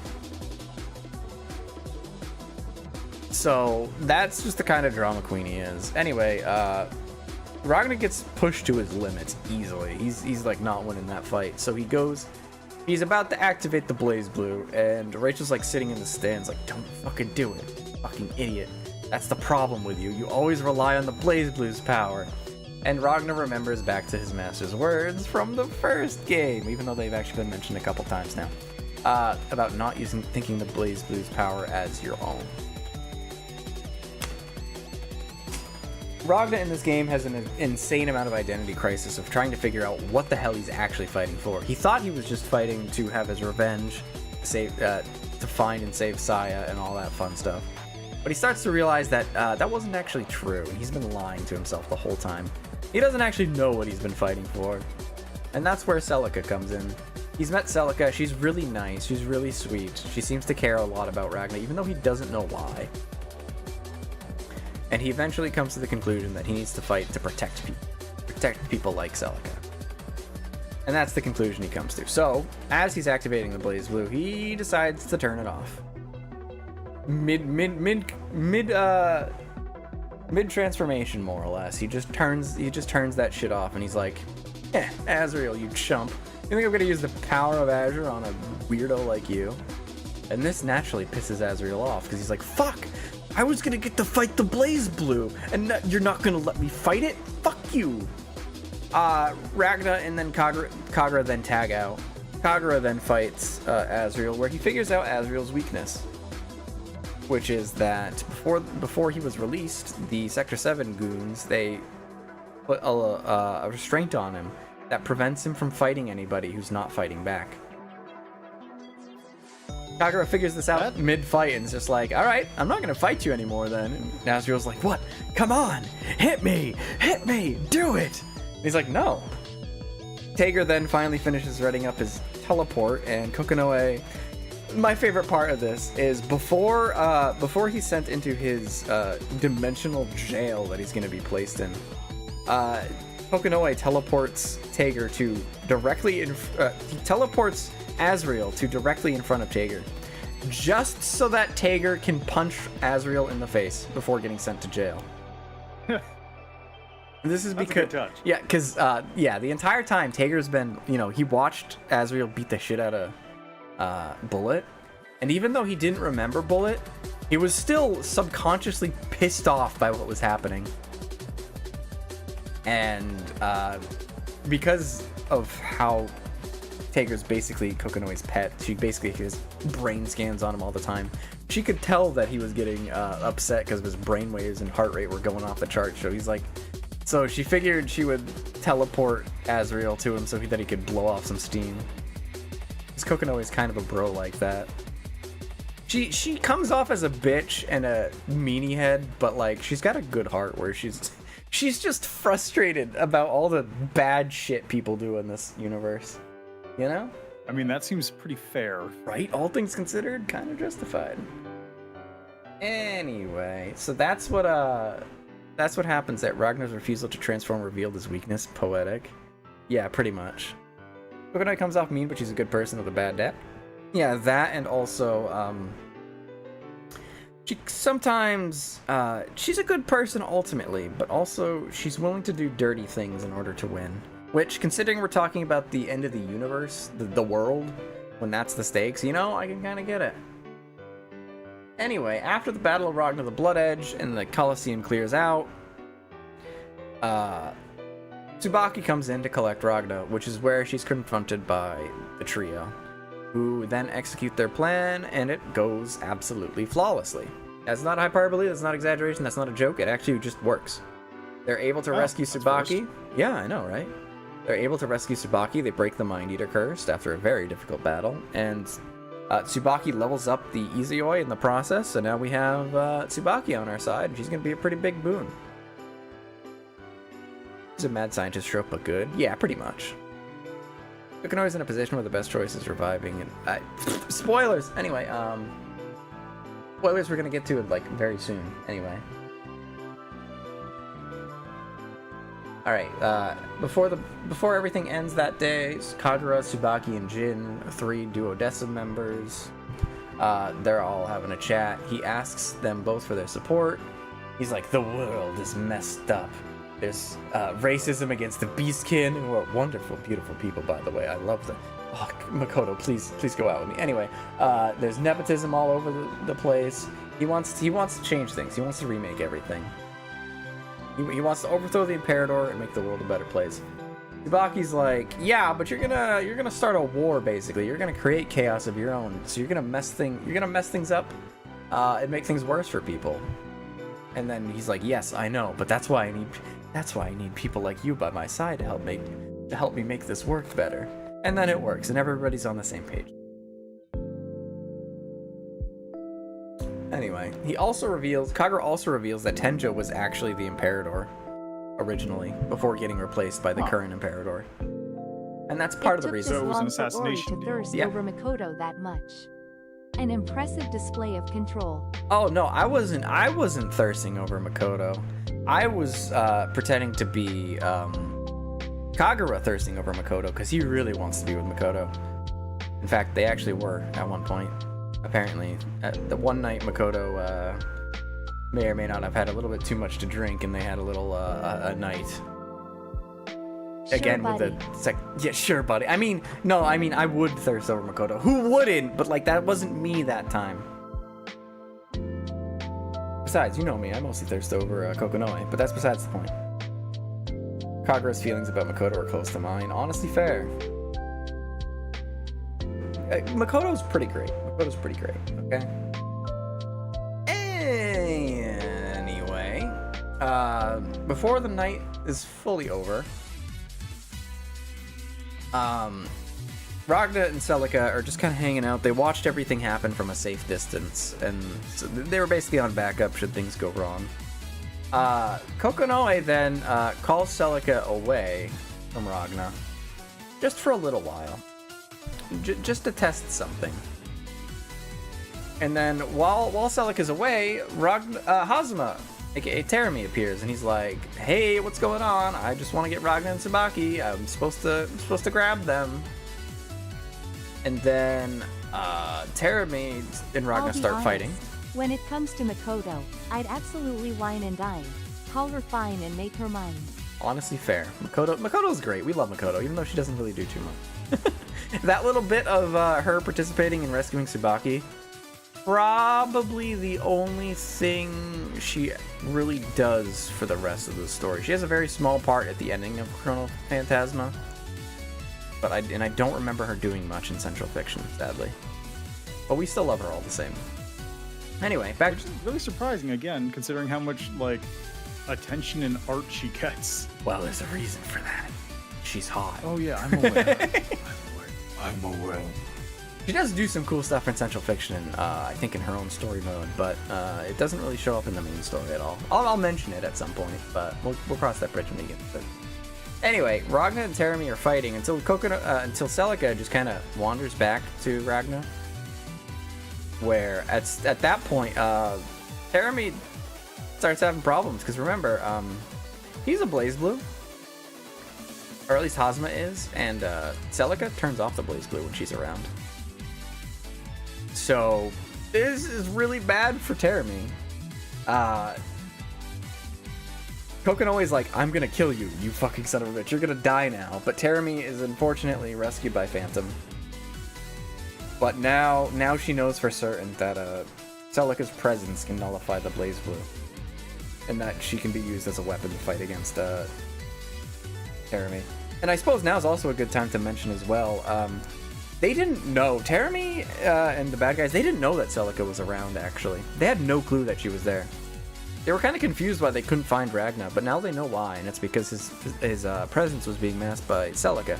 Because Celica's soul has the power of order in it. Oh, that's convenient. Yeah, she also happens to have healing magic. Like actual magic. Very useful to have. Celica's kind of a goat in that regard. So she's there. This is why Celica is Kokonoe's secret weapon. Actually, there's another reason, but we'll get to that.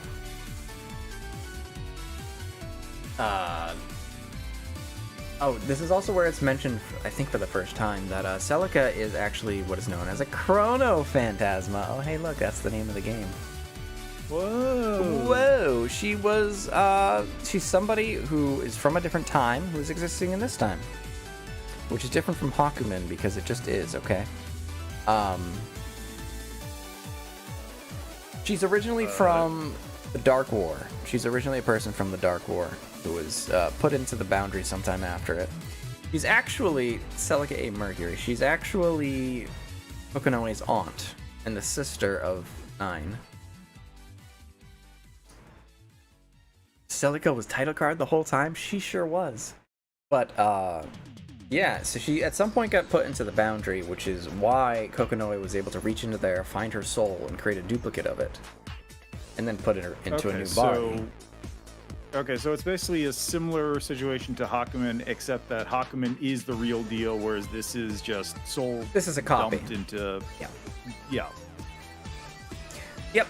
And Celica, she was originally the original Celica was pulled out of the Boundary, and she was able to live until where she grew up. She took over that church, where she took care of 3 kids before getting killed by Terami or Jin that one fateful day.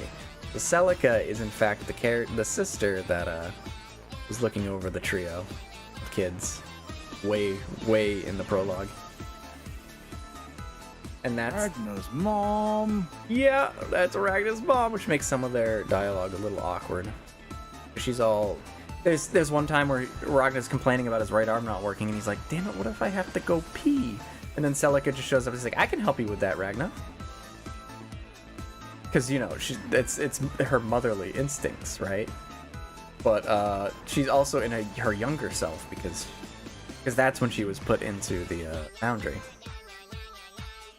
So, naturally, everybody beats up Ragna for that, even though it was Celica that offered. Poor Ragna.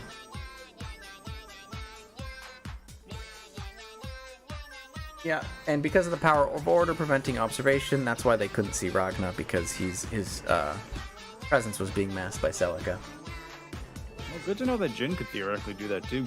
Yeah, well, I mean, they just don't know where he is at any given moment. It's kind of a wild card. Anyway, what happens next?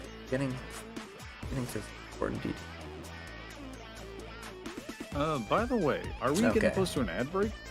Are we? Let me check. I don't think so. I don't have the notification, but I think we are soon.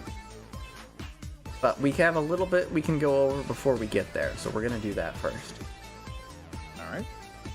Alright, so the bad guys are getting ready to start their plan. The good guys are getting ready to start their counter plan. And everything's starting to come together. Because of the Battle of Ragnar the Blood Edge, that test, they know that they can sort of, they know they have a way to combat the phenomena intervention. They have a countermeasure for reality warping. They have their plan set in motion, but Rachel and Ragna, they talk. They are able to locate where Kushinada's linchpin is, and they have all the things they need to activate it, so they plan on activating it.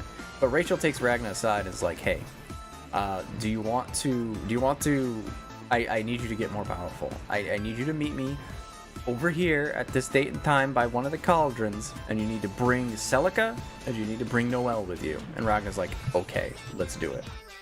And so they all meet up. Ragna asks, it's kind of a funny but cute moment where Ragna asks Noelle, he's like, hey, can you come, do you want to come beat me over? I need you to go out with me. And she's like, what? You want to go out with me? Because nobody's ever asked Noelle out on a date before, because nobody likes her. Aside from Kagura. No, it's a terrible date location. Aside from Kagura. Kagura does that because he's Kagura. Actually, Kagura does hit on her, and then she's like, I'm underage, because one thing I forgot to mention is that, so, remember how I said Noelle was more or less born in the ruins of was it Ibukido? Ruins of Ibukido. During that night, during that time in the Kargan Civil War. Yeah. So she was adopted by the Vermilion family and then sent to the school there. So she was basically a newborn when that happened, and then the Kargan Civil War ends only like 5 or so years later. Oh, so she's technically like 7? She's like 7 years old, technically. Kind of funny how that works. Anyway, and Nu is technically even younger, because she was basically just born on the day that she died in Calamity Trigger. Listen, it's an anime game. Age is questionable. Yeah, I mean, I completely... of the time. I haven't mentioned it yet, but I somehow forgot to mention it, but Rachel, back in Calamity Trigger, she was fully conscious of every single time that happened. She was effectively aging throughout every single one of them. Which means that Rachel is at least 700,000 years old.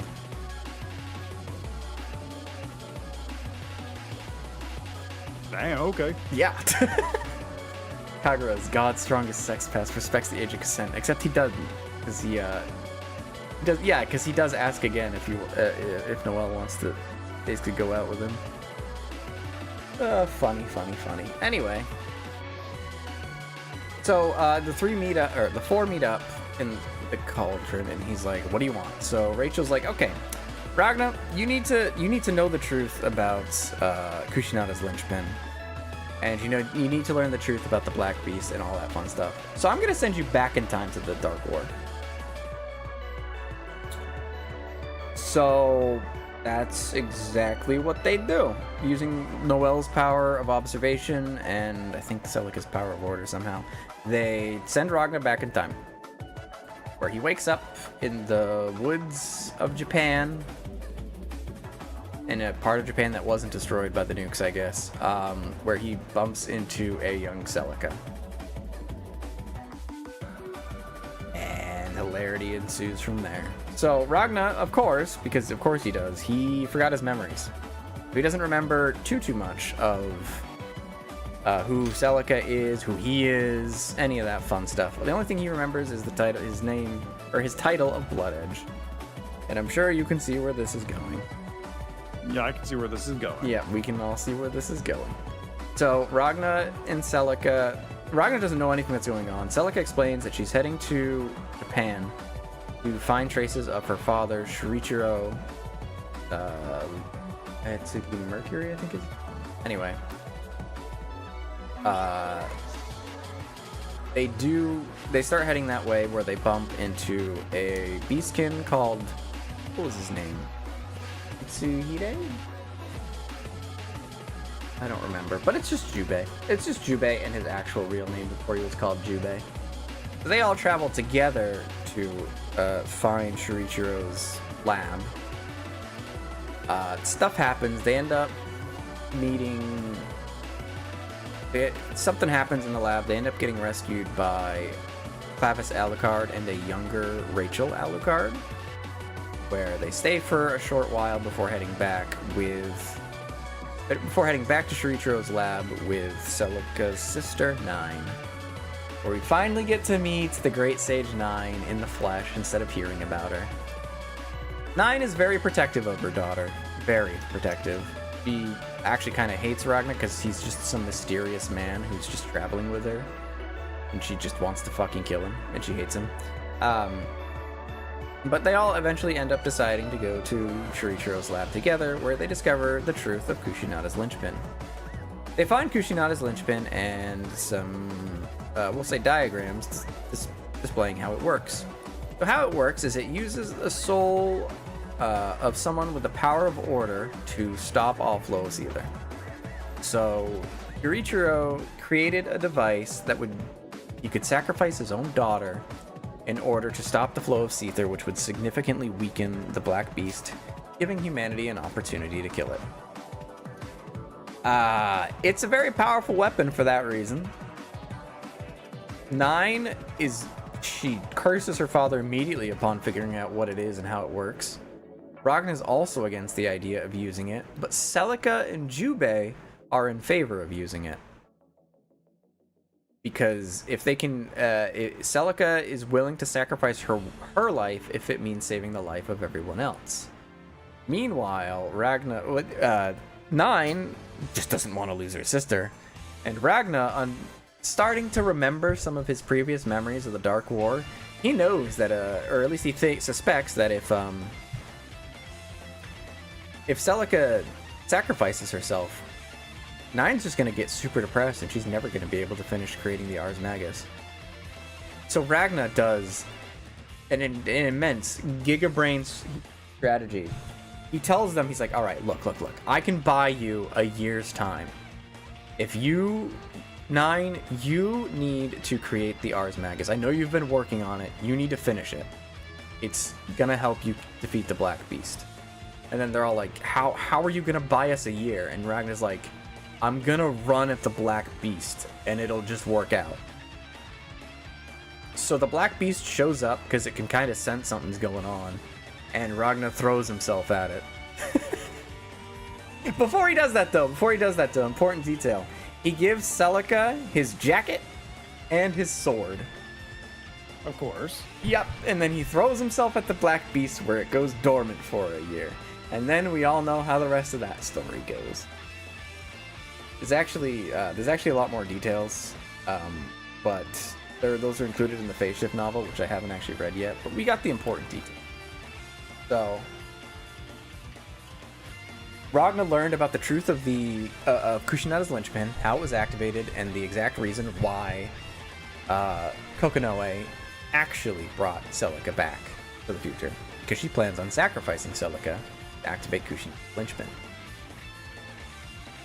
So that was the truth that Ragna needed to learn himself. Anyway, Vel asked a question: who made Ragna's stuff originally? If he got it from Jubei, who got it from him in the past? That's the fun part. Because of phenomena intervention, we don't know. As far as the timeline is concerned, it's always been that way.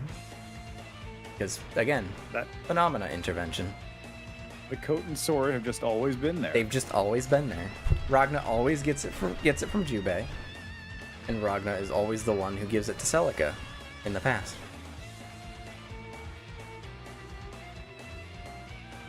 The part that always gets me is how the fuck did Jubei not recognize Ragna in the future?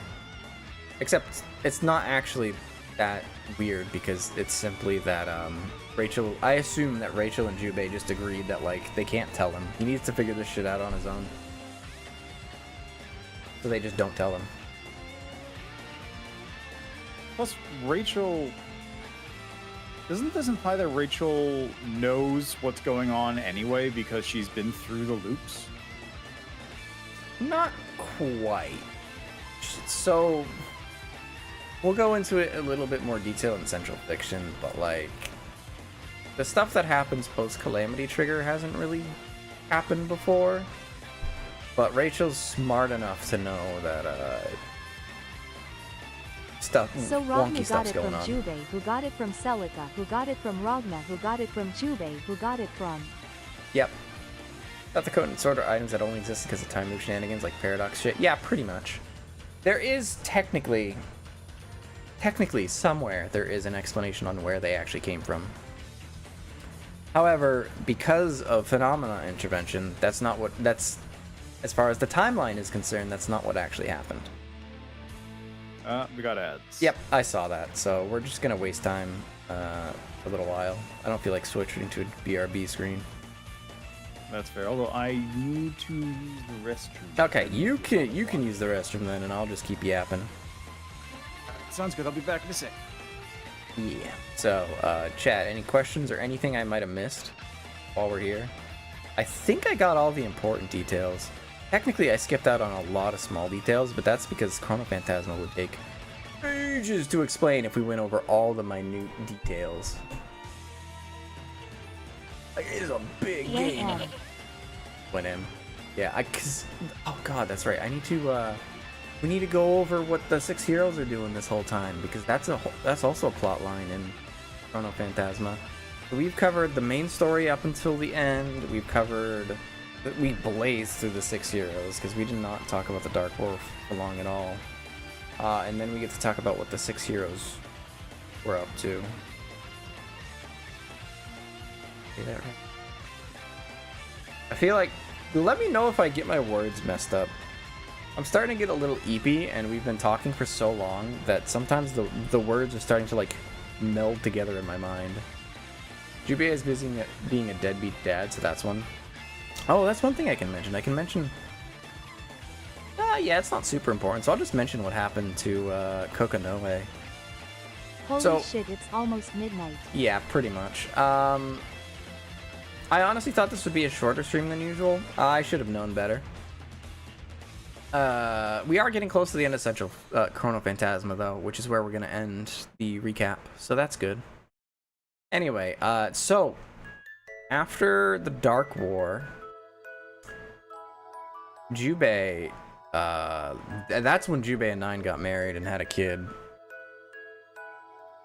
And when Kokonoe was born, Kokonoe was not alive for that long. It had to have been less than a year before Terumi did his stuff and killed Nine and all that fun stuff. And after that moment, that is something... I thought this stream where I explained the lore of friggin' Blazblue was going to be reasonably short. What? Listen, I thought it would be like a regular stream time. We're at 4 hours now on this Blazblue recap. I don't think it would take that long to recap Blazblue, but here we are. I mean, realistically, this is a 3 to 4 game visual novel that you're recapping. That is true, and one that was originally intended to be a JRPG at that. So, yeah. No, it's JRPG classic. Mm-hmm. I'm sorry that I'm not like adding too much here besides the occasional quip. No, it's fine. It's fine. If I just don't say anything that doesn't make too much sense, you can always just ask for clarification. I'm starting to get a little bit eepy, so I might slur my words or say something wrong. So if you just need, if you need me to repeat myself, just ask. You too, chat. Trust me, I am in the same boat. Okay, so Ragnar then gets pulled back to the future, but before we continue with the main story, we need to talk about the 6 heroes a bit more. So, we need to talk about what happened after the Dark War with the 6 heroes. So, the 6 heroes were not actually named the 6 heroes until after the war had concluded, after which point they became more or less celebrities.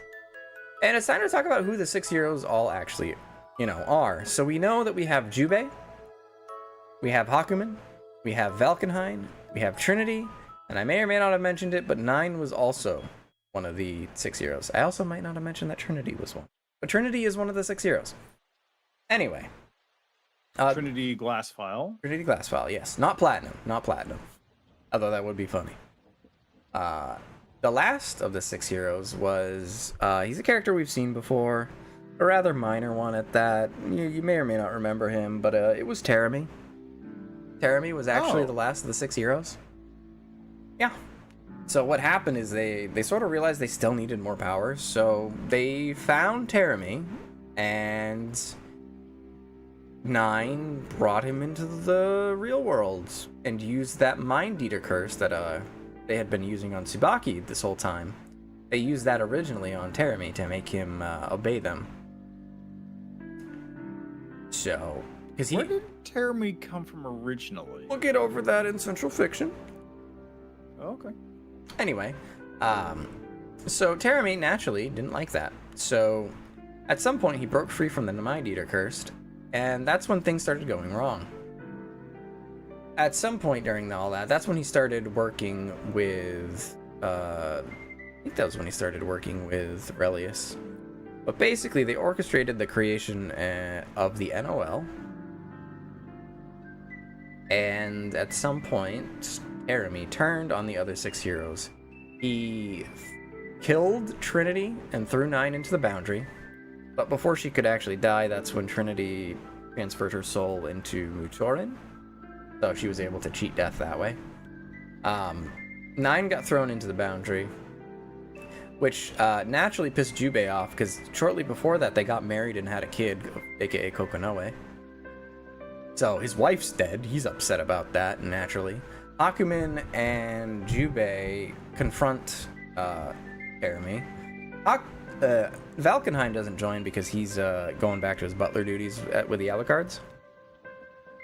Although Clavis Alucard was dead at this point, it was just Rachel. So Terumi and Jubei and Hakumen all fight.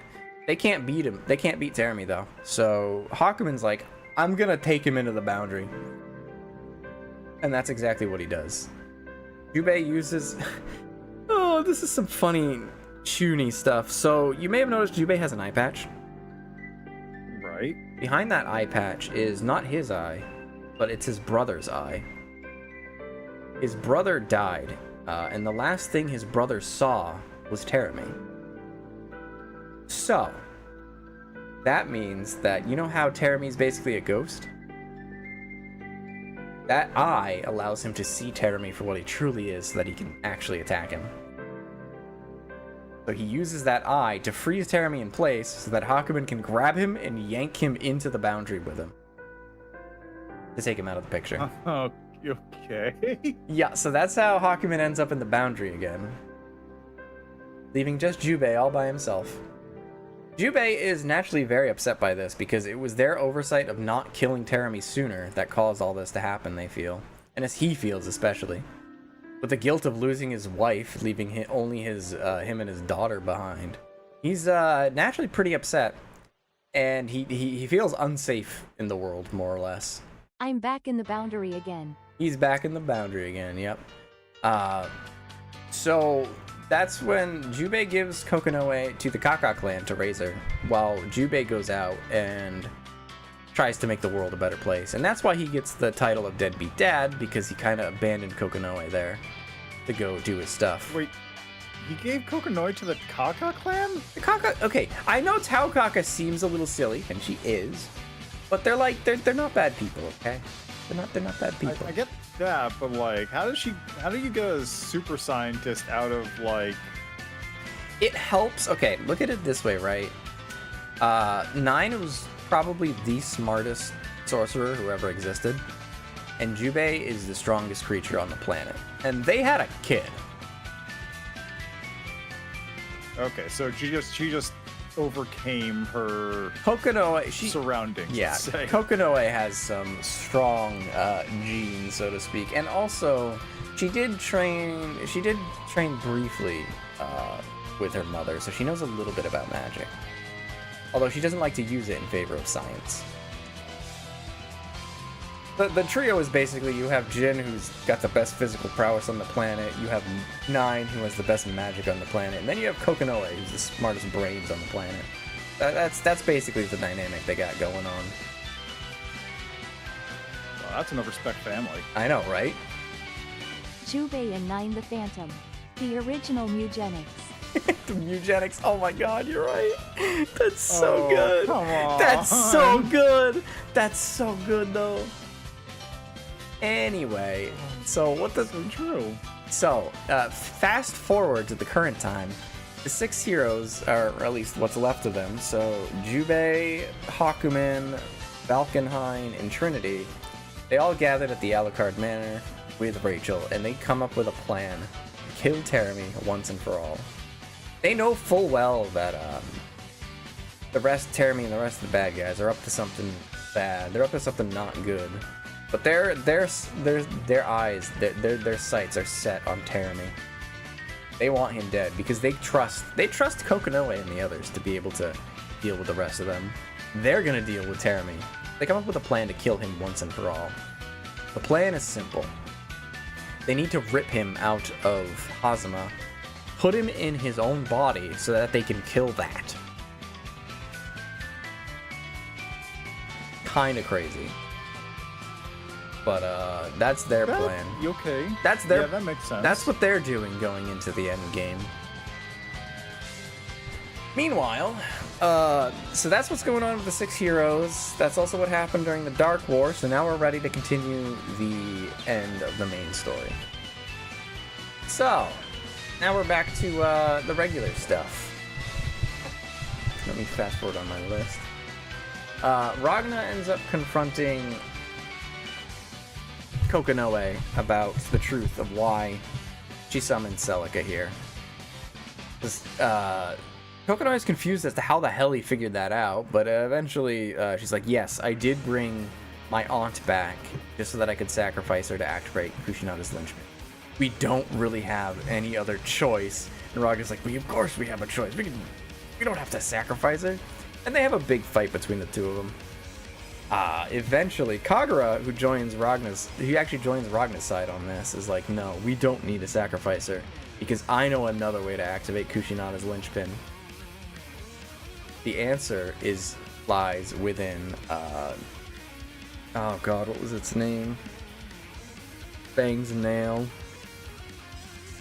One with a V, right? I gotta look it up real quick.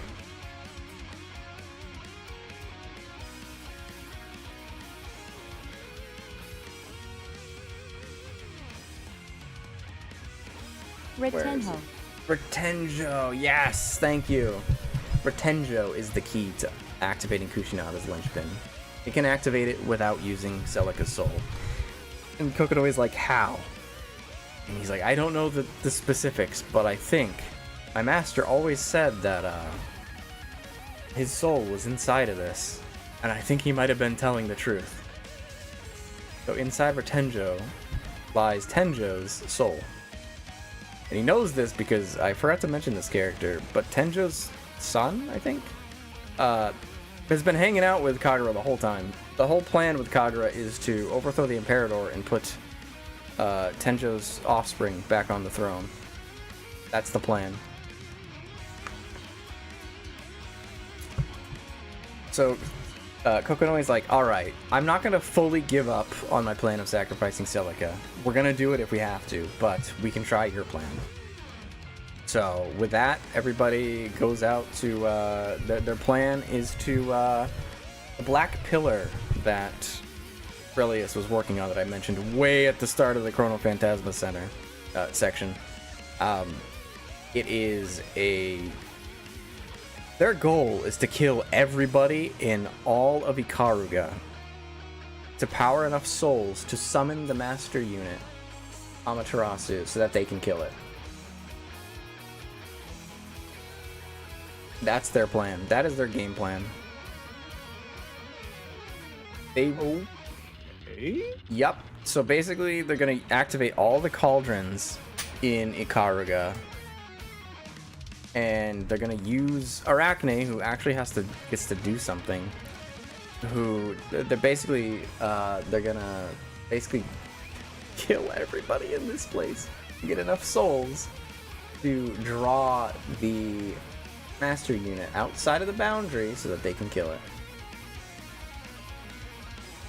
I know, it's kinda crazy.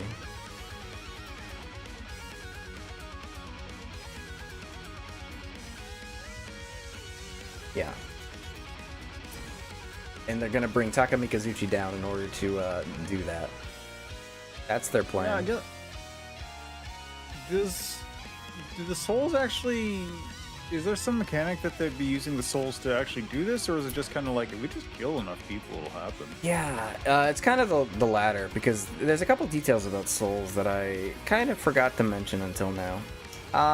Souls are needed to smelt things. So, and what I mean by that is, you remember how we said we smelted New 13 in the beginning?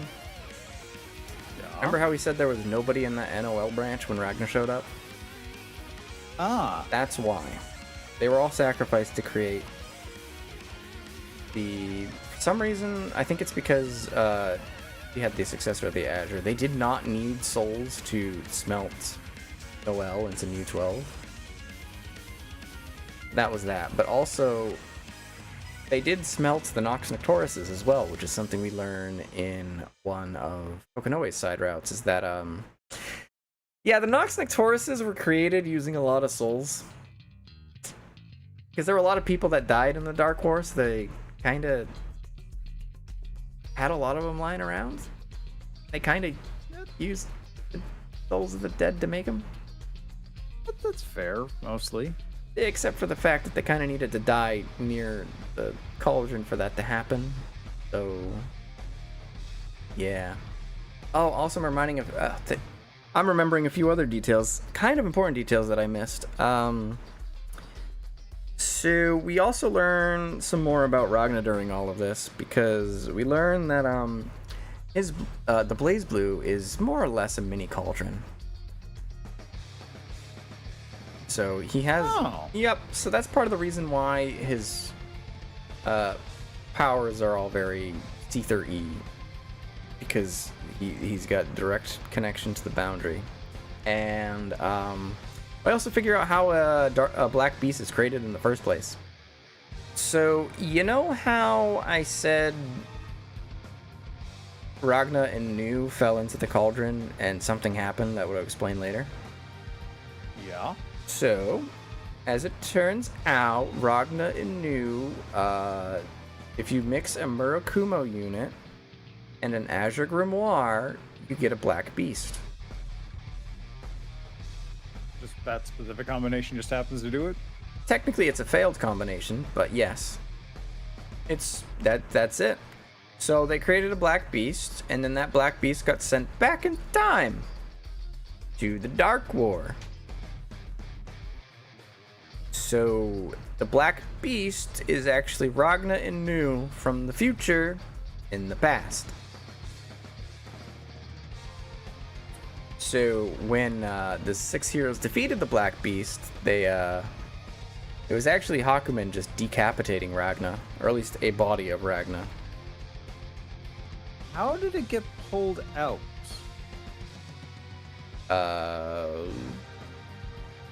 Experiments from Shirichiro and Relius. Oh, okay. So Relius just did it as per usual. Yep, exactly. Yep. This is just Guilty Gear again, isn't it? Mm-hmm. Really is. We also learn about the truth of the Akarigan Civil War. So the thing about the Akarigan Civil War is that it wasn't actually a real war. It was a proxy war between the Sector 7 and the NOL. Because both of them were conducting experiments using souls, and they needed a lot of souls for it. So, what better way than to get a lot of to collect a lot of souls than a war? And that also explains the truth of what happened. The reason why Hakumen wanted to kill Ragnar because he posed a threat as the Black Beast. The reason why Jin still wants to kill Ragnar because the power of order recognizes Ragnar as a threat. Yep, that's exactly right, Tonberry. Hakumen wants to kill Ragnar because he still sees him as the Black Beast, and Jin wants to kill Ragnar because his power of order still thinks Ragnar is a threat. It's also why Yukianasa, when Yukianasa was in control, why it really wanted Ragnar to die. Right. Because it saw Ragnar as the Black Beast. Of course, and because it was a weapon made to kill the Black Beast, it was trying to kill Ragnar all the time. It's also part of the reason. That's why, another thing that I missed very early on, sorry about that, is that one of the things that Jin describes in his story is that his mind has felt like it was in a fog the entire time. He didn't remember the events at the church, and he didn't really remember much of himself either. It was like he felt like he was a bit of a different person. And that was because of Yuki Anasa's influence. Yuki Anasa, throughout his entire life, has been influencing Jin to really hate the Black Beast, and that's part of the reason why he's so insane about killing his brother. Because he's been subtly influenced by the power of order and by Yuki Anasa the whole time. So, I don't know if subtly is the right word. I use here. I'm gonna be real. Okay, I guess that's fair. Let's see, what else was I missing? Oh yeah, Ibukido. So the destruction of Ibukido when Takumi Kazuchi fired on it. Yeah, so that wasn't really just a show of force at all, actually. It was an experiment. It was actually their first attempt at creating a Kusanagi. Or a Black Beast, depending on who's talking about the story. So, you know how we said that you need a Blazblue and a Murakumo unit to create a Kusanagi / Black Beast?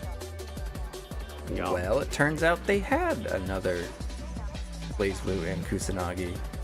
They had Noel, or rather Mew 12, and they had Hazama. So, Ibukido was an attempt to fuse the two together to create a Kusanagi or a Black Beast. It failed because Mew 12 rejected him. Or at least that's the official explanation. And thus... And it's why Noel was there only after a couple hundred runs. Yep, pretty much. I mean, there's a little more to that specific fact in Central Fiction. Because technically Mew 12 is... we called the Kusanagi from Continuum Shift Mew 12. That was technically who Noel was before she became Noel.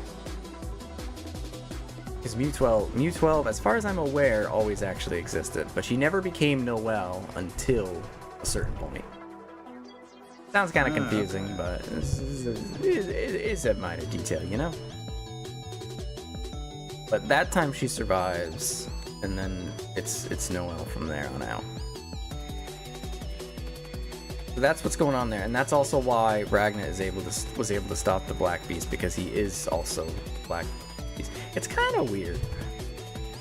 He actually also before he gets pulled back out into the current time, there's actually a lot more that happens after he knocks the Black Beast out for a year. He ends up actually staying with the 6 heroes and helping them defeat the Black Beast for the several other years after the fact. So when Ragnar comes back from his time travel, he's probably pretty fucking tired. He's been back in time fighting the Black Beast for like several years now. So wait, he fights the Black Beast, but he just runs at it and like beats it with his bare hands? Him running into it somehow causes it to go dormant. Okay, so literally just contact. Yeah, I'm pretty sure that Phase Shift goes into it in greater detail, but I haven't read Phase Shift yet. I kind of need to, though.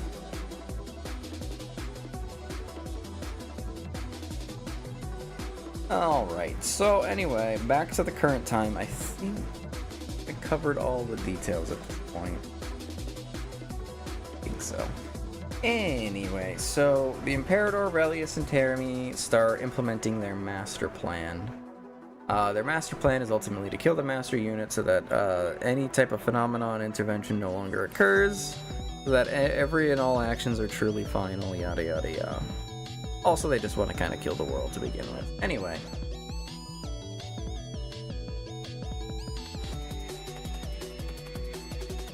So it begins with, they need to get to... First, they need to... their goal is to teleport the Kushinada's linchpin to the top of the giant monolith and activate it and send it into the monolith to cut the flow of ether. That will halt their collection of souls and help prevent the master unit from coming to the real world. So Ragna and a handful of other people head to where Bang is, where Kagura told Bang to wait, and their goal is to convince Bang to give them Retenjo and then teleport Kushinada's linchpin on top of the thing, yada yada yada. So they get there, and Ragna and Bang have a fight, because what's the best way to tell how serious someone is about something than a fight? Of course.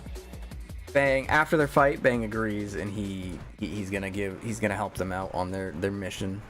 But that's when Relius and Lychee start attacking them. Their goal isn't really to stop them, but really just to slow them down and prevent them from activating Kushinada's lynch. So they're all fighting. Eventually, Ragna gets backup from Makoto and Tsubaki. And who else shows up?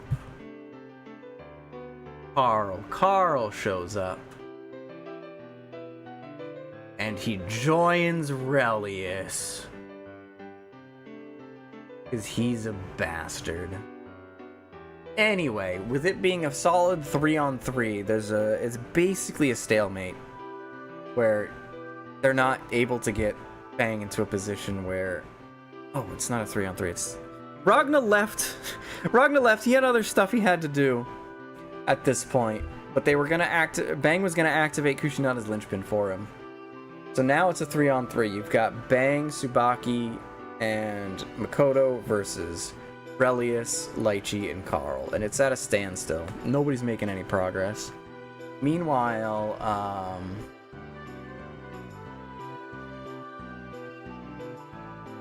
well, let me catch up a bit.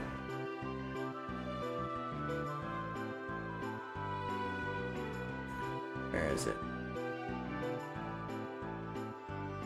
Meanwhile, the 6 heroes are engaging with Terumi.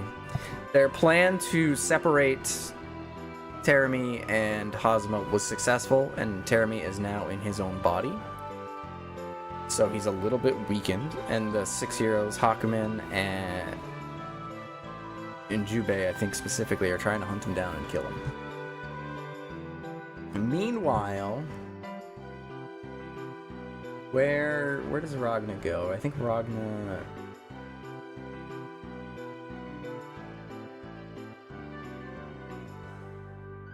This is where things get a little confusing, because there's a lot of stuff that goes on at once. It is a very dense...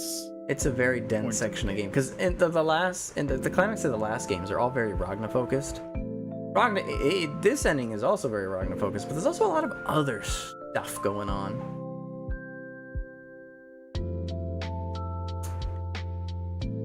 Alright. Because they're being delayed,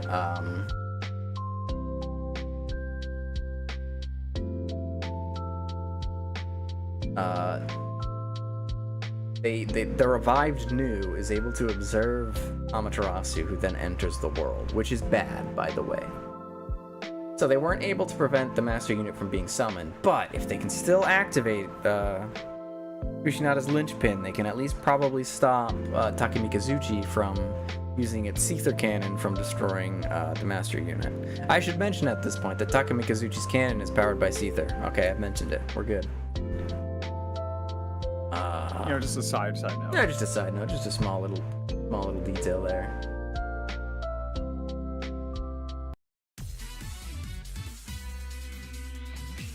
Yeah, that's where Ragna goes. Ragna, Noelle, and Jin all join forces. For the first time, our 3 main characters actually get together to fight, and they fight Takemikazuchi, which is, you actually get to play. It's a pretty fun fight. But anyway,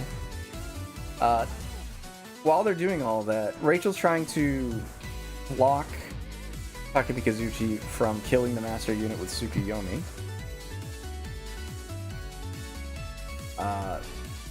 Jubei I'm slightly mistaken about where Jubei was at this point. Jubei ends up attacking the Imperator, and the Imperator says, "Hey, Phantom, go deal with your husband."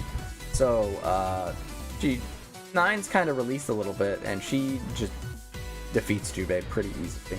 His magic is overpowered as hell.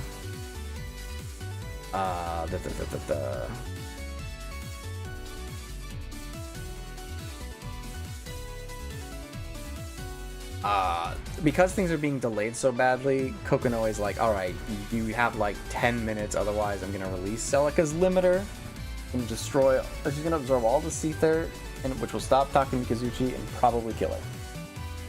That doesn't sound like how I remember it. Either way, Kokonoe also mentions that if all of their backup plans fail, she's gonna launch her stockpile of nukes. Which is to get it, destroy everything, but at least the world will survive, Will it? Will that work? No, probably not. But it's, you gotta throw enough shit at the wall, see what sticks. Because at this point, it's basically described that Takumi Kazuchi is basically a mini Black Beast. And by mini, I mean it's only slightly smaller than the actual Black Beast. So is Takumi Kazuchi, like... It's the same thing as the satellite that shot the laser beam, right? It's... Right. Takumi Kazuchi is just chilling inside this satellite. He literally... He shoots out the laser beams. Yeah. I should have described Takumi Kazuchi. It's basically a giant Seether guy. He's got... He's got power. He kind of looks like Ragnar's, some of his, like, dark attack moves, right? He kind of looks like that, but as like a giant person. And he fires the laser beam out of his big mouth. Okay, so then during the fight, it just like jumps out of space. Yeah, she summons it, so she basically just brings it down to Earth. The Imperator. Okay. Yep. At some point during all of this, the Imperator actually reveals her real name. She's not Saya, as we kind of know. The Imperator reveals her name as she's actually Hades Izanami. In case you were confused about her being like a death goddess, she's Hades Izanami, Lord of the Underworld Hades, and the Japanese death goddess Izanami. That's her. She's the actual literal goddess of death. What? And that's why she wants to kill the Master Unit. Actually, there's more reasons. Well, there's more reasons that we'll touch upon in Central Fiction, but we'll cross that bridge when we get to it. I mean, in comparison to whatever the fuck is going on with Terumi, or Hazuma, and Relius, it's refreshingly straightforward to have someone whose end goal is just I'm death. I want to kill everything, yeah. I just want to, I want everything to be dead. To the point. Yep. Literal goddess of death? I can fix her. Yeah, I totally would, Izanami. I mean, yeah, I know, I get it.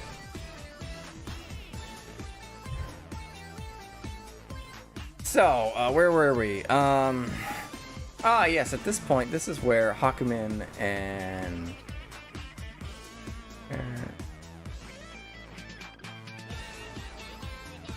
Hakumen ends up... Where is he? He ends up fighting Terumi. I'm trying to remember what... I'm looking at that. Bullet point. Oh yeah, there it is. Hakumen ends up fighting Terumi, who was weakened after a long series of events. Hakumen is able to use his time killer technique on Jin, which is the most anime bullshit, probably some of the most anime bullshit in this entire series, which is saying a lot.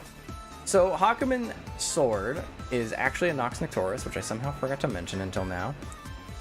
And its special ability is that when wielded by the user of the Susanoo unit, you can kill someone's time, which is a fancy way of saying you can kill immortals by completely severing their time. Any time they had or will have is just gone. Terumi, as basically an immortal, can be killed by this technique. And Hakumen gets him with it. Hakumen kills Terumi. Hell yeah. Let's go. Haremy is no more. He comes back in the next game, by the way. Oh, of course. What happened to Hazama?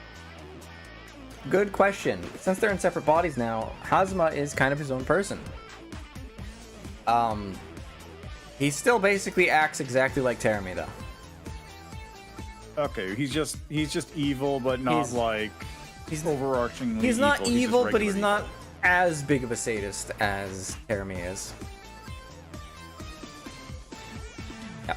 And he's just a grimoire walking around as a person. Yeah.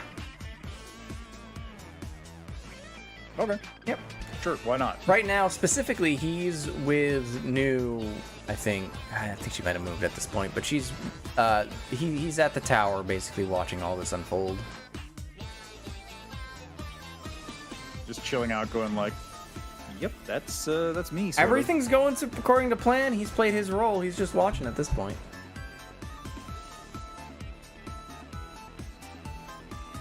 All right. Anyway, Terumi is dead. Terumi is dead for now. At this point, Valkenheim shows up out of nowhere, and he assists the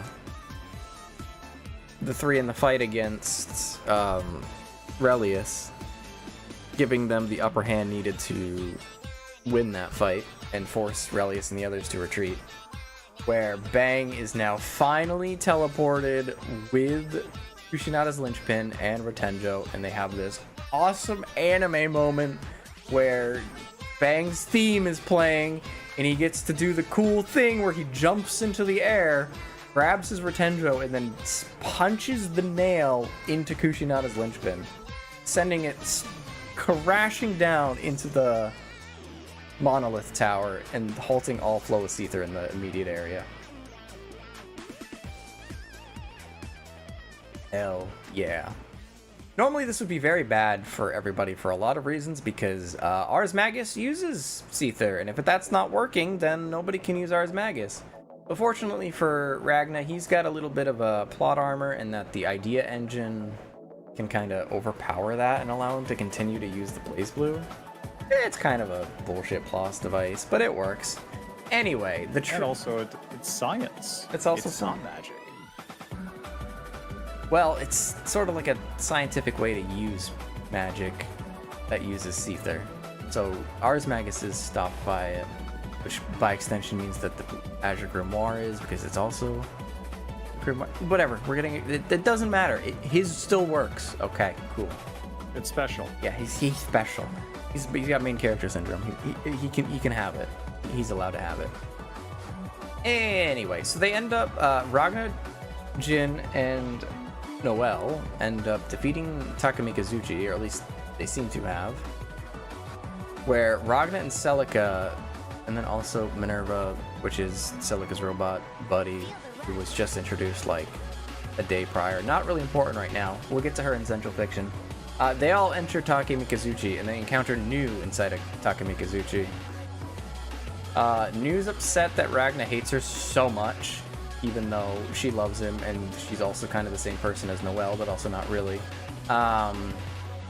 Wait, has New just been inside Takumi Kazuchi the whole time? Not the whole time, but for recently. She went in there sometime after she did her thing and summoned the Master Unit.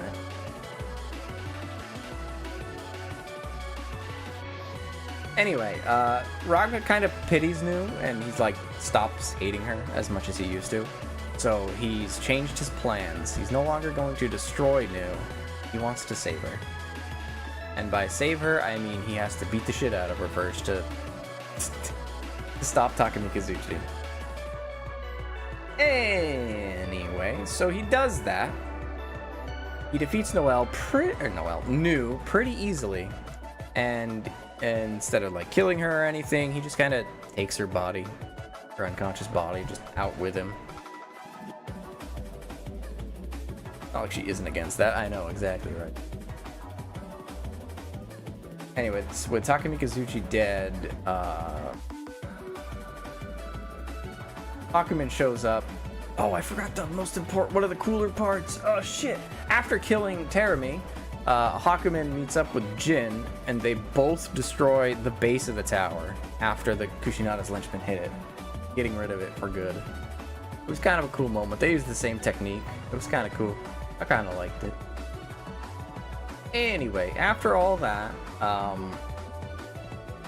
it seems like the Imperator and everyone's been defeated because the Master Unit's still alive. All of the flow of Seath has been stopped, so they can't really, as far as I'm aware, they can't really perform Phenomena intervention. Everything all looks good. The group, all the good guys, they're all getting back together to deal with the Imperator. Akuman tries to use his Time Killer technique against the Imperator, but it doesn't work because since she's death, she doesn't have any time. Her time already ran out. So that's a bummer. Anyway, the Imperator also decides that apparently she can just activate Ragna's Blazblue and cause him to go berserk. She takes Nu back. She makes Ragna go berserk, Ragna then attacks Noelle and Jin. And the two of them try to fight him, but they're no match for him at this point.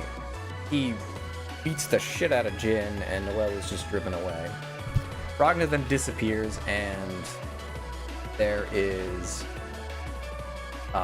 she takes the corpse of Takumi Kazuchi and turns it into a large black ball that just kind of is in the sky. She says some cryptic shit like, "The day of reckoning has now become the day we return to God.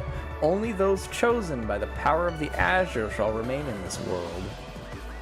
Tsukuyomi, the time has come. The time has come to choose. Fulfill your destiny." And some of this stuff is a little when they say it on the here. I feel like I could explain it better if I actually sat down and did it.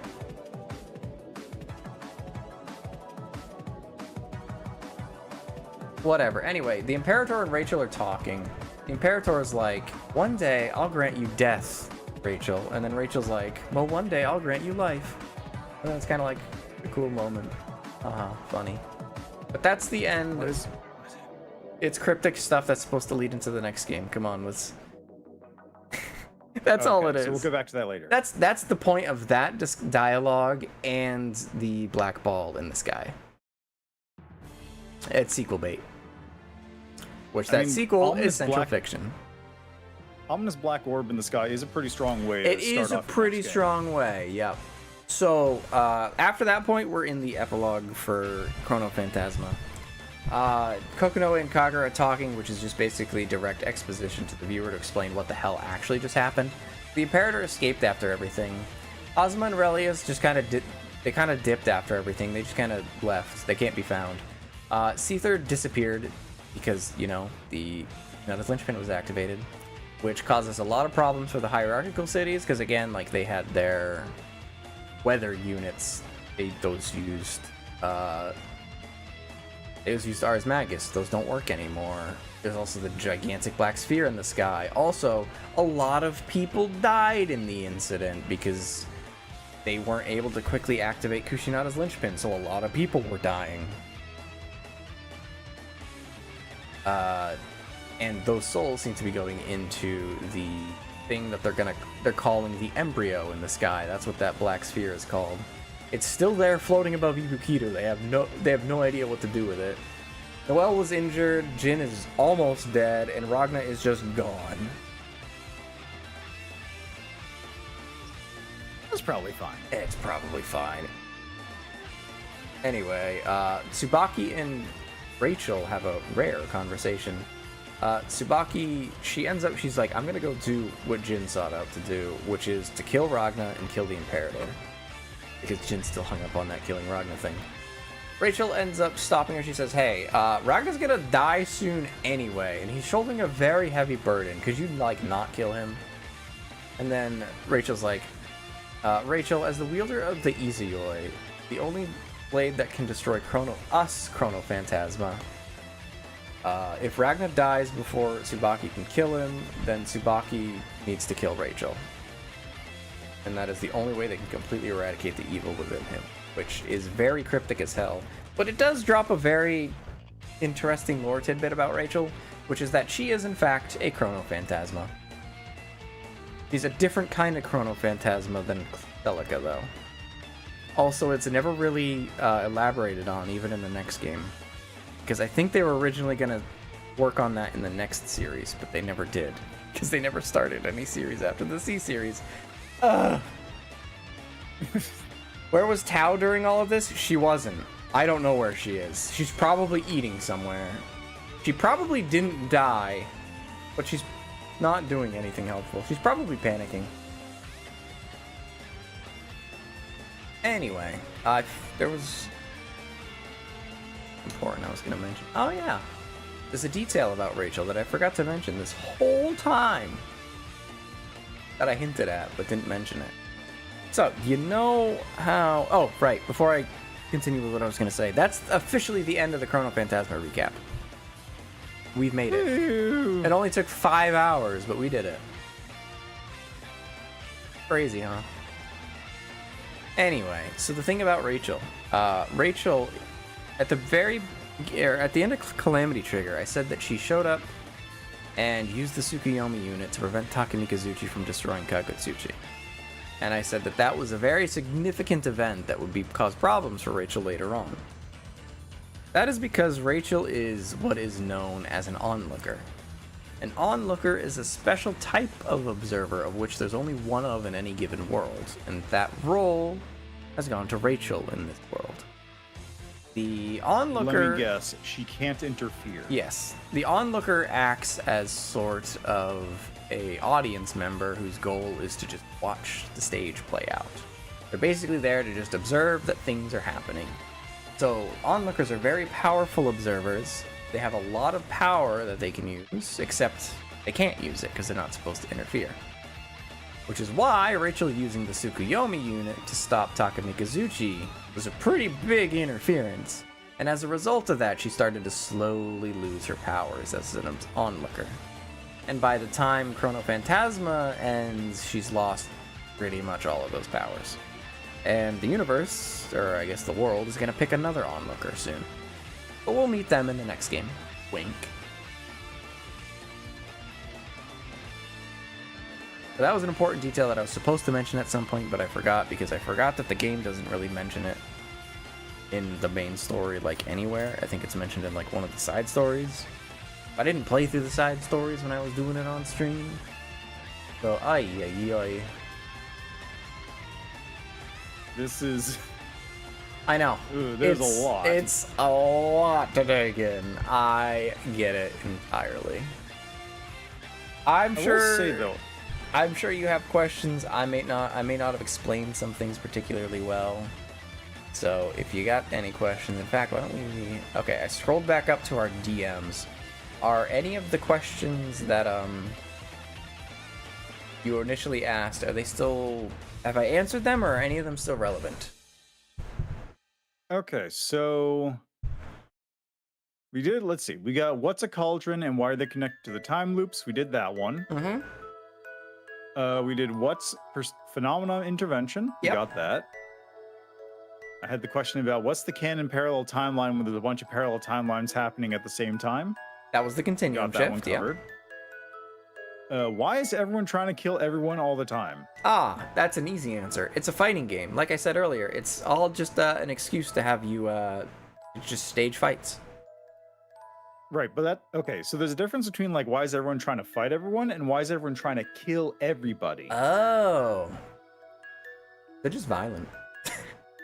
No, Yeah, there's quite a lot of fights that occur that actually, where they aren't really trying to kill each other. Like, Bang and, Ragna fighting near the end there?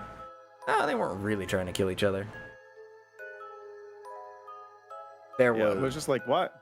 Yeah. Yeah, it's mostly just like, why is everyone trying to, like, end the world constantly? Yeah, so,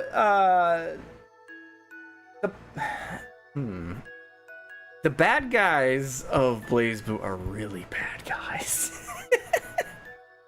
They're very malicious. All of them have their own ulterior motives too. So, as we know, Izanami, she wants to kill the world. She wants a dead world. Yeah, that one's clear. That one I get. Terami's ultimate goals are currently still unknown, but we can surmise that he just wants to kill the world as well. He wants to kill the Master Unit for some reason. Probably for nothing good. Yeah, that one's just like... it could be any number of things, ranging from some bizarre Carl Xanatos deserves it. roulette, long-reaching plan that was set in motion before the world was even made, to like, Are we going over fuck you CF guys, spoilers? whatever. We're not going over CF spoilers. Do not mention any CF spoilers, okay? No CF spoilers.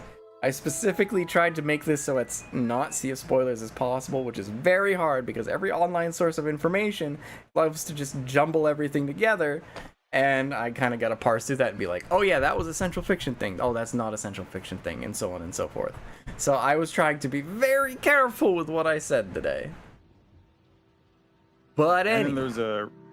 then there's Relius, who's just like, Yes. kind of okay with just killing everyone. No, so Relius's situation in particular, he mentioned this in Continuum Shift briefly, but he elaborated on near the end of Chrono Phantasma when he's fighting everybody. He doesn't want to destroy the world. He wants to remake the world. And he wants to be the one in control. And to do that, he's gonna use his wife as the replacement god, basically. He's insane. I mean, it's a strong marriage, sort of. I don't know how willing she is in all of this.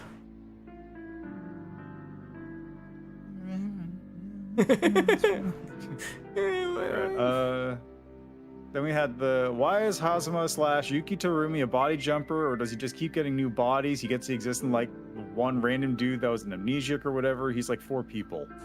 Yes, so he had a different body actually back in the Dark War. It was a body named Kazuma Kval, who was originally created by Relius, again to serve the purpose as a vessel for Yuki Terumi. Did I mention that he created Hazama as well? He created Hazama as well. Anyway,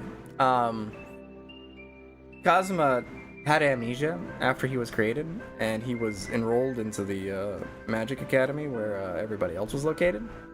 Well, all the other mages were located. He eventually found out his purpose, but not before poor Trinity fell in love with him. And by the end of the war, of course, he was completely mind-controlled. He had no sense of self anymore. And Hakumen ended up throwing him into the boundary, so he died. So that caused immense trauma for poor Trinity. And that was also part of the reason why they didn't just kill him right away, because Trinity wanted to save Kazuma. But she also feels immense guilt over her friend Nine's death, because she was indirectly responsible for it, because they didn't just kill him. Yeah. That makes sense. Yeah. Alright, well, that pretty much covers the questions I had sent before. Yeah, and I think we covered pretty much all of the important details. There's some stuff that we didn't go over at all. Like I mentioned, there are entire characters that we just did not mention or elaborate on at all. Like Lychee, we barely touched her and Arachne's stuff. Let's see, what other characters are there? There's Kagura's assistant, Hibiki, but he doesn't really do much. He's a pretty cool guy, though. Let's see. Let's look at the Chrono Phantasmic character list. Oh, yeah. That's the story character list. I want the actual, Dustloop has it. Good old Dustloop. I am willing to fix the death goddess, It's but someone there's no named hope for Amane Booty Nishiki. Lady.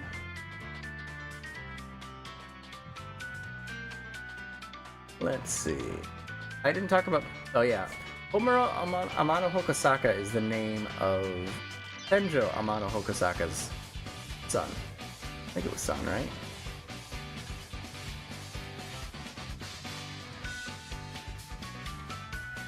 Oh, sorry. Tenjo's a woman. I always forget which one's which. Like, one of them's a boy and one of them's a girl.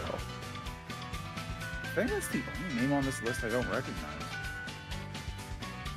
Oh, Homer's gender is literally never mentioned, so Homer is whatever the fuck you want it to be.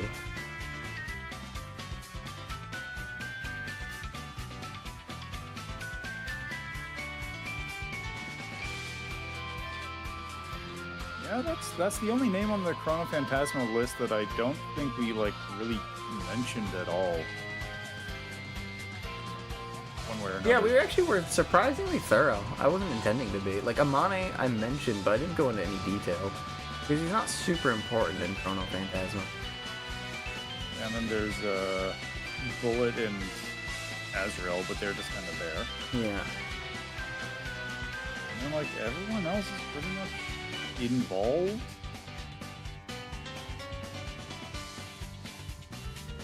Stream could have been a 3 to 5 hour video essay, to be honest. Oh, it so could have. I just didn't have time to create one, because that's a lot of work. The amount of editing you need to do for a 3 to 5 hour video essay is insane. I don't have the time for it. I didn't mention Torakaka. She's a story character. She's another Kaka who is just a palette swapped with different hair of Tao Kaka. She's she's smarter than Tao Kaka, but she's also kind of silly. Okay, so Taokaka is just particularly stupid. Yes.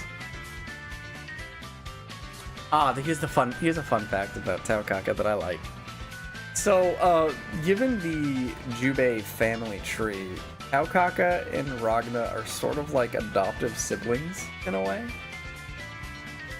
Because Jubei more or less adopts Ragna, and because of their weird genetic splicing relationship, Jubei's also kind of the Kaka clan's father. And Taokaka and Ragna are in the same generation almost. Yes, and they're like very sibling coded, and like it's kind of awesome, you know. She calls him good guy, and she like enjoys hanging out with him and like messing with him. It's a very cute relationship they got going on there. I like it.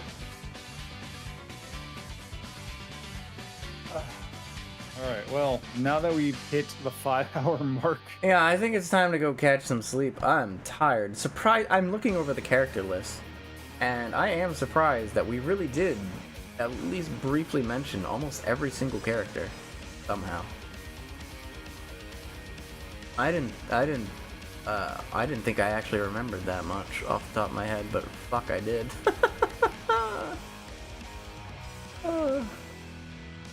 Like I said, we're just impressed that all those characters did manage to tie in. Like, I think it's surprising how well they do that.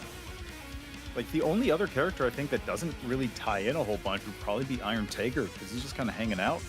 He does do a lot of things in the background. He's more or less an extension of Kokonoe. Kokonoe uses Tiger to do a lot of the stuff that she, needs to do. She will literally reconfigure him for missions and all that. So if Kokonoe is around, then Tiger's probably around too.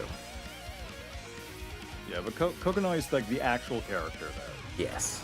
Kokonoe is a very important character in the series.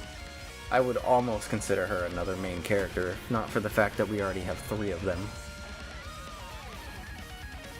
I'm also probably biased in that regard, because I like her.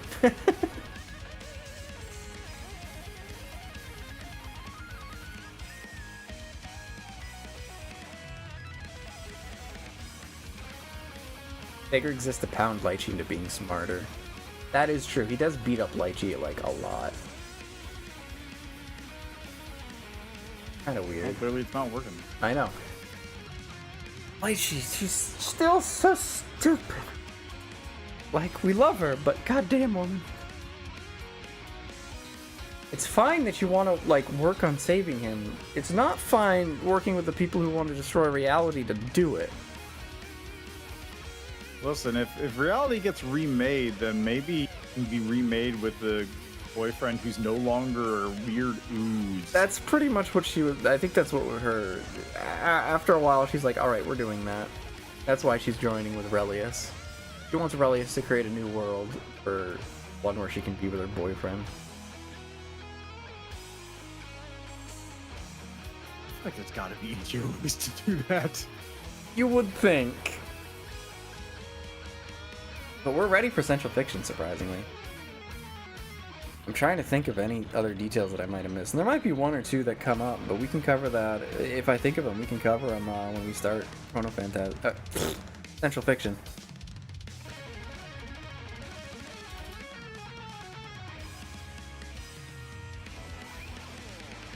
Yeah, makes sense. Sometimes you need to destroy and remake the universe so you can be with a mediocre man instead of the Bang Shishigami. Bang's such a great character. You gotta love him.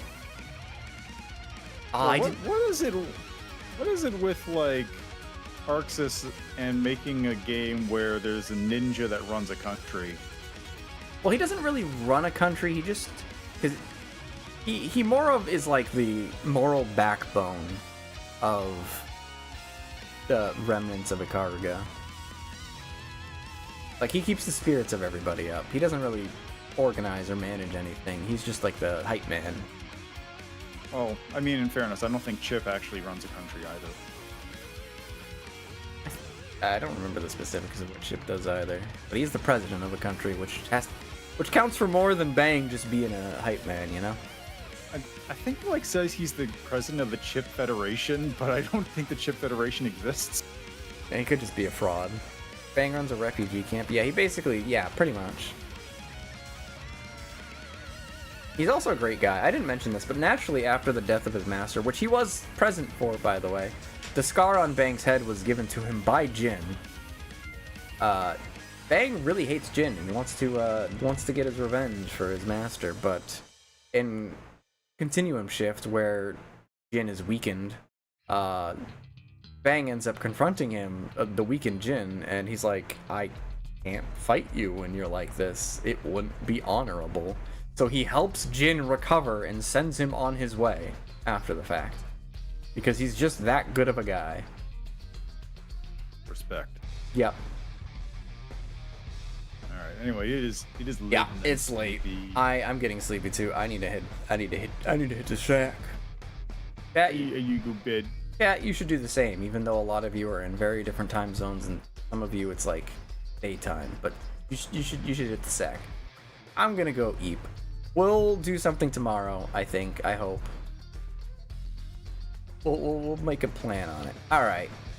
I'll see you around. At some point, yeah, it's Central Fiction for realsies. This time next Friday? Yeah, we can see if I can do it. Alright, we'll put a tentative date for that and we'll figure something out. Yeah. Alright, I'm gonna hang up Aoda and wrap up stream. So Thank you for joining me. It was good having you. Thank you for having me. Yeah. I'll catch you again next time. Yep, we'll see you around. See you around. Yeah. Bye-bye. Alright, chat. That was 5 hours. That took a little bit longer than I expected, but I should have expected it to take a while considering this is Blazblue we're talking about. Anyway, we're going to continue this next week where we're actually going to start playing Central Fiction. And then we'll be finishing up with Blazblue, and that's going to feel weird. I don't know how I feel about that, actually. I like Blazblue. Local Hat explains Blazblue lore in 5 hours, I know, right? And we didn't even cover the last game, mind you. We could have very well have gone over Central Fiction if, you know, we were doing like a full recap of the series, which would have easily taken another hour, if not 2. I don't remember exactly how long Central Fiction is. I think it's actually shorter than Chrono Phantasma. But due to the fact that we're going to have to do the readings for all the lines, and the fact that I might have to explain things to Aodo, this might take a little bit longer. Oh, I forgot to @ him on the Twitch page. Damn it, I forgot about that. Oh well. I'll get it for next week. What game series would one play after such a giant that is Blazblue? That is a good question. I don't know yet. We do have all the games that we downloaded previously, so we have a list. I'll just have to pick from that. Anyway, I'm gonna stop procrastinating and get some sleep because I'm getting tired. I'm gonna catch you all some other point. Bye bye.